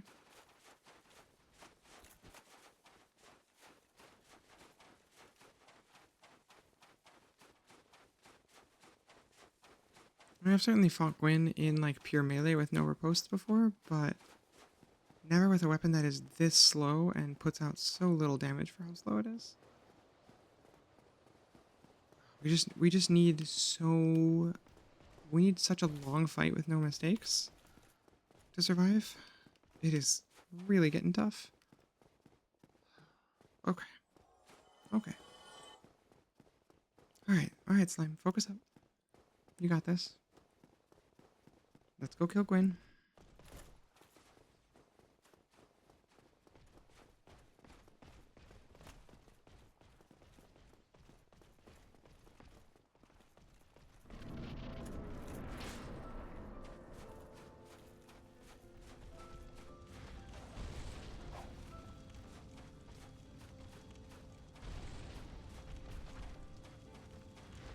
That's the attack we're looking for.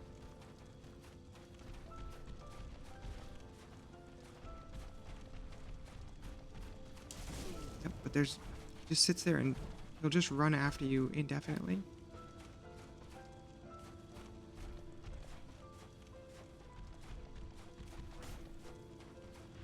There it is.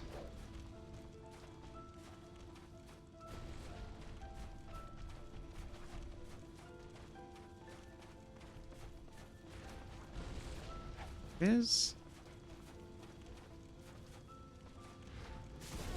Ow. Stupid slag. Right. Okay. Okay,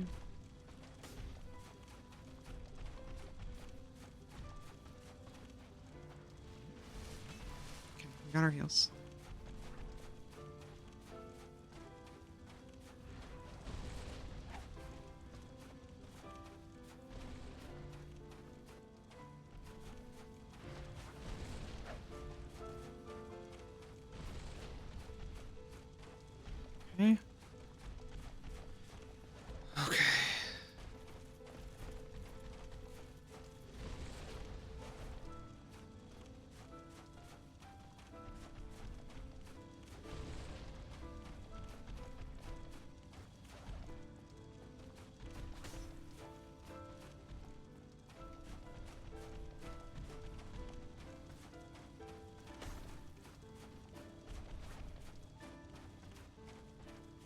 feel like baiting out this jump slash is my only real option here. Like, it's not that safe, but it's the safest option I have. And we have to get into a roll like the frame that my attack ends, or else we're dead. And we have to somehow watch for all the stalagmites that we can't see. So if we hit one, he's gonna chop us up. Oh. No. Use the attack I need you to use. Yeah, good. Great job, Gwen. Proud of you. What the f... Alright.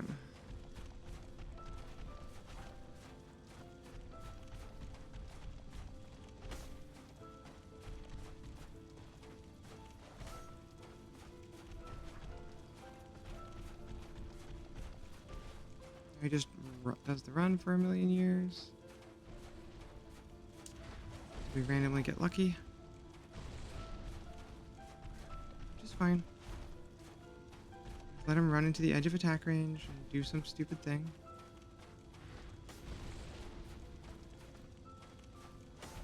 Could really use a chance to get a heal in though.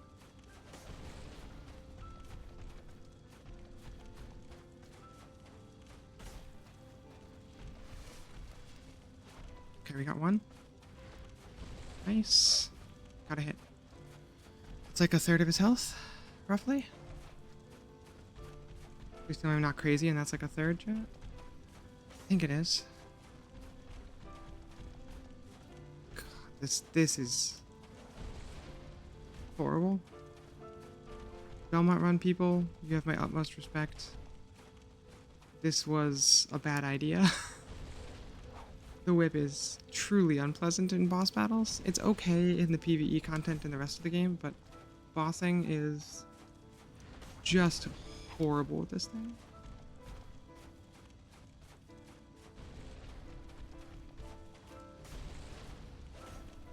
Truly terrible weapon.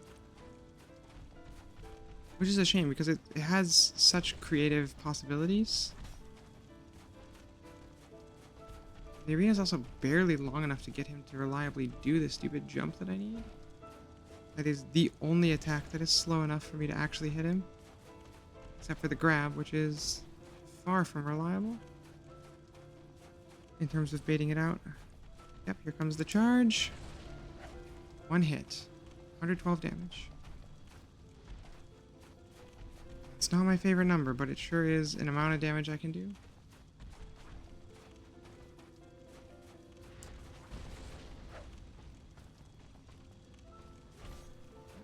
Back it up, back it up. Whoop. No, no, no. Wait, please. Thank you, 112. Okay. Leap. Nope. It's not that leap. We're not doing anything to him right now. Honestly, with him at like half, we're playing it as safe as we can. Taking the hits after the leap. For everything else, we're just trying to stay alive. At this point, even if he throws us a really, really pleasant grab or anything, we're just going to back up. We're just going to get the heal. Take the opportunity where it comes. Okay. Trying to wipe the sweat off my hands and I missed the opportunity for a hit. That's okay. We're taking the safe hits only. We'll have plenty of opportunities for hits if we're careful. 112, baby. 112 at a time. We're bringing him down. Okay. Not sure why I got hit by that one, but alright. Dodge too early, most likely. Tends to be our problem here.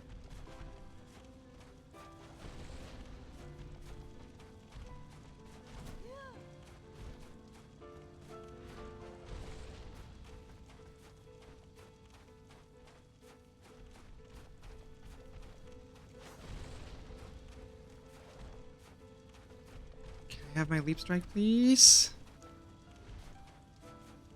Come on, Gwen. Work with me for 1 second.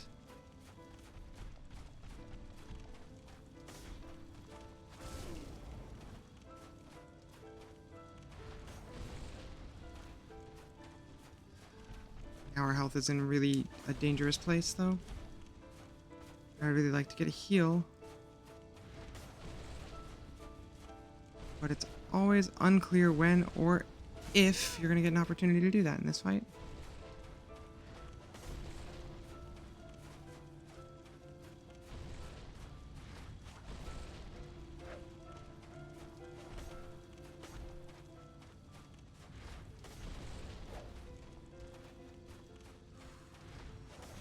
Okay.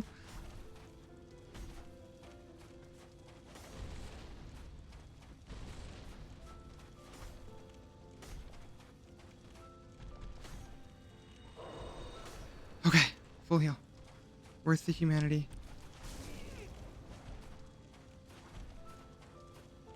Need to get past him. Okay, we got one hit. We got lucky that he went for the grab there. I can't move off these stupid hills. Need to try and get another heal if we can.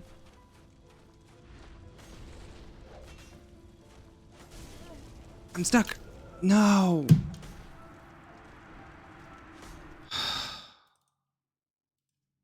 No.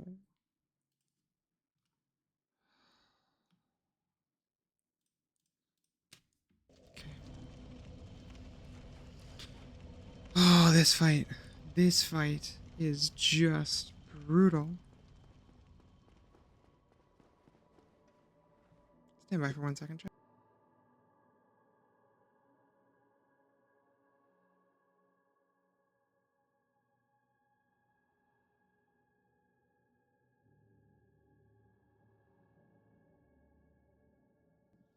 Alrighty. Oh, my slime is bugging out. We'll see if it fixes itself here. Yep, there it goes.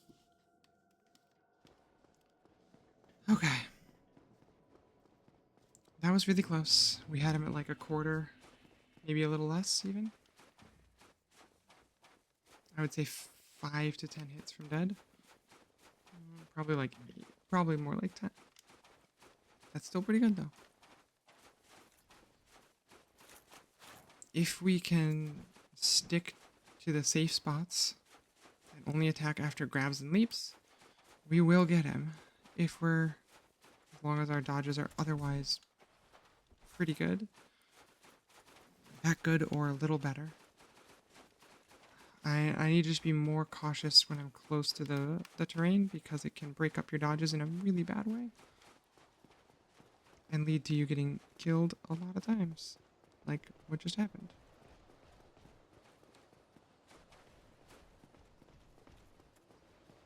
If you get stuck on terrain, you're done for. Okay. Alright, chat. Here we go.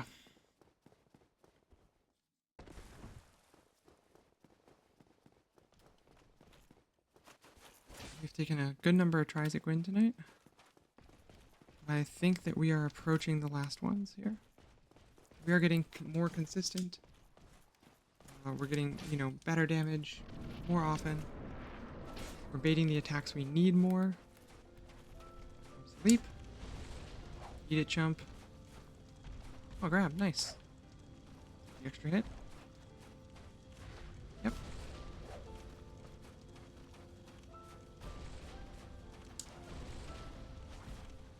Okay.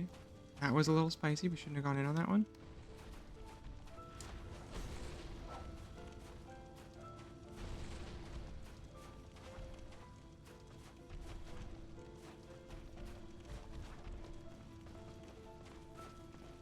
Should be at leap range now. Sweet.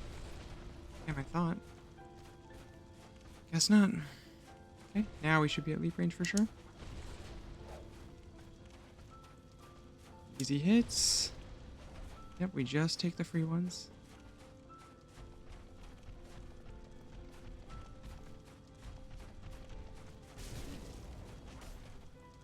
That left to right cross is so fast.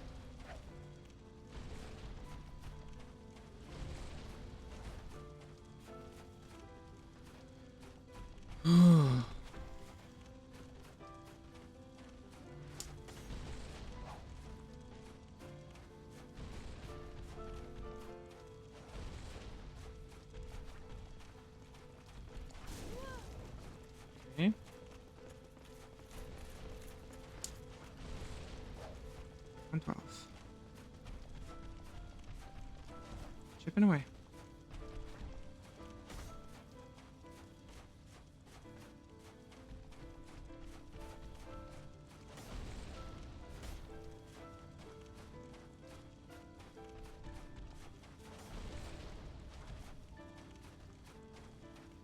Should be at range for leaps. Yep. We'll grab. Take the extra hit. Another grab. We'll take the extra hit. Oh, by the skin of our teeth. We dodged the cross.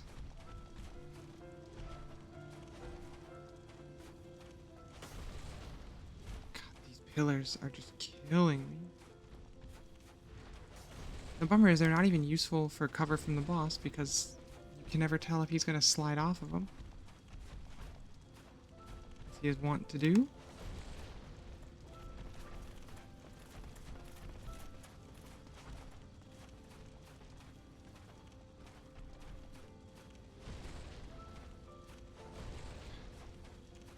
Okay, yep, come on. I'll just run you back and forth across the arena until you decide to do the attack that I need. There it is. There it is. Stomp, stomp, stomp. Yeah, yeah. Stomp your little booties over here. Come on, Gwen. Don't be that way. It's about 2 laps of the arena every time I need him to leap now, it feels like. Hey, there we go. Oh, okay, that was only 1 lap. Let's actually count it. Find out.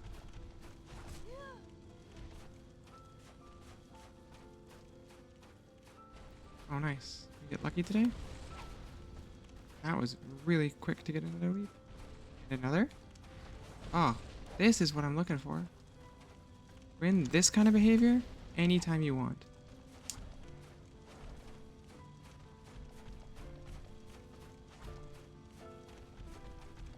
Now this, no, not at all. 0. None of the time, Gwen. Hey, I'll take that. I'll also accept the grab. Very nice, Gwen. Thank you for that. Appreciate you, buddy.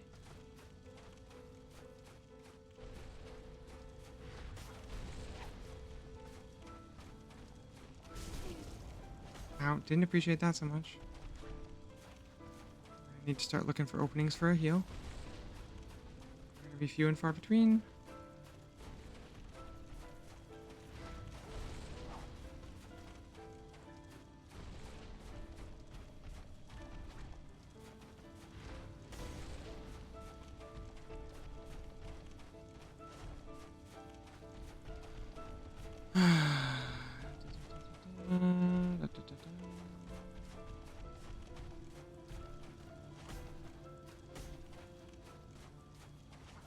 You.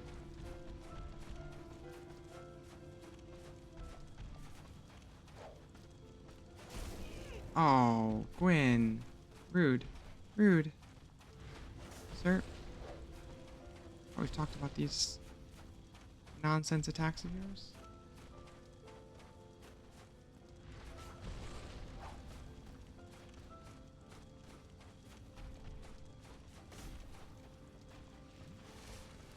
Okay, we actually got a heal. Wasn't a great heal, but it was a heal.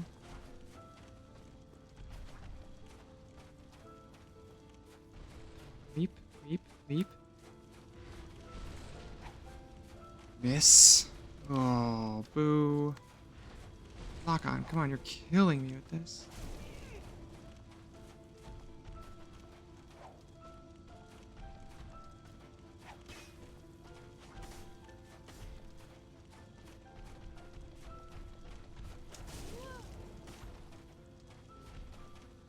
Lock on attacks against stationary targets that do not connect.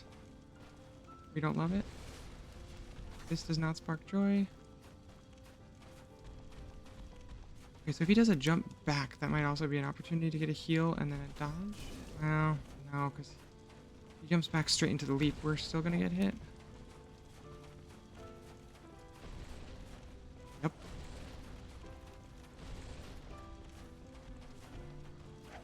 Okay, we've almost got him. We've almost got him. Leap. Yes. Yes. Good job, Gwen. Great job, buddy. Show me those leap attacks. They're really scary, and I like them a lot. They're very lordly. We just need like a couple more, and we've got him. 6 more hits like that. 5 more now.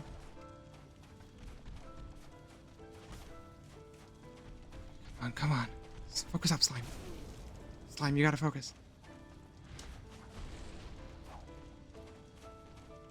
I gotta get out of here. That was really scary.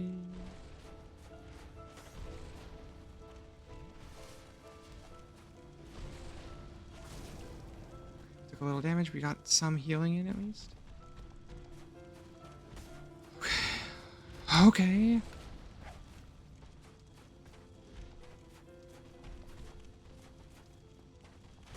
It's a long battle, Jen.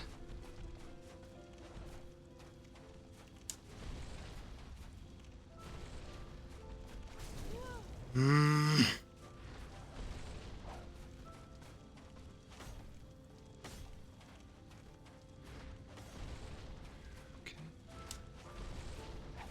One more.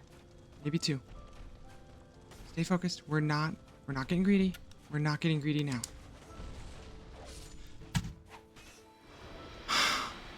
We did it. Chat, we did it. Dark Souls, Belmont, loadout only. We made it. Soul of Gwyn, Lord of Cinder. Victory fucking achieved. We will not be linking the fire. That's not who we are. Put our Belmont gear back on for the last bit.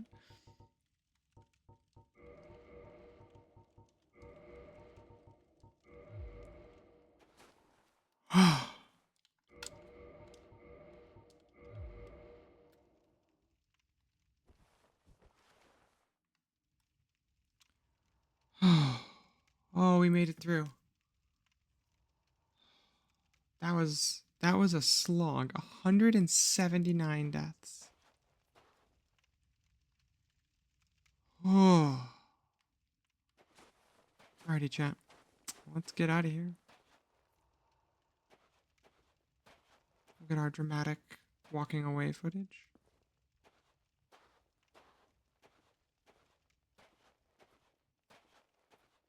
As we run into stuff.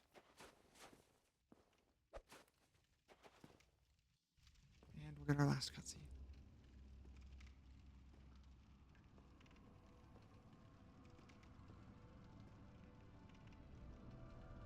My lord, bless thy safe return.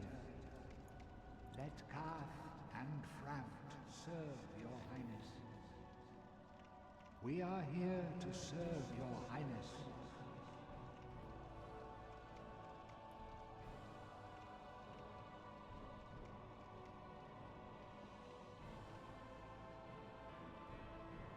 Let true dark be cast upon the world.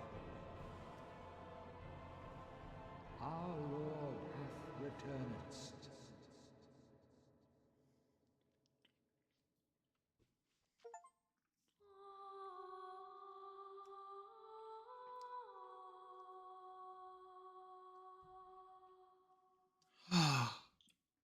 We made it, friends.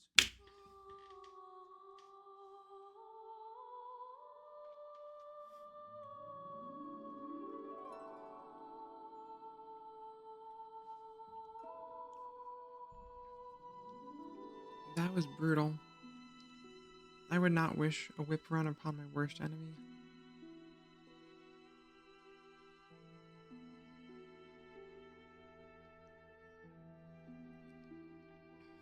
Honestly, I think the only thing that would be worse would be bow. Or like throwing weapon only. It was so hard throughout this run to find room to get hits. I spent so much time just trying to find anywhere I could get a safe hit in. And ultimately that ended up being the thing, of course, is finding out where those openings were a little longer, a little safer, where we could get a hit in more reliably. And eventually we got there. That run was exhausting in a great way. I had a lot of fun. Um, I am gonna have to think up a new challenge for next time. If anybody does have any cool ideas about things that might be fun challenge runs, you can always drop them in the chat. You can always drop them in a DM. I am always interested in what might be a fun next play. I think we are probably gonna chill out for the next week or so because this right after Okami was pretty draining. And by which I mean we're gonna do some Zelda randomizers. We're gonna do some Risk of Rain, maybe some Path of Exile, stuff like that. We'll see how we're feeling, and then we will. I think then we will come kind of full circle around, and we will do. I don't know. We'll pick our next main game, and we'll be back at it. I'm very excited. I had a great time with this run, as tough as it was. And it was. Um, it was really tough as nails. For me, at least, it was. We can all argue about how difficult Dark Souls really is at the end, but for me, it was tough as nails. I had a very challenging run. I really enjoyed it. I hope that you all did too. And yeah, we're gonna be finding out what's next. I think we'll finish out our most recent Zelda randomizer run, or maybe just start a fresh one. I don't know. A fresh one might be kind of nice, that early game rush of new discoveries might be kind of fun. Yeah. Oh, I am exhausted, so I am gonna let y'all go. It has been a blast as always. Thank you for coming along for any or all of the journey. Um, that was Belmont Dark Souls. We'll be doing I don't know what as our next big thing, but we'll find something and we'll have a good time with it. As always, if it is nighttime where you are or you are already asleep, I hope you have a great night and I hope you rest well. If it is daytime where you are or you're just getting started with your day, I hope you have a great day. Either way, I hope to see you next time because I think we're gonna have a lot more fun here. All right, everybody. See you next time.